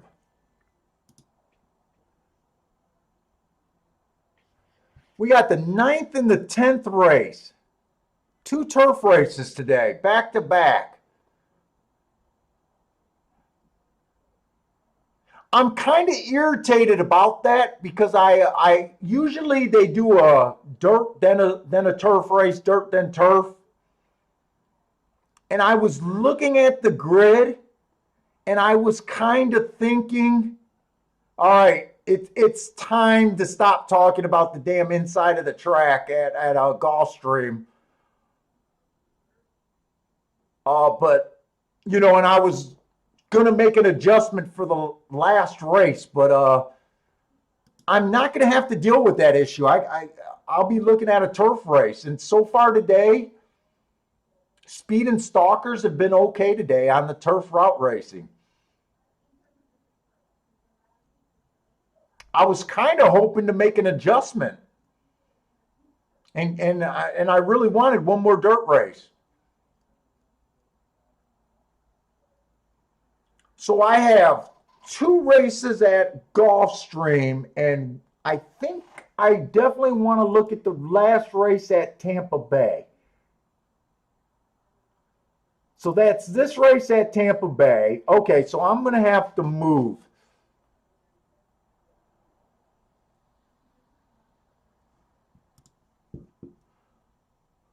Whoops. I didn't mean to do that. I just wanted to get rid of the thing. So we're going in the 9th race at Gulfstream.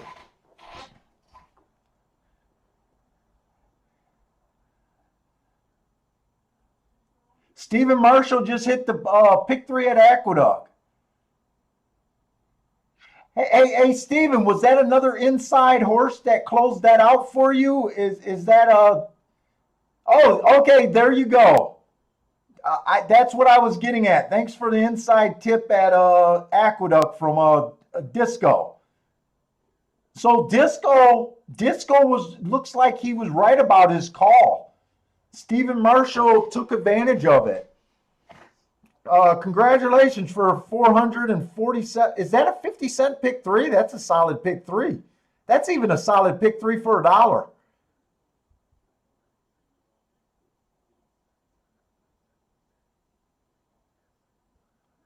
And you're alive at Tampa Bay.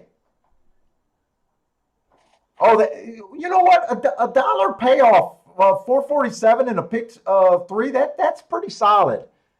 That's not crap.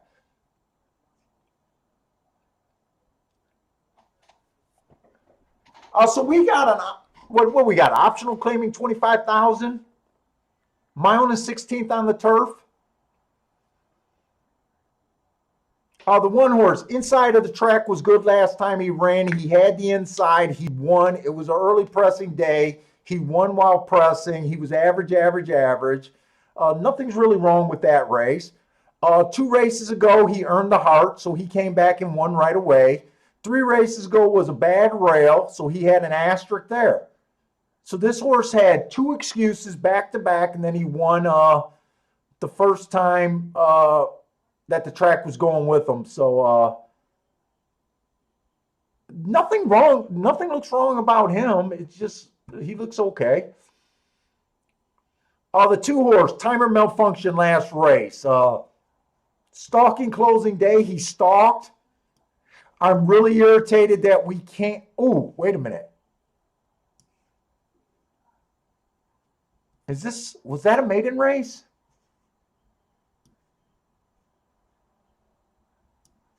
I'm curious to see if the other day that the timer malfunctioned on that 25-1 shot, was that the same date as this one? Where is that?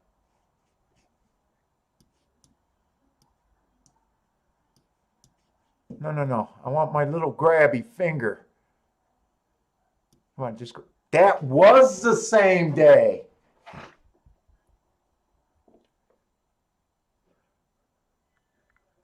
I might be digging here, but we all seen that 4-horse comes back to win at 25-1. They were not in the same race. One was a maiden claiming race. The other one was, I think it was a $25,000 claimer. I wanted to look up to see because he ran an up-close stalking trip.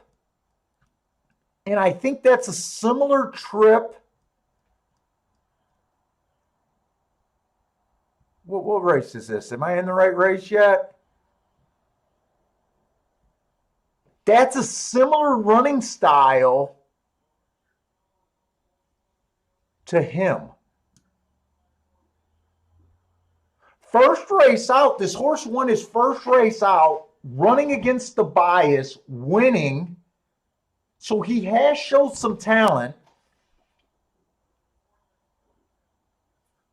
He is 3-1. I'm digging extra for a 3-1.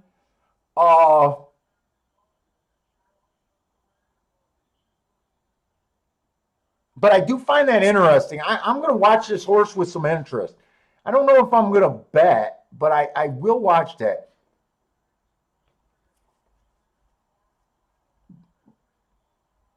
But by the way, this is Bill's race. Who was the horse that Bill's on?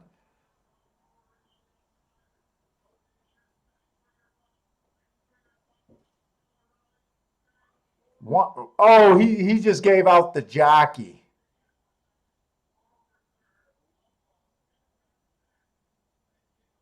Oh, you like the 6, or is that the 6 horse here? 6 horse at 3-1. Okay. Hey man, I watch my chat, man. I'm interested in your guys' picks. I love watching picks. Oh, the 3-horse. I thought it was an early pressing day last time he ran. He was a closer. He's taking a bit of a class drop here. I gave him an asterisk for running against the bias. 2 races ago, it was a closer favored track. He won by closing. Nothing wrong with that. He just ran his best race ever while on a day that I thought he had the advantage. And 3 races ago, it was a closing track. He managed to get in position, and he won his next start out. So far, these are just kind of solid young horses finding their spot. The 5, it was an inside pressing day.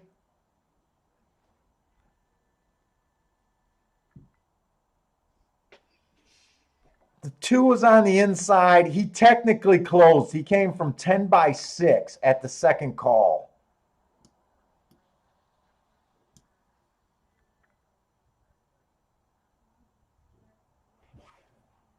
Well, I got to look at Richard's horse close here. Richard's been on this horse all day. Man, I got old man issues going on right now.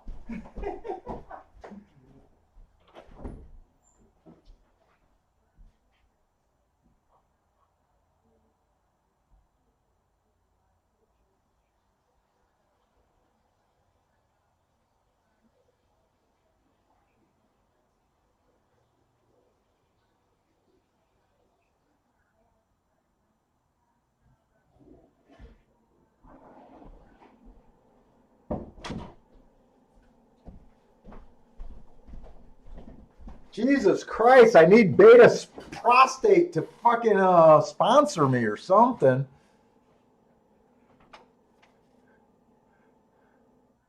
And the 7 horse is coming off of that same timer issue on that same day.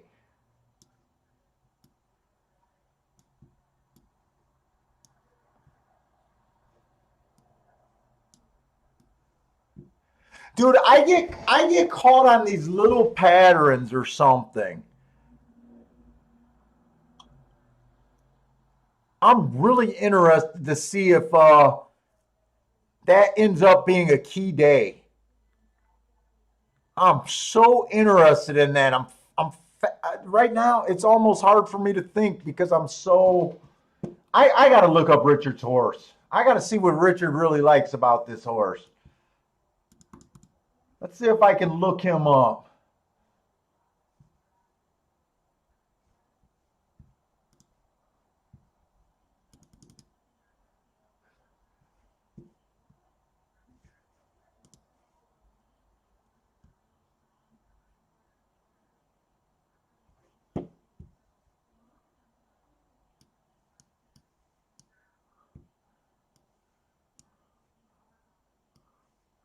I got him as slow last race with not an excuse. October 24th. I got that the inside of the track was good.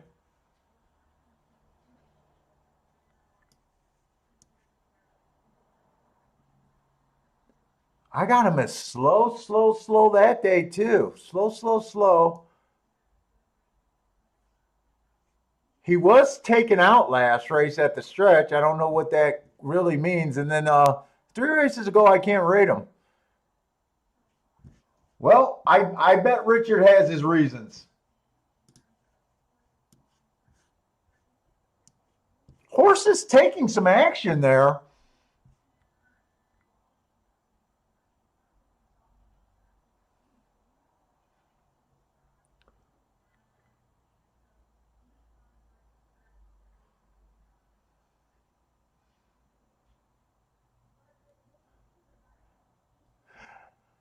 I kind of like the 1 horse just based on my marks, but I'm so intrigued by this 2 and 7 horse that I almost feel like I don't want to do anything.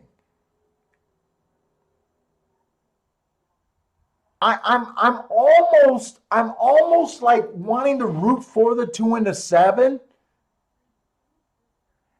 Because if they run well, the 4-horse in that other race that Steven hit at 25-1 makes more sense to me. And I'm just pissed that the timer malfunctioned that day. I can go to sleep being pissed at the timer that day. It would make me feel, if the 207 wins here, it almost makes me feel like there was possibly something that we could have seen on that 4-horse. I know it's a stretch, but I don't know. I got minor autism when it comes to patterns and horse racing. So I didn't do anything here. I almost thought about boxing the 271, but I'm not happy with that saver bet that I made, and I just said that I need to just, find a race that I have a real opinion on. I don't believe in trying to get back what earlier losses in a day.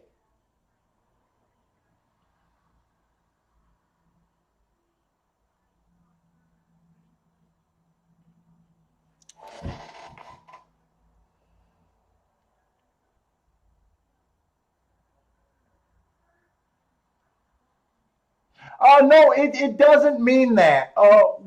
The reason why I'm saying that it might matter, they ran the same running style on a day that the timer malfunctioned, and they ran similar running styles. I admit I could be reaching here. It's a crazy way my mind works. So I'm not saying that every horse ran, that needs to be bet off of that day. I'm just saying that it's a possibility that the front speed horses were at a disadvantage that day. And it's just kind of how my crazy mind works. And 7's running an extremely good freaking race right now. 7's even running an extremely good race when I thought he got passed. See, there's this brain, it's a beautiful mind. If they ever make a good horse racing movie again, it will be about this mind right here. Did the 7 win that race, by the way? Did the 7 win that race? Did he fight this 3 off, or did he get snapped at the end? I honestly didn't see because I'm just running my trap. It's a beautiful mind. Now, Russell Crowe is going to be too fat to play me again. Wasn't Russell Crowe in that movie A Beautiful Mind, Kiki? No. Or was that right, Matt Damon? Are you thinking of the gambling movie? No, I'm thinking, wasn't there a movie about some mathematic guy? No, I think it was A Beautiful Mind. I think it was A Beautiful Mind. Maybe no one knows what I'm talking about. Oh, the 2001 movie. Jeffrey Bourne saying it is Russell Crowe. It is Russell Crowe from 2000. Yeah, see, Jesus Christ. Google the shaking sound. I'm working. Dude, why would you be working when the shake-up's going on? What the fuck's wrong with you? You can't work when the shake-up's on. On my worst days, I can spit handicapping knowledge. I wasted my life on everything else. I better be able to talk horse racing.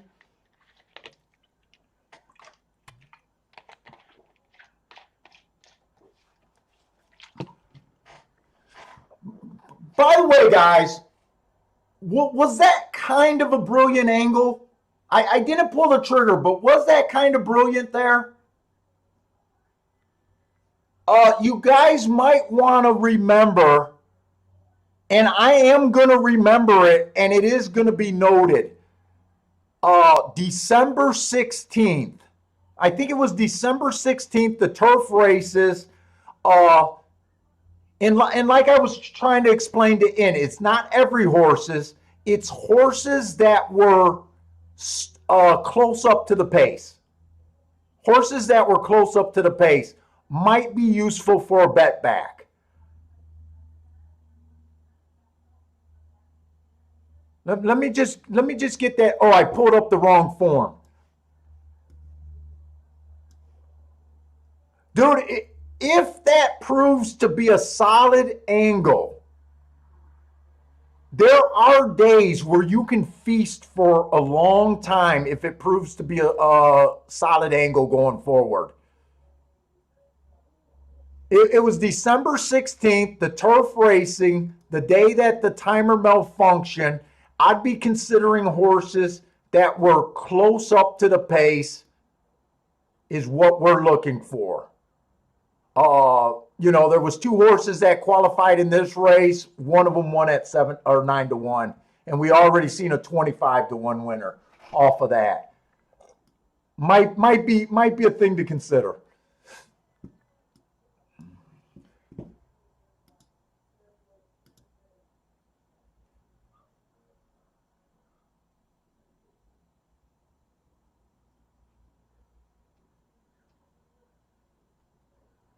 Oh, in the money, Mike, I just said it. It's that December 16th race, horses that ran close to the pace on the turf, the day the timer malfunctioned.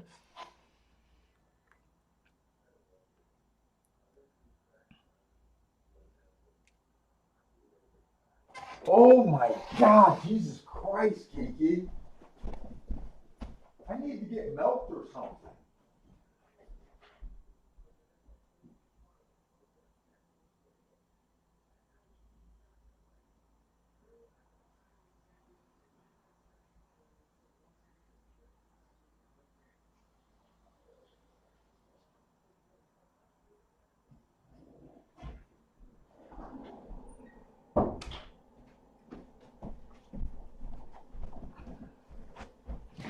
I don't know what the hell's going on.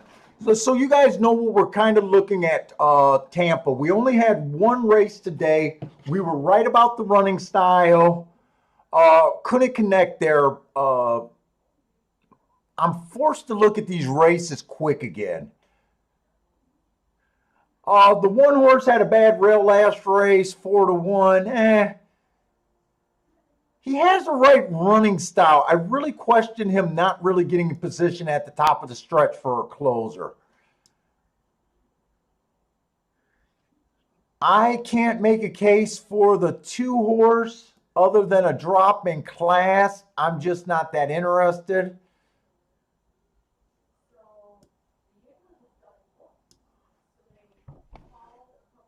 The 3 horse kind of has the same problem. Hasn't got in position at the top of the stretch.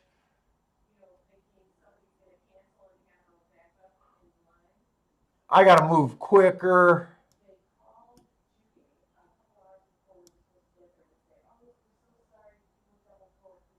I think the five's the favorite. He does fit as a closer, but I really prefer my closers to get within 3 lengths of the lead. He does fit. I'm not interested at 5 to 2. Usually when I play closers, I have a thing in my head where I demand higher prices. I consider closing a weaker running style. And usually I never look for closers unless I think the track is favoring closers on a particular day or with enough information. I generally believe that closers need help to win races.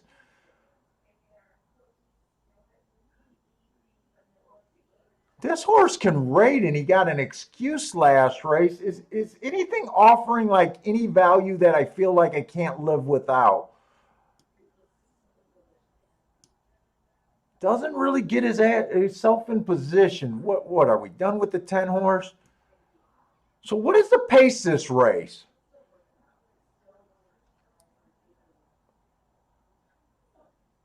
Can 3 lead here? The 4 can possibly get the lead. He flashed a little bit of speed there, but man, I don't think they can wire here. 5 may try to get the lead here. If 5 gets the lead here, see, some days he's closing, some days he's up on the lead. Someone has to get the lead in this race. That can weaken the 5. Boy, this is a paceless race. Maybe the 7 or 8 goes for the lead just because they ran some sprint races. Does anyone have an opinion this race?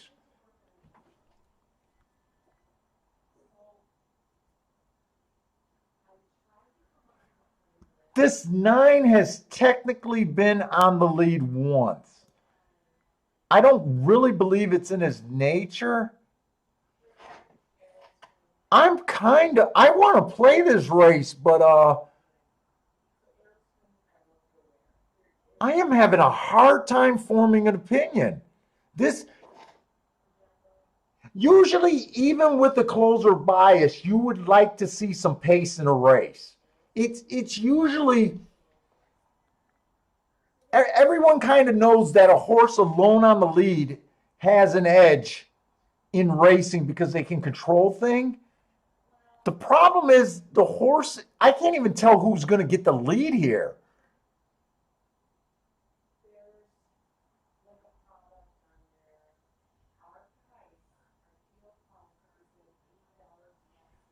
I was hoping to be able to play this race.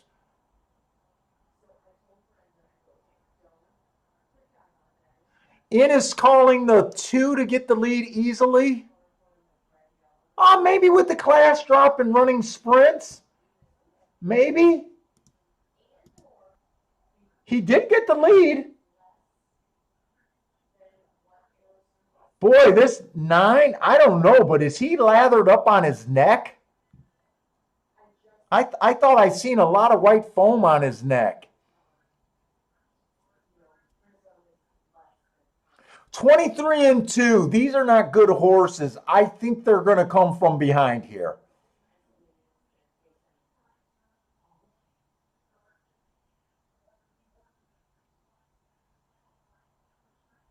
If you would let me bet in the middle of the race, like at some countries, I think they let you bet in the middle of the race. I'd be betting horses coming from off the pace here. I might be wrong, but that's how I would think. 5 looks good as long as these horses continue, and I think 5 was the favorite.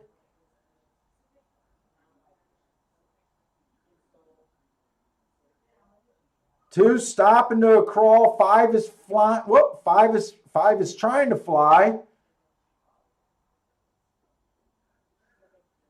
So I'm right about the running style. It was just a hard race to find something. I think the exact is going to be useful. 6 is only. It looks like 6 was also bet. I don't think the exact is all that useful. So 5 did win the race. He made a lot of. He did make sense.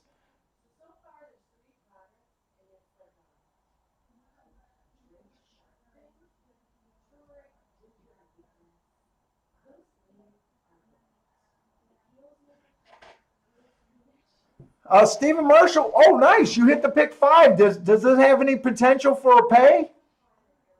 Stephen Marshall's been hot today. Congratulations, Steve. 450? Is that 450 for 50 cents? Dude, what are you having? A few $1,000 day today? Quit saying you're not hitting for big, man. You've hit consistently with some nice tickets. You had a $400 pick 3, then a pick 5. No Rolex, but a solid Timex.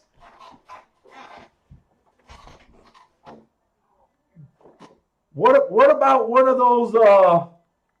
I want to say Orients, but that's not what I'm thinking of. Oris. I like some of the Oris racing. They're Oris watches. They're a little bit cheaper.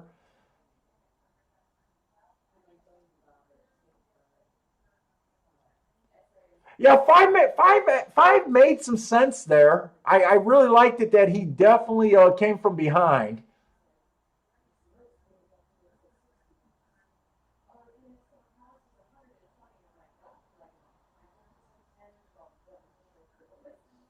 I really wanted to play this race, but the prices just weren't there. But I still love what I'm seeing at Turfway Park. Oh, I'm sorry, at Tampa Bay. And this bias, this Tampa Bay closing bias on the turf, keep a solid eye out for speed horses that showed the lead, especially if they went 23 flat or faster. Really anything 23 or 3 or faster. And I've been catching them going to a different track. I caught 2 at Gulfstream already at I think 9-1 and 11-1. I actually caught one I want to say Saturday or Sunday going into a week sprint at about, I think he was 9-2. So watch these horses, these speed horses that have been running on a turf track where they have a solid disadvantage. Either trying a new surface. I don't like route to speed, but if the field's weak enough, I would consider it at Tampa Bay. But I have been catching them going to Gulfstream. So they have been useful shipping off the track.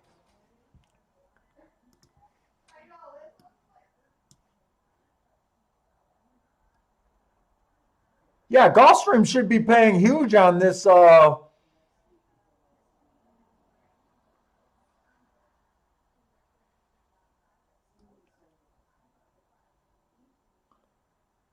Dude, too bad we did not know about that December 16th race before today.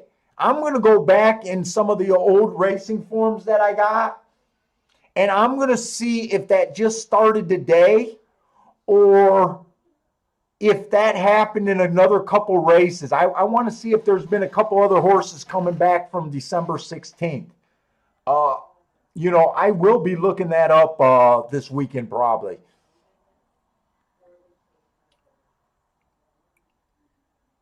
Because if there was a clue that was happening before today, shame on me for not spotting it. Oh shit, dude! I was hoping for a bailout race. I honestly was. I don't have that much handicapped at Gulfstream. When I got to Gulfstream last night, I was tired, but I also did not like this race. This is only a Gulfstream race because it's at Gulfstream, but we got Belmont shippers, Aqueduct shippers, Keelan shippers, Fairground shippers, first time starters, Churchill, Belmont. A horse that ran at Gulfstream, but before that he was at Belmont. A horse coming off a year layoff at Belmont. And a horse coming from Laurel. I tend to avoid these races, and you guys know that I don't like. I'm gonna hang out to the end of the show. Is it pouring at Gulfstream, or is it Tampa and Gulfstream? I know they're a few hours apart. Do they get? Is there any Florida people in here? Do they get the same weather, or is it like a day or two later where the weather comes?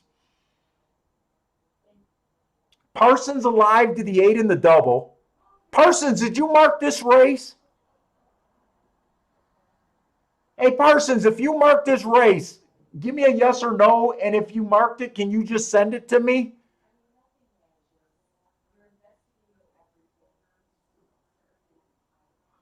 I don't know about playing Turfway tonight. Last night killed me, man. I felt like I was just staying up for no real reason.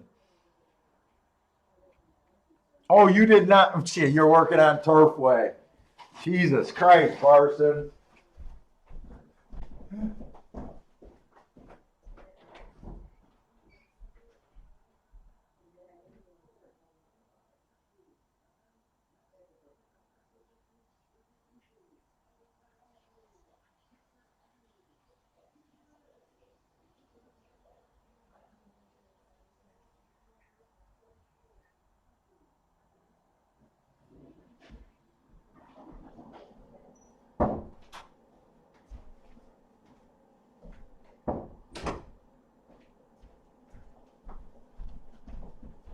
Man, free. Next show, I might have to put a catheter in. Yeah, I know I stay up. If you get it done, send it to me. I definitely don't want to mark up horses tonight, man. My eyes can't take it.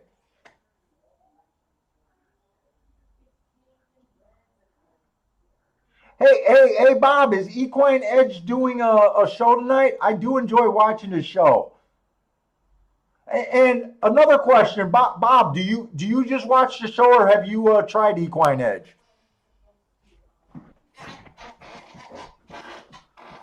Hey, what's up, Mizzou, man? This is the first time I've seen you in here all day today. And JS, if I didn't acknowledge you, man, nice to see you in here too. I just spotted and seen your name. Oh, he's doing Sam Houston tonight.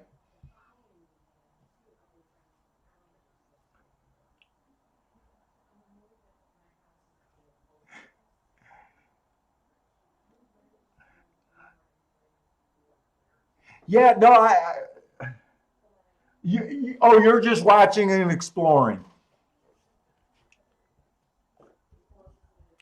Like I said on the show, I do enjoy watching his show. I'm fascinated by his show.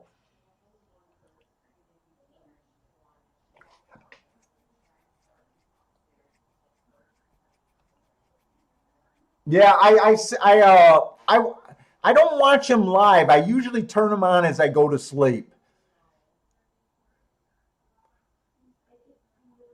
I enjoy having him on.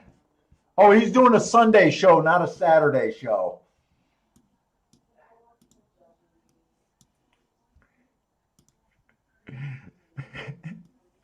I see this title for one of his show. He called his players the Edgers. I thought that was hilarious. All right, you guys know what kind of videos I watch on my spare time, I guess. That's all I could think of.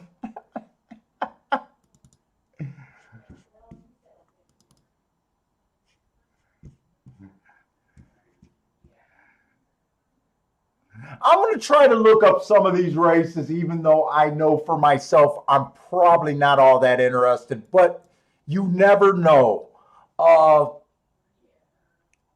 I'm going to add that 7 to the tic-tac-toe board. We did do a nice call. We did say Speed and Stalkers were actually holding up on the turf today. If you guys remember when I started the show, I said that Speed was not doing extremely well at Gulfstream. They were only winning like 20% of the races. Today they won 75% of the races, and the other horse that won came from just off the pace. Makes sense. You could have made an adjustment today. We always expect to see Speed on the turf, so that makes no sense. Just reviewing my handicapping today, I was probably a little too hard strung on the inside on the dirt today. I would have liked to see one more race today to see if it would have been another middle to the track or outside winner. But it looks like I'm going to accept my losing day unless I get suckered into playing Turfway Park.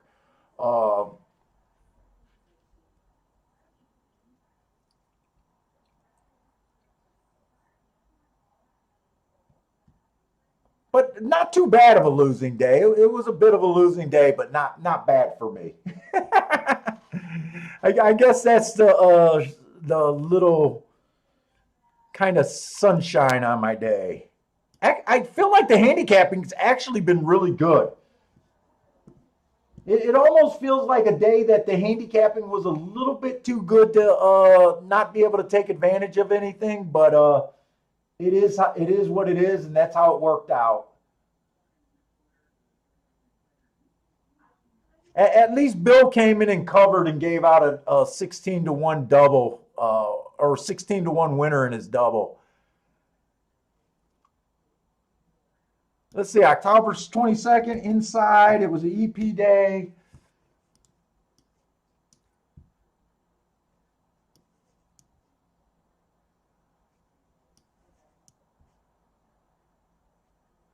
75-1.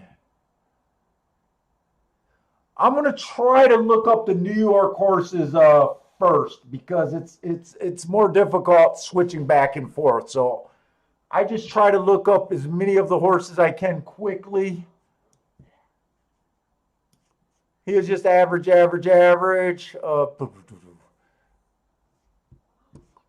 This is over a year off layoff, so good luck figuring him out. 9/27, that's my birthday. That was a one race sample day, so can't look that up.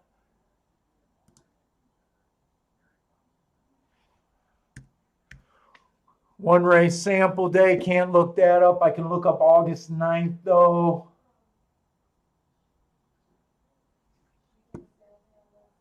Stalking closing day. Let's see, I'm just going to put stalking day, but that's stalking closing day. Triangle. Average that day. Do we got 2 horses off a year layoff? Yeah, we got 2 horses off a year layoff. So all that does is add a mess to things. And then I guess I'll go to Kentucky here.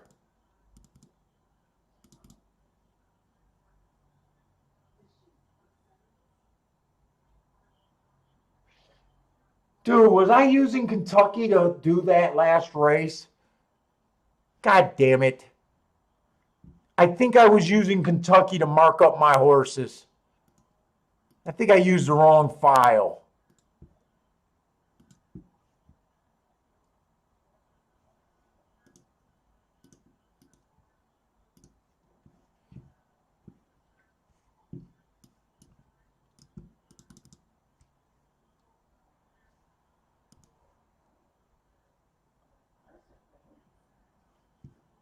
Yep, I used the wrong file. Stalker day. Asterisk. Slow. He got an asterisk for his slow effort. So that actually makes him look a little bit better. I should have these color coded, but I'd still make the same mistakes every now and then. Oh, this is 1 tick slower than the fastest winner. It's hard for me to write second, so I just put a triangle with something in it.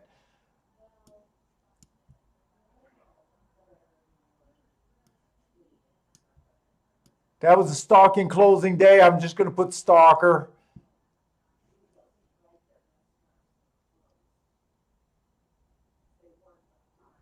And 9/27. I can look that up quick.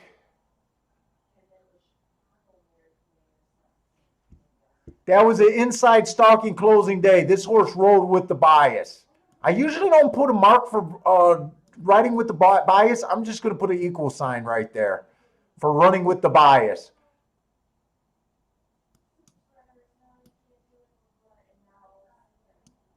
He was still average. Now let me look up the Kentucky races if I can. October 14th. It's so much easier for me to do this on my tablet.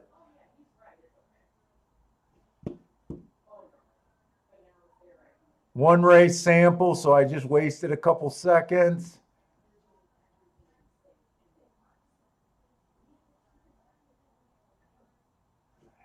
$11.22.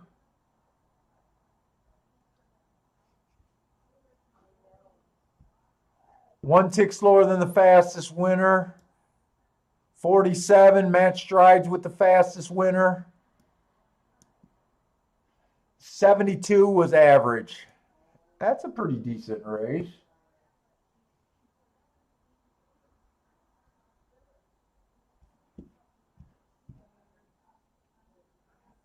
That was an inside day.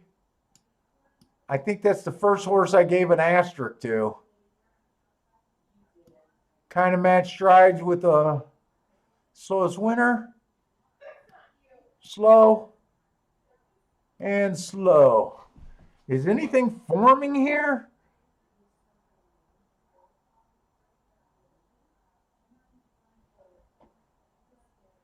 Ten. Whoa, speed's been holding up good today. Heart. I like when the heart shades. Okay, heart. I don't have time to fuck around.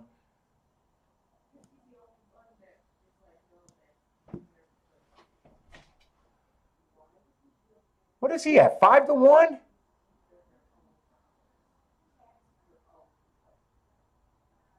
Six got a little bit of speed. So does the 8. There's more speed than I thought. There is a bit more speed than I thought. I was thinking of maybe doing something with the 2 horse. I got to decide if I want to do anything here. That's all I can look up. Let's see. Do I want to do anything here?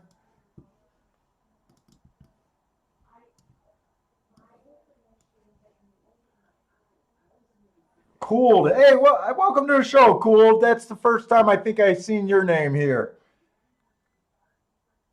Cool D? Cool Ed? Maybe it's Cool Ed.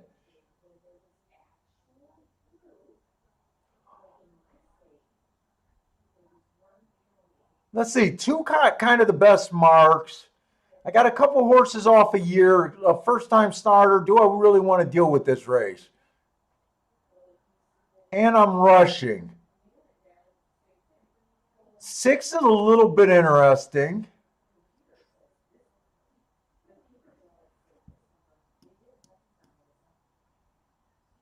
And the 10. Yeah, I think I'm going to sit out. 2 is kind of interesting. The inside of the track is winning. That's what Steven hit, that nice exacta. We did see the 7 horse, but he got to the rail.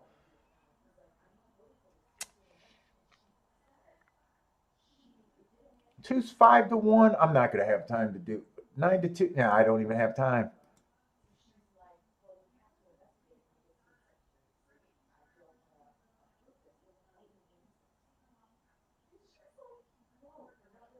Two and the 1.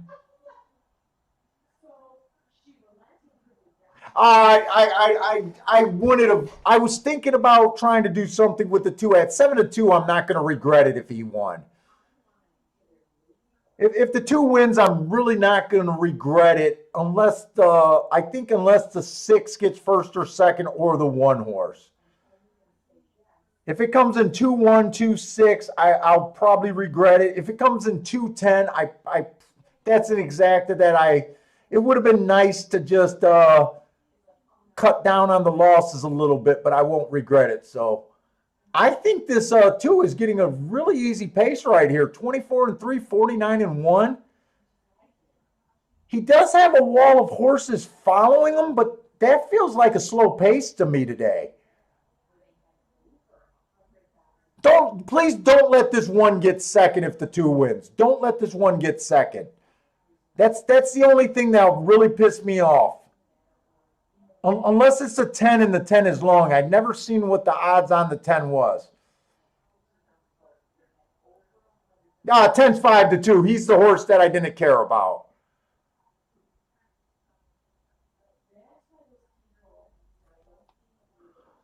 I think the 5 is going to split this, but it looks like, I don't know, 5 might actually, no, 5's not going to win that race. I think it came in 10-5-2.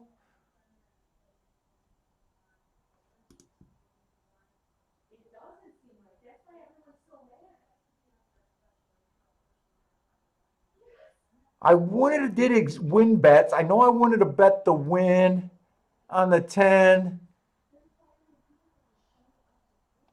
You know what? I did the absolute right thing because there's no way, there's zero way that I would have included the 5 here. So even though the 2 was on my radar and the 10 was on my radar, they weren't in the price that I would have bet them to win only. I would have played, and we know that I wasn't even that close to playing that race. But I know for a fact, I can rest easy that I know I wouldn't have had that exacta.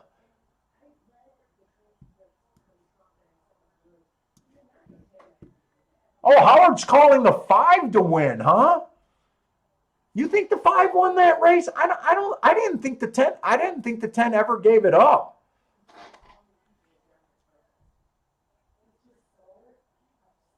Brother Man needs to see who. You know what, Brother Man? I did not see who ran 4th. Oh, why am I shortening it like that's going to tell me?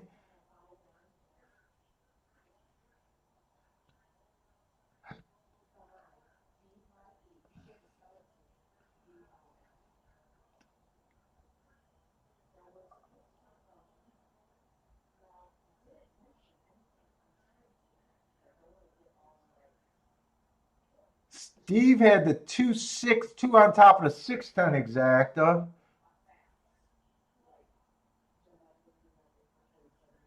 Mack and Company took a little shot that race.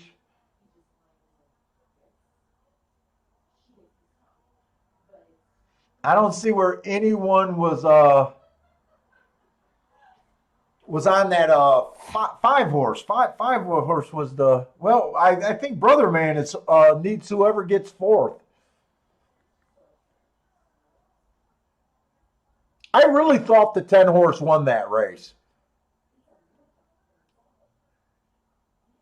But I don't have a dog in the fight. If you need that the 7, 10, 5, 2, 7, 12.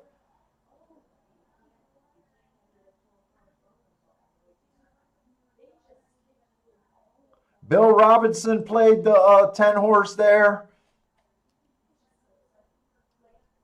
Hey, Brother Man, did that help you out with the 7 getting 4th?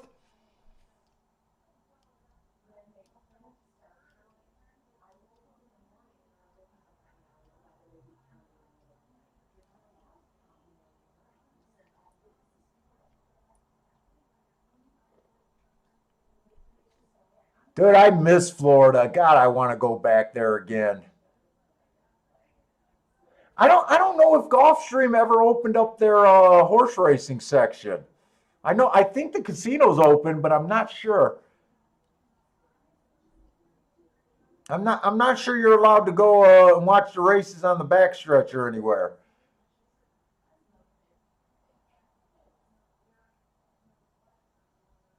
Stephen Marshall, you've been on fire today. You hit another pick 3.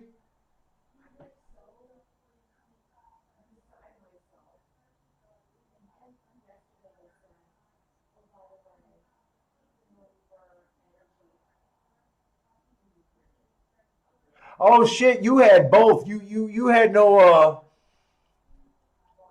you had no worries about cashing the ticket, but the 12 would have been a better option for you. Well, that should still be an okay super, right? I never really played supers, so I have a hard time judging how much a super is supposed to pay. But anyways, guys, that's it for me today on the live stream. I am gonna take I'm gonna take it a little bit on the chin today, but not too bad. But anyways, guys, thanks a lot for hanging out with me. Appreciate all of you guys supporting the channel and coming and joining me. Thursdays and Fridays is when I do a live stream. Hope to see you guys then. If you guys are playing for the rest of the weekend, good luck, guys. Good luck out there. And yeah, you know what? I never asked for it. Smash the like button, subscribe if you haven't. I've been told it helps. I don't know if it helps, but I mean, I appreciate you guys. So Anyways, guys, take it easy. Stay safe out there and hope to see you guys next week. Oh, Ryan, you took it too a little bit.